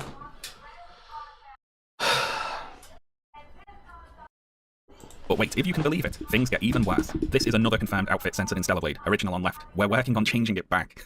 Who are you? It's not about inches of fabric. It's about fighting the double standard and getting Stellar Blade customers what was advertised. Hashtag free Stellar Blade. Now then, I have a lot of things I find funny about this. Number one, it is very funny that Mercante decided to talk about all this in the manner of a news reporter breaking a story about Air Force One going missing or something. Like it's a developing situation that we need to be careful how we talk about. Very good. I love that. Secondly, there are outfits in Stellar Blade which are still much more revealing than any of the quote censored outfits, which leads me to believe the outfits were not in fact censored and were merely changed in the course of the game's development. Something which the Shift Up developers later stated was the case. Also, the scale of these outfit changes is so minor. From how Mercante's talking about it, you'd think Shift Up swapped Eve from a bikini to a nun's hat. Any amount of skin that is removed from the costume is going to be an issue. Or something. So actually, while we talk about this, I'm going to leave a couple of gifs of these outfits. Not going to matter. You're being ridiculous and trying to split hairs on something that is actually a very big issue, generally over the course. Because this is how it starts. How you get bad localizations of games that are then embarrassing is it started with, what, it's just a little bit of fabric? What, it's just a different localization? We don't have a word for jelly donuts in that language. What do you mean? The character of this scene is completely wrong. Why are you saying that this is wrong? They've always localized the game like this. It starts here.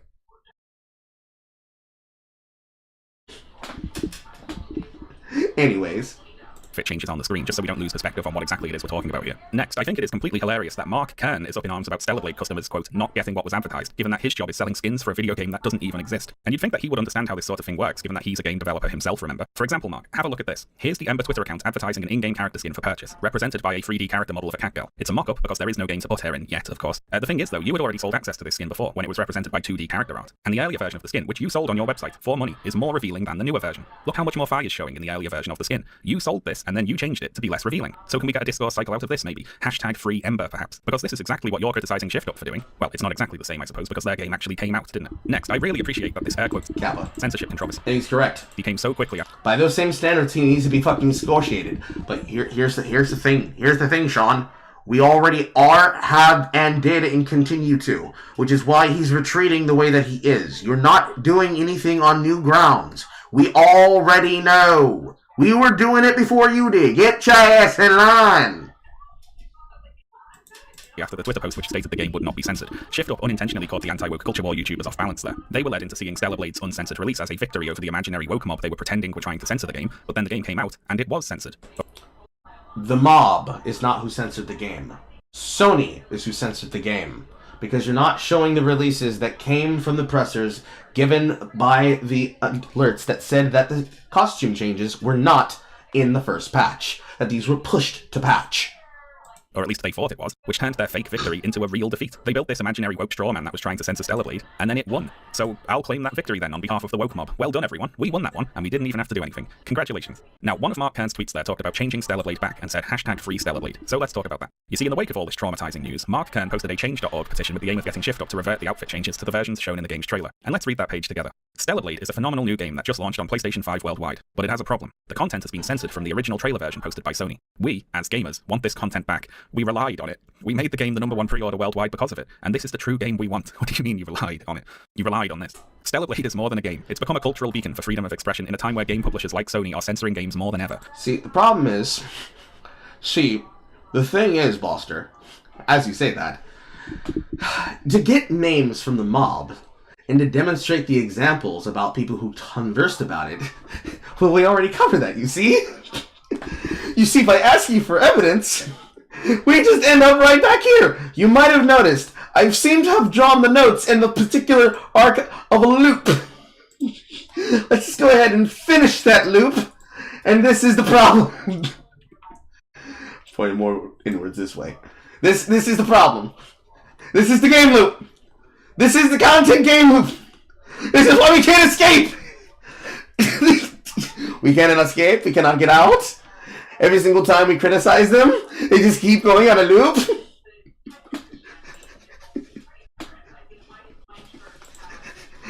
Technically, by going from here, we'd be right back here, and then we'd end up here, and we'd kind of hop, skip, and jump. It's like a very interesting loop. See, it goes in the normal cycle like usual, but then when we get right about to me, and we say, okay, you're not going to tell me if the game's good, right? Fine, I'll do it myself. How dare you? How dare you? You're objectifying women. Haven't you seen real women? Yes, I have. And we are now back here again. It can go like this, or it can go like this.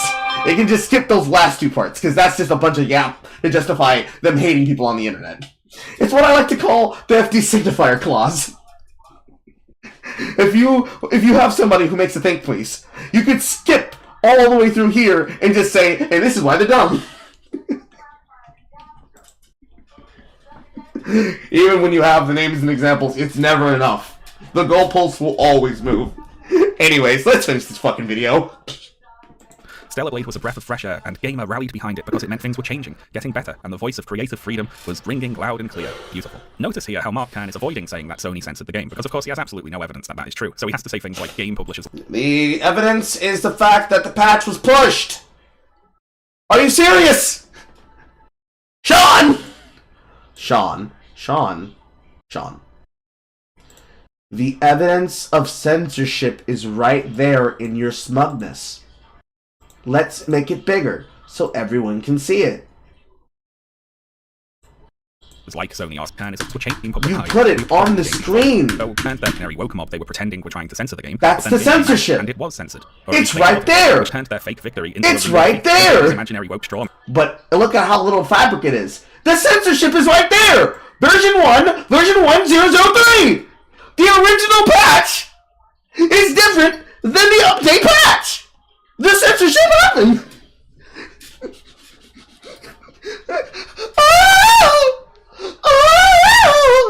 You edited this video!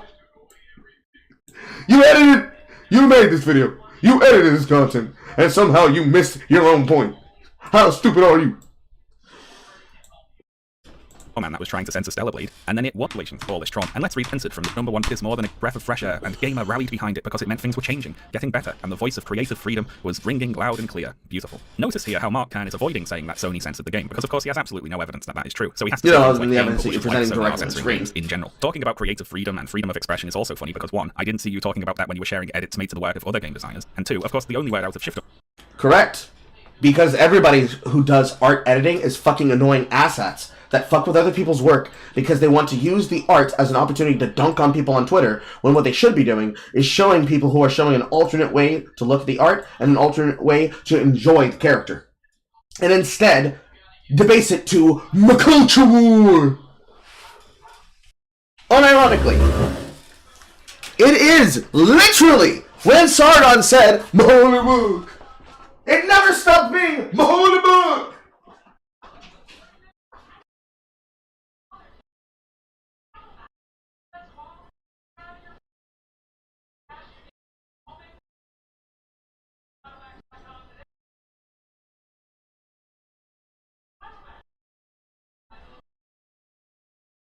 Every single fucking time that we have ever had these discussions, it is the effective equivalent of, no, you shouldn't change it like that because that's a big problem. Please, British Knight, you've watched enough of this content. Please tell me you remember the era of Mahola Book.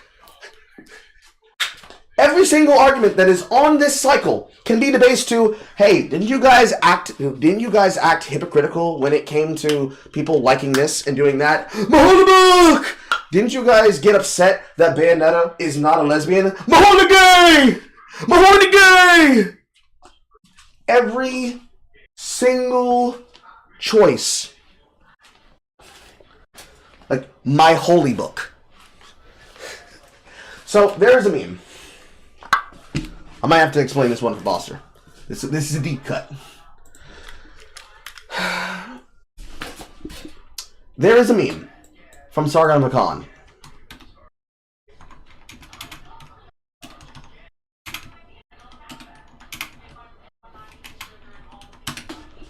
called Mahola Book. And the problem is that before,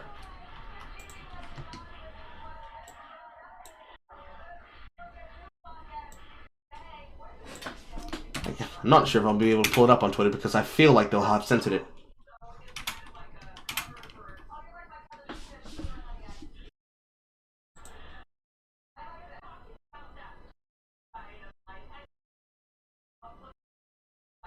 No, it does not appear that Mahola Book is on here.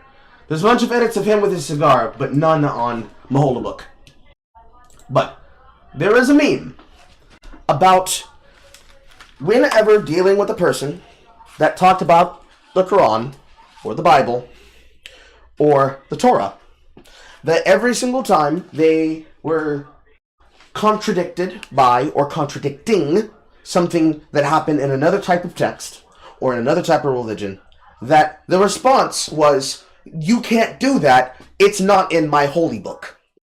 And after enough repetitions, Sargon famously started rejecting this non-answer of a thought-terminating cliche with mocking it by saying Mahola Book. So, whenever they do something like anything, you can basically have it as the non-religion-based political refutation just like Maholabook. So, when people tell them, hey, your hypocrisy about gaming is bullshit, the basics! Hey, you kind of don't understand the difference between political themes and literally just satirizing or outright mocking people maliciously. My political jokes! My political analysis! My political takes! Hey, you seem to only like representation when representation is what you want rather than the representation that I might want. And for some reason, it's not enough that we can have something that appeals to you and something that appeals to me. You think the entire industry should change vis-a-vis the opinion of Neil Druckmann. And to which they say, my horny gays, my pansexuals, my representation! And then it's the same as it ever was. Constantly shifting the goalposts in an endless cycle. When we ask, hey, can you tell me anything about this game? My culture war! Okay, fine, bitch, I'm gonna do it myself. Excuse me, Chud, have you seen a women? My literal holy writing book. My literal character bible about how to make characters that won't embarrass us because these characters are role models instead of just being characters. Now, I understand that for many people, they could say, well, these are role models that we should strive for. We should be capable of making things like this. But that's, of course, not how it gets used. And around and around and around this cycle it goes. Around and around and around and around and around and around and around. That's Maholabook. So far is that they wanted to make these changes. They said this is the final version of the game they wanted to make, and you're the one trying to make them change it. Now, Mark Kern had two paths forward at this point. Either he could accept what ShiftUp said about not being censored and cut his losses, or he could spiral into delusion and conspiracy theories. I wonder what he did. First, they tried to search ban me. Now they're stopping hashtag #FreeStellarBlade from trending. Who are they supposed to be here even? Tell me again this is just about some silly video game controversy. These people are very threatened by the normal sexuality that StellarBlade represents. That is definitely the word that comes to mind for all of us. Sign the petition. It's important. It really isn't. You see, even though ShiftUp said StellarBlade is not being censored, it is being censored. We just don't know how. And whoever did it is so powerful that they can somehow force ShiftUp to lie about being censored, as well as force Twitter to limit Mark Kern's social media reach, all in the name of destroying normal sexuality, represented here, of course, by maybe an inch of fabric on a video game bikini. And now, the answer here is self-censorship, but of course, this is about grums. Now, Mark is 100% in the wrong here, and rubbing it in with Sean shouldn't be something that you, quote, see people like me do. But I think about this thing called the truth, and the truth is that he's right. He's being a complete fucking twat. Which is probably going to get me hit on Twitch. But he is correct. He is 100% right. He's being an absolute asshole about it. But he is correct. 100%. He's not like me. He's not like me. He's not like me.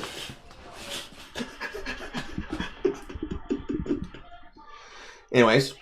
And sadly, this campaign of censorship didn't stop there. On the 24th of May, patch 1.003 for StellarBlade was released. This patch added new content to the game, including 2 new Kunoichi outfits. Now, even though these outfits were only obtainable after the patch, 1.0 versions of the outfits existed in the game files, and those outfits were slightly different. Do not panic, however. The website freestellarblade.com has a little write-up on the changes and a guide to accessing the original versions of the outfits, and I quote, the skirts on the Kunoichi nanosuits were lengthened and made more rigid in version 1.003. The skirt's transparency decreased in version 1.003. Changes were made to Eve's body structure from version 1.0 to version 1.003. The Kunoichi nanosuits are available on the disc. To access them, you need to have Roxanne's affinity maxed out, then you would need to up-patch to version 1.003.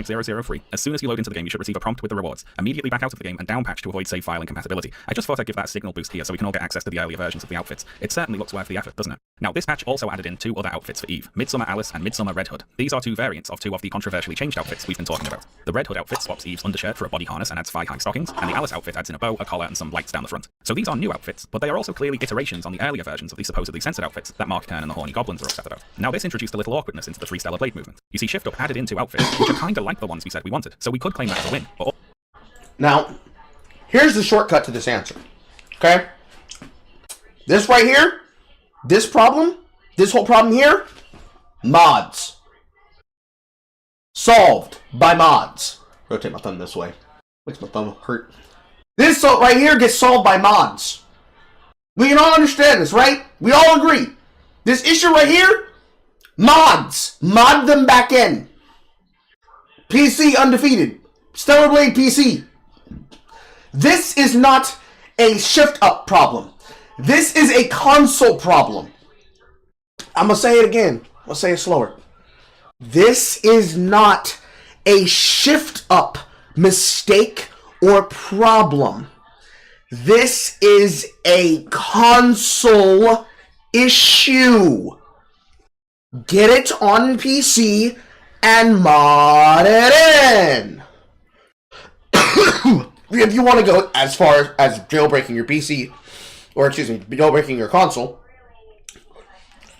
jailbreak the PC and jailbreak the console, put in a USB, and mod it in at the risk of voiding your warranty. But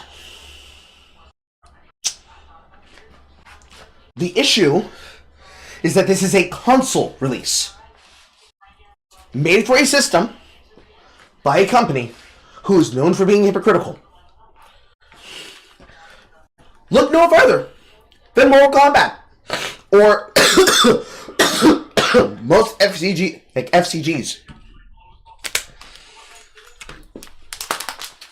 Don't you dare sexualize that body, break her spine, cave her face in, melt that woman in acid, brutalize women of various origins, of various backgrounds, of various graces, voiced by men and women of various types. Violence! Sheer, brutal, explicit violence! But don't you dare put that woman in a bikini!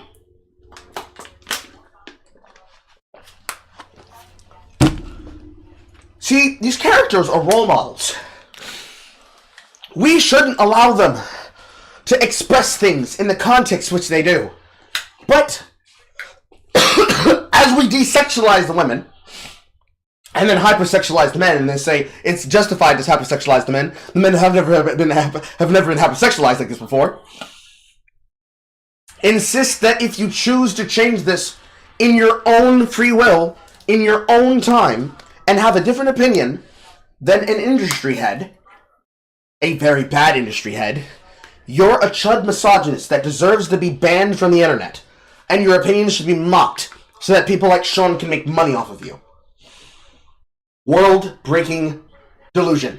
Also, they didn't uncensor anything that we wanted them to uncensor. These are new outfits. They didn't change the old ones. And all the rest of the outfits we're upset about are still censored, supposedly. So, what should we do? FreeStellarBlade.com is very clear about where they stand. They do not accept these outfits as a win. The entire point of this is freedom of artistic expression. There's now 12 outfits that are censored with the latest update. So that's where they are. Mark Kern, however, decided to split with FreeStellarBlade.com and took a rather different approach.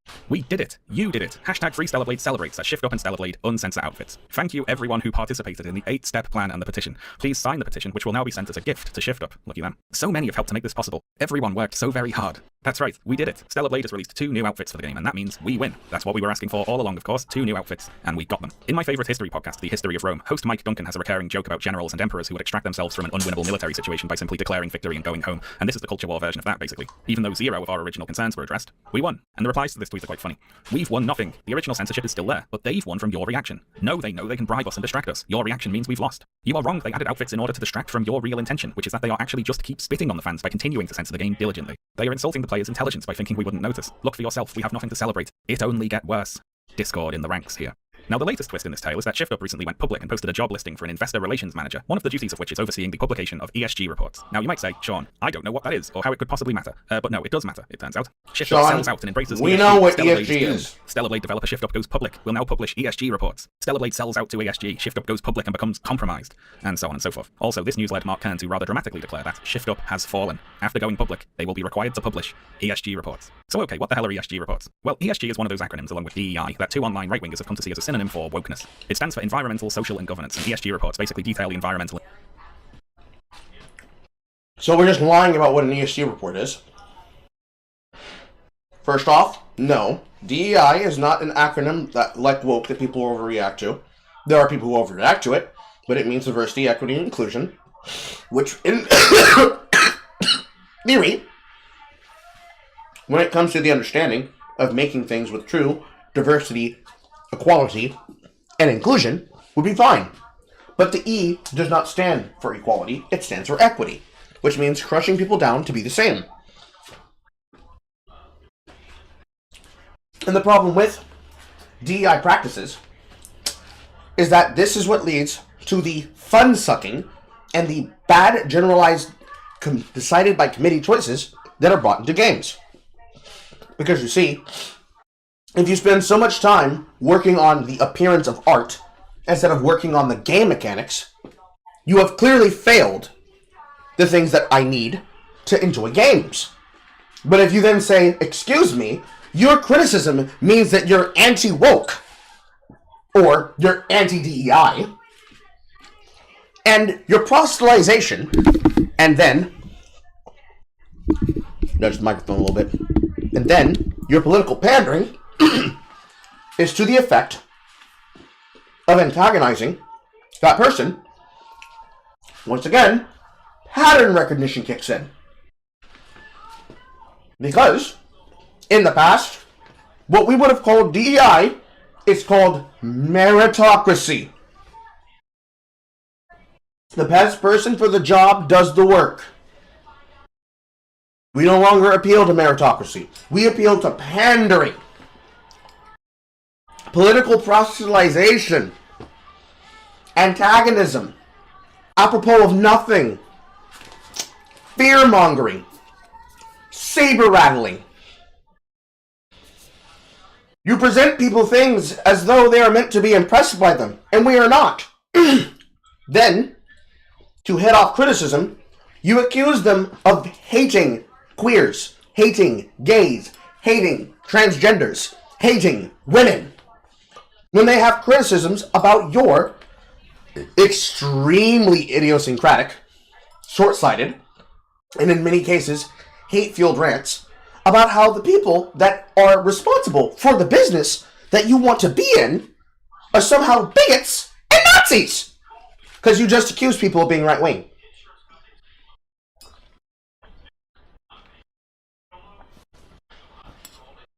This intention to present yourself as holier than thou is why people have that knee-jerk reaction. It's a Pavlovian response at this point.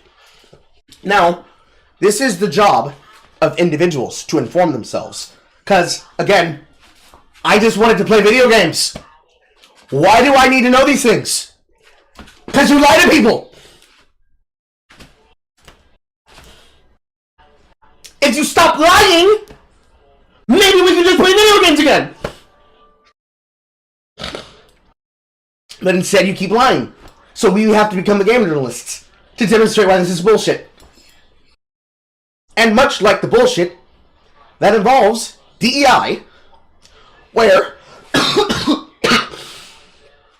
you continue upon this fucking cycle, as presented in my notes, as an example, to justify ignoring the opinions of consumers, you instead push in the direction of what the industry wants, so that you don't have to work too hard to make games that are actually satisfying. And then you get surprised that you're getting your shit pushed in by developers in countries that work on games as games first. And then you further get upset that you can't claim what they do as a win because it's not a win for you. It's a win for us. So you have to somehow make it into a win for everybody when you wanted it to not be that way. Out of literal desire to change for change's sake. Not because change is good. Not because the change that you wanted to do was good, and that was your intention. Ew! I don't like the misogyny of the past! And we wrapped right back around again to misogyny. But now, it's hatred against everybody that isn't like you. Inside this comes ESG. The government social governance score. Environmental social governance score. What do these two things have in common, Carl? They are usually the things that are necessary in order for game corporations to receive the blank check from the investment firm, like Vanguard and BlackRock, to have a blank check in which to make their games. Not accounting for failures like Concord, it is these standards that they have to meet and beat. This is where Kim Belair comes in. This is where Alyssa Mercante comes in. This is where Sean comes in. This is where Grums comes in. The marketers that give them the blank check say, you must adhere to these totals in order to receive my money, then Kim Belair, companies like Sweet Baby Inc., Dragonberry, Weird Ghosts, Gamers X, all of the groups that are similar to Gamergate ones, and ironically they still operate, Silverstring Media, of which you actually employ a Gamergate alumni in the form of them Felix, now Maya Kramer, doing the exact same shit that Anita Sarkeesian did with Feminist Frequency. Effectively, running a grift where if they get access, they get good press. However, the deal is inverted now. Now, instead of access journalism, where if you don't give us at least a 7 out of 10, we will deny you access from gaming events and from news, which gives you now a leg down in the industry, where you cannot be able to compare or compete against us in our publications, is now instead, in order for you to receive this blank check, you have to do what we are demanding as standards and practices. As we've talked about this many times before, especially when they start lying about how this works, the intention is that the dev presents something to them, and they, as a media watchdog, says, I don't know, having an African that happens to be in a war-torn country in a game like this, in this kind of setting, don't you think you're triggering some people? You should change that. Realistically, they are tone policers. That is literally their job title. But you see, Kim Belair, she is somebody who actually knows how to do her job, because she actually did go to school for marketing. She knows how to market the ideas, and she also knows how to market the change. The marketing for the change, of course, is just bullying. Do what I say, or I'm going to go to the marketing department and I'm going to scare them into doing what I want. But it's more than just scaring them. It is also her being a writer saying, well, you see, you say that you need to have this thing, but is there a way to try and justify it in the story? Or in the lore? Despite the fact that the change itself is blatantly fucking dumb. Pants on head stupid, on fire dumb. But, you see, it's not that the devs have no ability to fight back against it. It's that the devs are right there with them. Like two fucking torrid friends that are hyping each other up. Yeah, let's do some dumb shit. Yeah, let's do some dumb shit. Let's put this shit in. Yeah, that'll make the chuds mad. Yeah, what else can we put in? This is why, while you say, hey, we're trying to represent cultures here, look at what we did in Insomniac Spider-Man 1 and 2. Insomniac Spider-Man 1 was not made with this intention. Insomniac Spider-Man 2? Ah, man, cultural representation by having the wrong fucking flag. Respect of cultures by having a developer feature that gets turned back on in a mod that accesses that tool that was left in by the devs. So they can be able to market the game in a culture and in a country where they throw people off of buildings for being gay. These are the people that you do marketing with. These are the people that you take news from. And you think that your morality is anything even close to ours. Hilarious, but that is the cornucopia. That is the loop. To understand what he just said is a lie does not do the due diligence.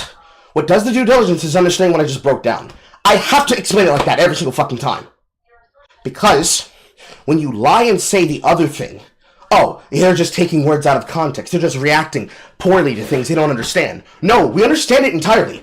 That's why most of us react that way. Because pattern recognition.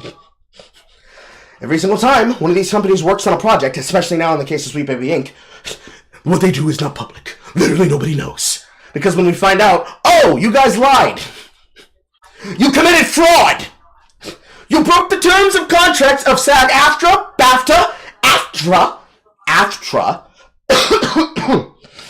WAG, and several other basic clauses of decency, with the intention to continue getting work, so you can continue to critique work through changes, through ESG, by being a part of a firm that then gets access behind closed doors to the media circuit and to the companies. Thus, the grift. Say you need us to make changes to sell game to audience that doesn't exist. Justify us being put on contract by being one of many watchdog orgs that will look at your company and say, that's a really nice game you got there. Sure would be bad if one of those characters weren't queer. Oh boy. Oh, what is this? Is this the corporate department on speed dial? Oh my God! Hello, Susan. Susan, I got some. You're gonna. You. Yeah, that's right. You better put the queer in the game. Yeah, you better put her in. You better have tongue too. Susan, you won't believe the shit I heard and seen. Yeah, you better get these on the line too. And you bring in Zoe Quinn as a guest character. Yeah. It's gay. It's power. It's manipulation. It's coercion. Actually, the correct word is it's duress. You're forcing them to do changes under duress. Forcing, except that the devs are alongside it. So, it's, again, coercion. Coercion for those that are not drinking the Jesus juice. If they don't drink the Jesus juice, then it's not a problem. If they do drink the Jesus juice, then it's not a cohesion problem. It's literally the system being corrupt. Ergo, and TLDR, the game crash could not come sooner. Please, set this world ablaze. Burn it all. Burn it all. I want good games again. Burn it all. Burn it all. Because that's the only way it's going to change. The entire thing is corrupt. Let it die. I take the Batman option of Batman Begins. I don't have to save you, Ra's al Ghul.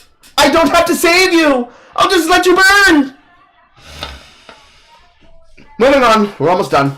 And social impact of the practices of the company. Now, I have my own anti-capitalist opinions about the actual point of this sort of thing, of course, but I can relay that the nominal point of this sort of thing is to attract socially conscious investment. Invest in us not just because we're a good financial investment, but because we are good for society, that sort of thing. Of course, even the mildest corporate overture towards any sort of social responsibility is read as Marxist infiltration by the sorts of people who see Marxist infiltration everywhere they look. And so shift up hiring someone whose job will be, in parts, to... That's hilarious when that comes out of your mouth, Sean. That is hilarious when it comes out of your mouth. And any other company's mouth, too. Publish ESG reports is seen as necessarily compromising. They have caught the woke mind virus, in other words. Alas, they were supposed to save our culture with their video game bikini ladies, but it turns out that was probably just a really strange thing to expect. Something that jumped out at me watching dozens and dozens of horrible videos over the course of making this horrible video was how few of these video game commentator channels seem to be run by people who actually play the games they're talking about. I saw a lot of people not just talking... That's because you don't cover people who actually play the games that you're talking about. You only cover the aggregators. You talk shit and antagonize and attack the aggregators. You don't give a shit from motherfuckers like me. And you do it on purpose, because you know that if you actually were to bring us into a debate, we'd have every single piece of information necessary to beat you. Meet you, beat you, insult you, flame you, embarrass you, and you not be able to say anything because, you said you didn't know anything. I believe we're going to pin that as the, what's his name? The Dark Viper effect. You don't know anything about what you're talking about. You guys just talk and you yap. Actually, we know a lot about it. That's why we can yap. We know so much. Well, knowing so much isn't worth anything. Well, you see, you don't also cover the truth of what people say. You outright obscure and obfuscate information, if not just outright lie. Especially by omission. Yeah, whatever, bro. No, I'm serious. I can prove it right here. Hey, that's interesting. Why'd you cut my microphone? Same as it ever was. Talking about how great Stellar Blade is without having played it, but talking about Hades without having played it, Baldur's Gate without having played it, and so on. Like, I didn't play Hades, and I have no plans to play Hades 2, but I'm outraged about these Hades character designs, and, like, why? Well, we know why, don't we? People like Mark Kern and the YouTubers who make these videos are outraged tourists. They don't really care about what they're talking. Outraged tourists. Unlike gaming tourists, like the majority of you, who have never cared about the topic until you can make money talking about it. Which would be all of you. Again, can't happen soon enough. Can't happen soon enough. Talking about they just want attention. And something happened quite late in the production of this video which illustrates this point rather nicely, which is a little annoying as I now have to add this part you're hearing right now into an already long video, but on the other hand, it is a good example. So on the 20th of August, Mark Kern posted the following tweet about an upcoming game in the Monster Hunter series, Monster Hunter Wilds. Ah yes, the thing that I tried to make sure that I could ignore because these motherfuckers do not play these video games. This particular one was so big it had echoes across the wider internet. And he says, what happened to Capcom? From Monster Hunter Wilds to Monster Hunter Wilds. And then he posts two pictures comparing two seemingly random characters from those two games. The Handler from 2018's Monster Hunter Wilds, and a new character called Olivia, shown here in a frame from the third trailer for Monster Hunter Wilds, which was also released on the 20th of August. The intent here was obviously to get another "they're turning the beautiful ladies into ugly ladies" discourse cycle started, but this one was thankfully killed before it got off the ground. Monster Hunter fans ruthlessly mocked Kern and his silly cherry picking until he was forced to delete the tweet. Kern then posted another tweet about Monster Hunter Wilds saying, took down the Capcom tweet, Monster Hunter Wilds. Ah yes. The girl who's going to be the next source of horny for all the people who want to fuck blonde Tom girls. Now, me, personally, I'm never letting go of Nicola Goldstein. But I can understand why people wanted to say breed and pregnate. However, shame on you all.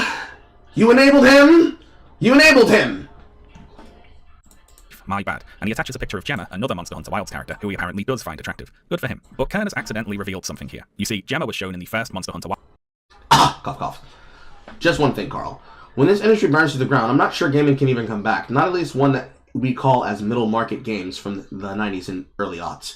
We know that higher management already has the golden parachutes ready for golden showers. Correct! We already saw Bobby the Goblin Kotick get his bailout. There are multiple Microsoft devs who have also gotten their bailout. In general, the majority of them that will get bailouts already have them planned and in place because they need somebody to be the fall guy. This has already happened with Microsoft and Activision Blizzard. It's just a question of what's going to happen next. So, ultimately, in order for the industry to be healthy, you need enough indies that are able to secure games in the market of the genres in which they belong to and dominate them in order for the AAAs to, quote, catch up. They need to have an example to catch up with. Wilds trailer, which was released back in May. Any Monster Hunter fan paying attention to Monster Hunter Wilds would already be aware of this character, so Kern doesn't know what he's talking about here, clearly. But even worse, Gemma also shows up in the third trailer, the one featuring Olivia, the character Mark Kern was complaining about in his tweet, so he must not have seen it. He's only seen this screenshot. So it's not just that Mark Kern isn't some big Monster Hunter fan, he hasn't even seen the trailer that he's complaining about. Kern and the outraged tourist YouTubers like to complain that their hobby has been infiltrated by fake fans, but that's all projection. It's them. They're the ones pretending to be fans of video games for attention on the internet. Now, it wouldn't really be right for me to armchair psychoanalyze people based on just a few tweets or YouTube videos, of course. But if I was going to, watching a lot of these videos, I'd say I saw a lot of people who seem to have lost their passion for their hobby. They've got bored, but they aren't correct! Moving on. And this is a thing that happens sometimes. Someone was into a thing when they were young and carefree, but now they're older and more cynical and they're not really having fun anymore. But instead of moving on and trying something new, they get angry. This thing is part of my identity. It's not that my earlier appreciation for the thing was that I was excited about having new experiences. It's that the thing was good, and now it's bad. So someone ruined it, and I'm gonna moan at whoever I reckon that was. What a lot of these commentators seemed to want from Stellar Blade was for it to take them back to the good old days, before all this politics and wokeness, a simpler time where you could leave your door unlocked, and you couldn't move for video game bikini ladies. This is of course just the video game version of the standard conservative nostalgia for a past that doesn't really exist. Why do you keep trying to put this on conservatives? There are times that even the left recognize were good that they wish to go back to. Kind of like the one before you guys gave away the sense of law of saying that nobody was above the law, before Hunter Biden was not clearly shown that there is people above the law, but he is one of them. But you ain't gonna finna make a video about that shit, ain't you? Ah! You know, the world was a brighter, happier place back when I was an actual child and didn't have to pay rent or know about wars. What a coincidence. For any of these people who are watching this video and have actually stuck around to the end, which I seriously doubt, I'm going to do a bit of a selfless public service right now and go back over what we've talked about today and explain what was actually happening. Okay, so first of all, individual video game journalists are not generally in the business of trying to destroy video games. Yes, they are. If they are doing something to the degree of what they tried to do with Black Myth Wukong, a game which I all told you they were going to switch their tune to, and did they not switch their tune to it? They have a direct interest in trying to do something to just maliciously affect a game's opportunity to win. There was no reason for Rebecca Weinstein of IGN to write the article that she did. There was no reason for Alyssa Mercante to sit on that couch along with Giant Bomb and threaten people. Period. Let alone attempt to threaten content creators. Next lie! Porting on video games is how they get paid, after all. They might call certain games or gaming tropes bad, but that's just their own opinion as critics and reviewers. They're not trying to hurt you. It's gone. Incorrect! They are hurting content creators, and they are hurting consumers by actively attempting to lie about how things are done, and misconstrue, and confound, and confuse, and conflate, and effectively reach around and redirect attention to themselves, not because they know what they're talking about, but because, hey, I'm signed to a corporation. And then instead of being able to play the games that they're supposed to be playing themselves, they'll liaison their work off to somebody else.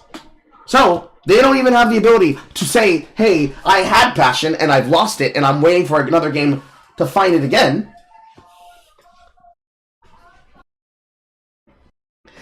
They're instead being told, listen bro, I don't even know what you're talking about. I don't even play these games like that, for real. Which is exactly what Alyssa Mercante said with her chat, literally live, in the first fucking segment of the goddamn stream. So they don't know what the fuck they're talking about, despite it being their job to know what the fuck they're talking about. And trying to pin it on people and problems that cannot keep being used as an excuse.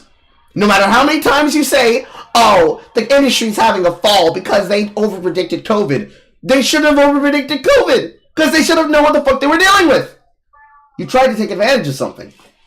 And you couldn't take advantage of it because it was just a trend based on, again, ironically, a lie. A lie that if you said you believed it, you were demonetized, deplatformed, and squelched.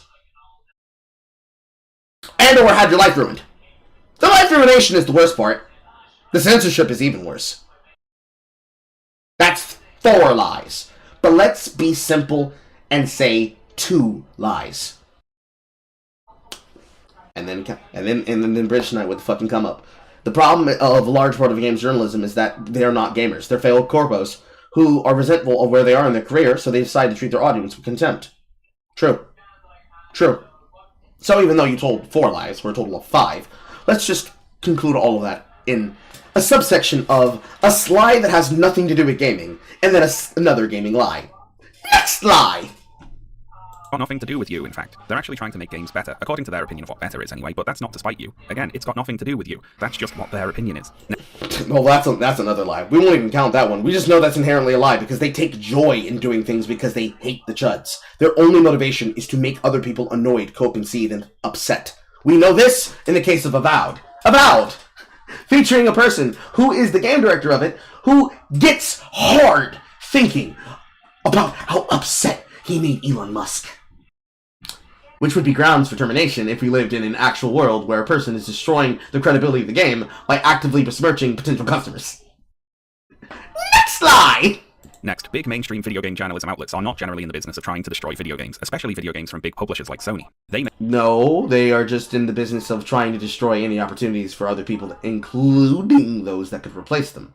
Which is in itself destroying the gamer space, which is in itself destroying games. Because they destroy games, they destroy the conversation, they destroy the space, they destroy the business, and then they make it harder for it to recover, because they are all built up on a system that is too big to fail. And when it eventually fails and blows up in their face, it's going to be really hard to recover from the ashes. Make money from running ads on content related to game releases. IGN, for instance, makes guides and videos about Stellar Blade. That's part of how they make. No, they don't. They steal ideas, if not outright scrape content. Then they get somebody else to republish the work in the style of Watch Mojo. Most sites do. That is not an excuse. That is bad. If a content creator like myself can make a piece of media that is better than the work of an entire organization which should be filled with people like me, we have a fucking problem. Make money. For this reason, mainstream journalism outlets actually tend to be rather generous with review scores for big game releases, because publishers pay to advertise on their platforms, so they... Which means that they are now not fit for function. Thank you for saying the quiet part out loud. Next take! Have an incentive to stay on friendly terms with the publishers. And of course, if a mainstream journalism... No, they shouldn't have. They should not have an incentive to stay on friendly terms. Their job is to be a publication and do their fucking job. If the game is ass, they should be able to say, I'm saying to you with peace and love, your game is dog shit! They should be able to say the equivalent of Doja Cat. I'm gonna still play your game, but your taste is horrible! Outlet was trying to destroy a video game, they wouldn't bury that attempt in an otherwise positive demo preview on a single foreign language website, would they? Yes, they would, because they want to seem bipartisan. Or, at the means, non-partisan. But they are, because they have left-wing opinions. And those left-wing opinions tell them that they're supposed to hate it, because the chuds like it. Inherently. If a video game company does censor violent or sexual content, it is vastly more likely that decision is being motivated by getting particular ratings from media ratings agencies, rather than anything to do with some amorphous idea of wokeness, i.e. Well, you see, the media ratings are based on social wellness and social consciousness and social mentality, and what drives the mentality. Optics. If the game's optics seem like it needs to require it, or that they could argue to require it, they can be able to neg and push audience opinion to shift that over to the window. That's, again, inherently a lie. Because if that weren't true, we wouldn't have GLAD, we wouldn't have the ESRB, we wouldn't have Cero, we wouldn't have Peggy 18, or excuse me, just Peggy. We wouldn't have Peggy, we wouldn't have any of these ratings boards and rating systems. And the reason we have them is for the same reason there's a classification system for saying what your content is on platforms that you live stream and post videos on. It is a selection mechanism to ensure people can buy and find what it is they're looking for. But that's not the actual problem with that. The problem with that is that in this desire of yours to try and continue to say lies, you are demonstrating the reason why they cannot do their jobs as journalists. They are, in the wholest sense of the word, as coined by proper journalists, yellow journalism. They have no interest in what is good for the job and what is good for the customer. They are only interested in self-profit for themselves. Their profit margins. Do not let them tell the truth, because they're not incentivized to tell the truth. They're incentivized to get it first. They make the same mistakes that Kearns does. They make, and will continue to make, the same mistakes that you did in this video and in any other video you get on the topic, because you are coming at it from a leftist lens. Me, I can come at it from a leftist lens, a rightist lens, a centrist lens, a non-political lens, a black lens, a Latina lens. You know why I can come from all these lenses? Because perspectives are like spectacles. They allow me to focus my sight on what I need to see and what it is I'm looking for. Oh man, my normal gaming lenses don't allow me to be able to see the issue about these things. But if I activate my ability to analyze, oh my god, I see it right there. It's in the corner. That bullshit you're talking. Oh my god. Oh my god. Oh my god. How did that happen? And then, the more work I do, the more perspectives that I gain by doing this thing called critical thinking. Oh my god, I have so many lenses. I'm the lens lord. Let's check out my microscope. See into the spectrum. Trying to see colors that are exclusive to the shrimp. That's how journalism is supposed to work. Thought there was a bug on my fucking seal. That's how journalism is supposed to work. I go in there. I get in there. I get in there. I dive in. I dive in to the content. And I extract knowledge, information, value, and deliver it to people. They have become corrupt. Now, saying they become corrupt by a woke mind virus is, one, in my case, the wrong words to use, and two, does not accurately describe what's happening. What is actually happening is that they have been infected and have become contagious, not with a woke mind virus, but with ideological frameworks. And they've become ideologically captured, but without the air quotes. They're ideologically captured. It doesn't befit them to tell the truth, because telling the truth doesn't get them popular clicks and views and votes. So repeat lies that are not true and push to keep alive a industry that the second that you unplug it, it's like an ending from any game of SMT. It won't change until you kill it. Kill it dead. Kill the past. Next lie! We're almost done. It's mostly being driven by older, socially conservative people and capitalist financial incentives, not blue-haired feminists on the internet. If some ratings agency says you need to tone down the violence or sex or change the blood to be green or whatever, or you don't get to release in our country and therefore potentially lose profits, some companies will do it. But that's got shit all to do with wokeness. And that's... No, that actually has everything to do with it. I'll give you a good example. In the finals, getting killed is not called a death. It's called getting coined. Why? It's because they want to make it as an esports game that operates inside the Chinese market. Since the Chinese market has an issue on dealing with problems like presentation of violence and blood, by removing any kind of blood animation, you have essentially created not only a tie-in to the universe, because you're a contestant competing on a shooting game show, you are actively creating terminology and an optical change and audio focus that befits the idea. If you're effectively gambling with your life as a contestant on a show similar to The Running Man, and it's all about a 3-on-3 arena experience, or whatever the fucking mode happens to allow you to do, up to 5-on-5 inside that one mode, you are effectively creating a terminology that allows you to do 3 things at once. You create a design, you express it through lore and world building, and then you capitalize on it with audio and visual cues. Oh man, I've gunned this man down and he literally got turned into a pile of coins in front of me. And now I can pick those coins up, and in that mode where I can pick them up, picking up those coins allows me to cash them into a drop box and then allow me to win the game. Oh man, it's just like I'm competing. And it's all to be able to be one of the last competing teams in the finals! In the name of the game. That's called clever marketing. To say that politics had nothing to do with it, or has nothing to influence on it, is a lie. It is inherently influenced by politics. But instead of saying, excuse me guys, the reason why we can't be able to call it killing is because we have to call it getting coins, because we're going to get censored by China. No! They just found a way to do it! They didn't say shit! And it was fine! Everyone was happy with it! Not everybody was happy with players being dog shit. But it was a problem! It was probably one of the best ideas you could make for this! Which is why it's probably going to get copied in the future by other games. That's not a problem of the industry. And that's also not a problem of politics. It's actually a positive! Because you see, a creative mind thought outside the box.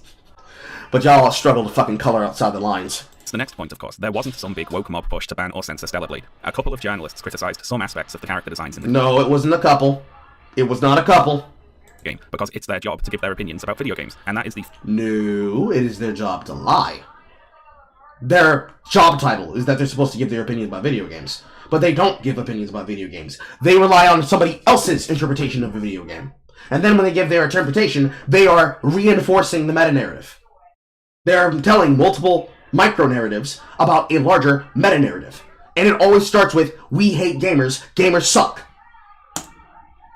Full extent of what actually happened there. The narrative about the woke mob coming for sexy ladies in video games used to be built on cherry-picking and misrepresentation. No, it's always been based on the things that you're actively doing, and then you saying that they're being based on cherry-picking misrepresentation. And yet, I was able to go through each of the examples that you provided and showed examples that are the counter-logic narrative of what you're trying to say. It is a lie. What you're saying is a lie. It is right fucking there. And black and white and blue and greens, and some purple, and definitely some lingerie grays. You have always wanted to try to force changes. You have always been trying to do it. You were just looking for a new venture to say, go outside and touch grass. Haven't you seen women? Stop it. Stop it. You know, only watching very particular sentences of Anita Sarkeesian videos and the likes, but today it's more like an ancient superstition or something. We are long past the point where that argument was center stage now. The industry and the discourse are both moving on. The woke mob isn't coming to try and take Stellar Blade away, because, to be blunt, Stellar Blade's character designs don't really matter all that much. Well, you see, the problem isn't taking away Stellar Blade, it's taking away the idea of anything else. The sheer fact that you're trying to sell a form of censorship as not that big of a deal, no, it is that big of a deal. The fact that censorship keeps happening is a problem. Because now, what's the kind of censorship we're dealing with? Whole entire character designs that completely remove the integrity of a dead man's art. Thank you, Dragon Quest III. And you then trying to say, listen guys, it's not that big a deal. It is that big a deal. Because if it wasn't that big of a deal, why the fuck are you worried about it? But you'll definitely bitch and whine and moan when it's in your shit. Pick a lane! Next slide! The argument really was about a lack of diversity in character designs, and Stellar Blade's style of character design just isn't as prominent and overrepresented as it once was. This isn't a two-sided culture war battle anymore, if indeed it ever was. It's the outrage tourist. It was never two-sided. There was always multiple factions. There was always multiple arguments. But the people didn't care about those arguments. They cared about the culture war. So you crushed it down to two sides. Versus their own imaginations. Next, I have a note about concepts of attractiveness here. Now, this goes beyond the remit of talking about video games, of course, but watching all these videos, I heard a lot of talk that was very obviously coming from people who just assumed that they were the default type of person, and that only people who are like them play video games, and furthermore, that any attempt to appeal to people who are not exactly like them must be some evil scheme or other. I heard a lot of gamers want this is what gamers want to see, when what they really mean is, this is what I want to see. It's a very basic... Well, you see, there are plenty of people who do that, but there's also plenty of people that for every single person that looks like this lady, there are multiple people. There are multiple people who look like me. And if you try to say that I and she and we all are the same, if you unironically try to tell me that the same kind of appeal and the same interests that I could have is the same thing that Olivia could have, and to her credit, let's get her in here, is the same thing that we could say, where is she? right here, is the same thing that that fucking Gina Jackson could have. You're lying! You can have different appeals. You can have different perspectives. You can have different genres. You can have different kinds of players and different kind of gamers. That is something you can have. You can do it. It's acceptable. It's allowed. We don't all have to be playing the same shit. It might not appeal to them the way it appeals to me. And what it appeals to me won't probably appeal to them. That's why some games can be liked by everybody. And can be for anybody. But won't be played by everybody. And that's okay. Because I should be allowed variety and choice, but instead you're arguing that I should have none, and then telling me it's not happening to my face. Sorry, I believe my lie in 4 eyes. Basic point, but there is a much wider range of what people are attracted to than what you're attracted to or what you see as the default. There are people who are attracted to a whole range of appearances, body types, fashions, whatever else, and some of them are even attracted to that part of the range that is more traditionally considered to be unattractive, something which a lot of the people whose videos I was watching could probably stand to appreciate a little more, shall we say. Also, when you see big corporations diversify their products and publish reports about the social impact of their activities and market their products to multiple target demographics, do you know why they do that? It's to make money. Big corporations aren't trying to usher in some Marxist takeover of society. So, when you say they're not trying to usher in a Marxist takeover of society, you do understand that if the profit motive is to make money, then there is directly an incentive to make the things that you are arguing for and that you want in the political sense nouveau riche by inserting them directly into the content, right? You all understand that, right? You're not retarded. You're very smart. You think you're very smart. You believe you're very clever. Certainly you can see the connection. They have a vested interest to do this. Or are you going to say that they don't? Interesting. Interesting. Unfortunately, they're trying to get paid, so they market their products to appeal to a wide variety of people. What you see as going woke is, when it comes to big corporations, mostly just a profit-motivated diversification. They want diverse demographics to feel included, sure, but that's because they want to sell products to those people. There's no need to go on the hunt for the shadowy Marxist puppet masters pulling the strings of society when actually the things that you're annoyed about are being caused by boring old capitalist economic incentives. The writer in kind... Macapitalism! Macommunism! My profit margins! My societal norms! Give an awkward spot here, because of course they can't say they think capitalism is bad, but also they hate diversity. So if a no, they hate explicit choices to force diversity. That's why they call it forced diversity. When you try to push changes, not because the change is desired and good, but is specifically what you want to push as a part of your politics, and there is no justification for it other than I want it, therefore it will happen, that is forced diversity. You are not doing it out of a natural occurrence. You are tipping the scales, putting your finger down, and pushing it to go that way. Profit-motivated capitalist corporation diversifies its products to target a wider audience. They're kind of in a bind. They can't call it out for what it actually is, so they have to sub in the spectre of communism and blame that instead. Not to go off on another tangent right at the end here, but I guess part of the issue is that the right see capitalism as something close to human nature, the system that best reflects humans at their default. And I suppose if you believe that, and also you're socially conservative, you'd expect capitalism to produce products that were narrowly targeted towards each type of person, and those products to be consumed by that type of person. And of course, the gamers we've been talking about today thought that video games fulfilled that role for them. So faced with inclusive media featuring a diverse cast of characters targeted at a wide range of different people, and that media being successful, that's a challenge to the whole conservative worldview right there. Probably even most people are not conservatives. Stop calling multiple people conservatives. And more so in the cases where the diversity is merely profit-motivated tokenism, because that communicates that even the cynical capitalists have calculated that enough people like diversity to justify making diverse products. If there was more money in producing only regressive, non-inclusive, narrowly targeted content, they'd be doing it, but since they're not, that means the conservatives must either be wrong about people or wrong about capitalism. But that can't be true, so enter the cultural Marxist puppet masters perverting the true course of history or whatever. Now the annoying thing here is that this push to make products that appeal to different demographics is one of the more benign economic incentives driving corporate decision-making, but some other economic incentives really are hurting gaming. Right now, a lot of gaming conservatives have the strange idea that if a game or gaming company or journalism outfit fails, it's only because it's gone woke. This is a worldview sustained with a constant regimen of confirmation bias. Well, you see, considering the lack of information that is given out by games journalists, the reason that would occur is because they don't trust you to tell them the truth. So they kind of schizopost out of the concern that they're being lied to all the time. Which it'd be better just to assume you're being lied to all the time. It's not really that surprising, Bolster. This is how Sean's always been. British Knight can confirm.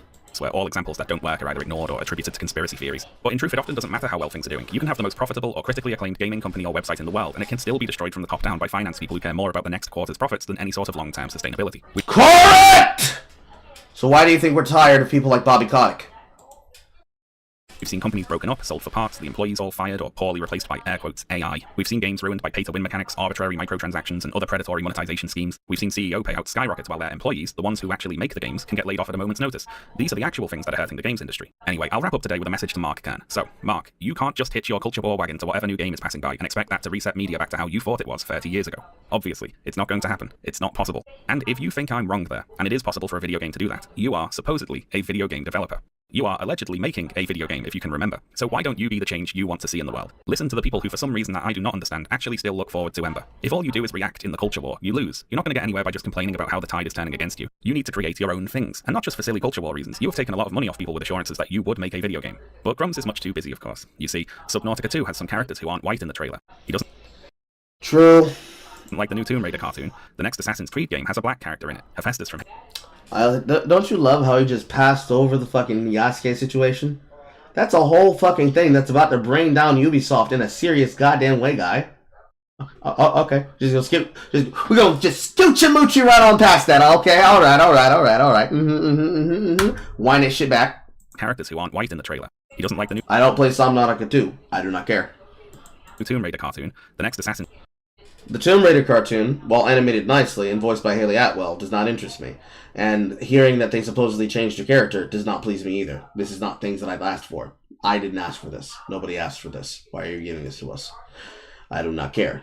However, is Yasuke considered stolen valor in Japan as people try to make him out to be a samurai?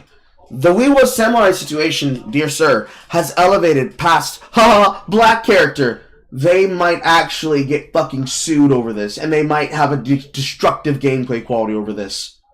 Ubisoft is pissing and shitting themselves over this. Assassin's Creed game has a black character in it. Hephaestus from Hades 2 is in a wheelchair. Oh, we did this one. Just the same old rubbish over and over again. The grift economy grinds on, and poor old Stellar Blade, once the center of attention, is now all but forgotten, as all these new grifts will be too in time, to be replaced with newer, equally pointless ones. Each piece of media being examined with fickle and... See, here's the problem about what you just said. Even as you close out your video and you're trying to quarrel, we're not going to listen to more of you. The grifting is the attempting to act like a games journalist and getting his job wrong. Not the trying to move his grift, pick up and set down his snake oil salesman job from one new city, represented by the games, to another. And when he gets chased out of one, he moves on to find somebody else that he can be able to manipulate. This would be good if it was done as what it is. But you see, it does not end there, because it is an industry where people elevate themselves. For Kern, he will not be stopped unless you hold him to account. He already ran away from Colin Moriarty, who I assume has similarly moved on from the situation, simply because he already cleared the name of his company. He had to take him to Firebrand task, and everyone has seen him get bus frustrated and upset and start losing his mind. Only to say, you guys just want to see me destroyed. And the answer is yes, we do. But it's not about punishing you. It's about you either learning how to do your job or making it clear that with every example that you provide us, that you don't need to be given any more attention than you've already been given. The only time it will be mentioned is to demonstrate what you're doing wrong. Does it mean that you can't improve? By all means, improve. If you want to be here, do the job and do it right. Otherwise, shut the fuck up. Shut the fuck up. Stop doing dumb shit. Stop ruining games. Be smart. Be clever. Be wise. And if you can't do that, well, the cycle continues. If you can't do that, the cycle will continue. And we will all still be waiting here. And the answer to all of it is that if you won't do the job, Carl will.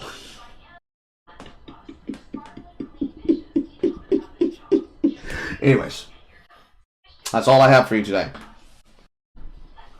Tomorrow is Thursday. We will be starting the first of the notes. And we will be beginning the work. I already have the layouts. I already have the information. I'm going to make sure to try and pull in Kasog and Astroma. And we're going to figure out what we're finna do for this league start. And when Friday comes, the day after tomorrow, boys and girls, it's on like Donkey Kong. Sorry, I knocked my webcam down again.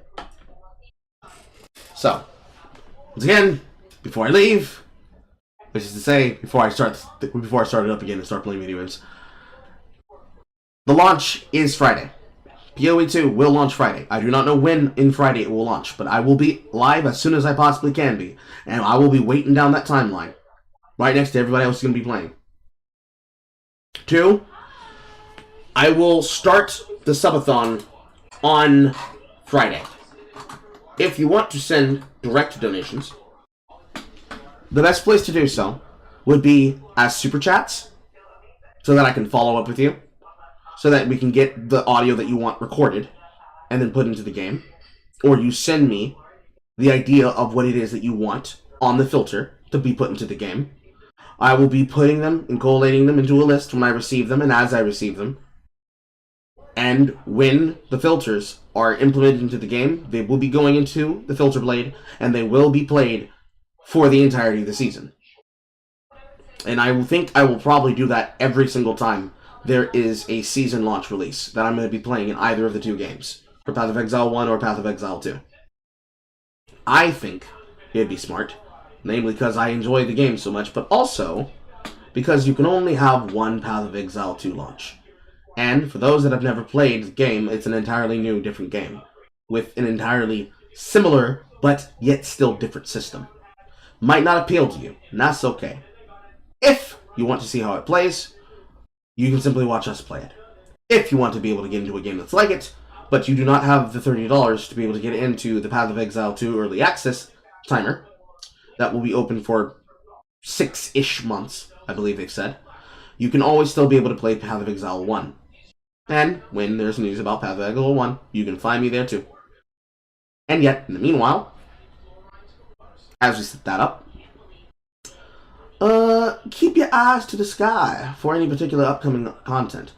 I know that I've been told about something that will potentially happen this week, but I'm waiting for it to coalesce and physically materialize, so I'm not jumping the gun on that. But if it does come up, keep your eyes to the sky. But anyways, that is my words. I am Carl. I have spoken. And now I have eaten. And now I will disappear. And then reappear again. I will see you all in like 5 minutes. Good night, everybody. Goodbye. I'm leaving.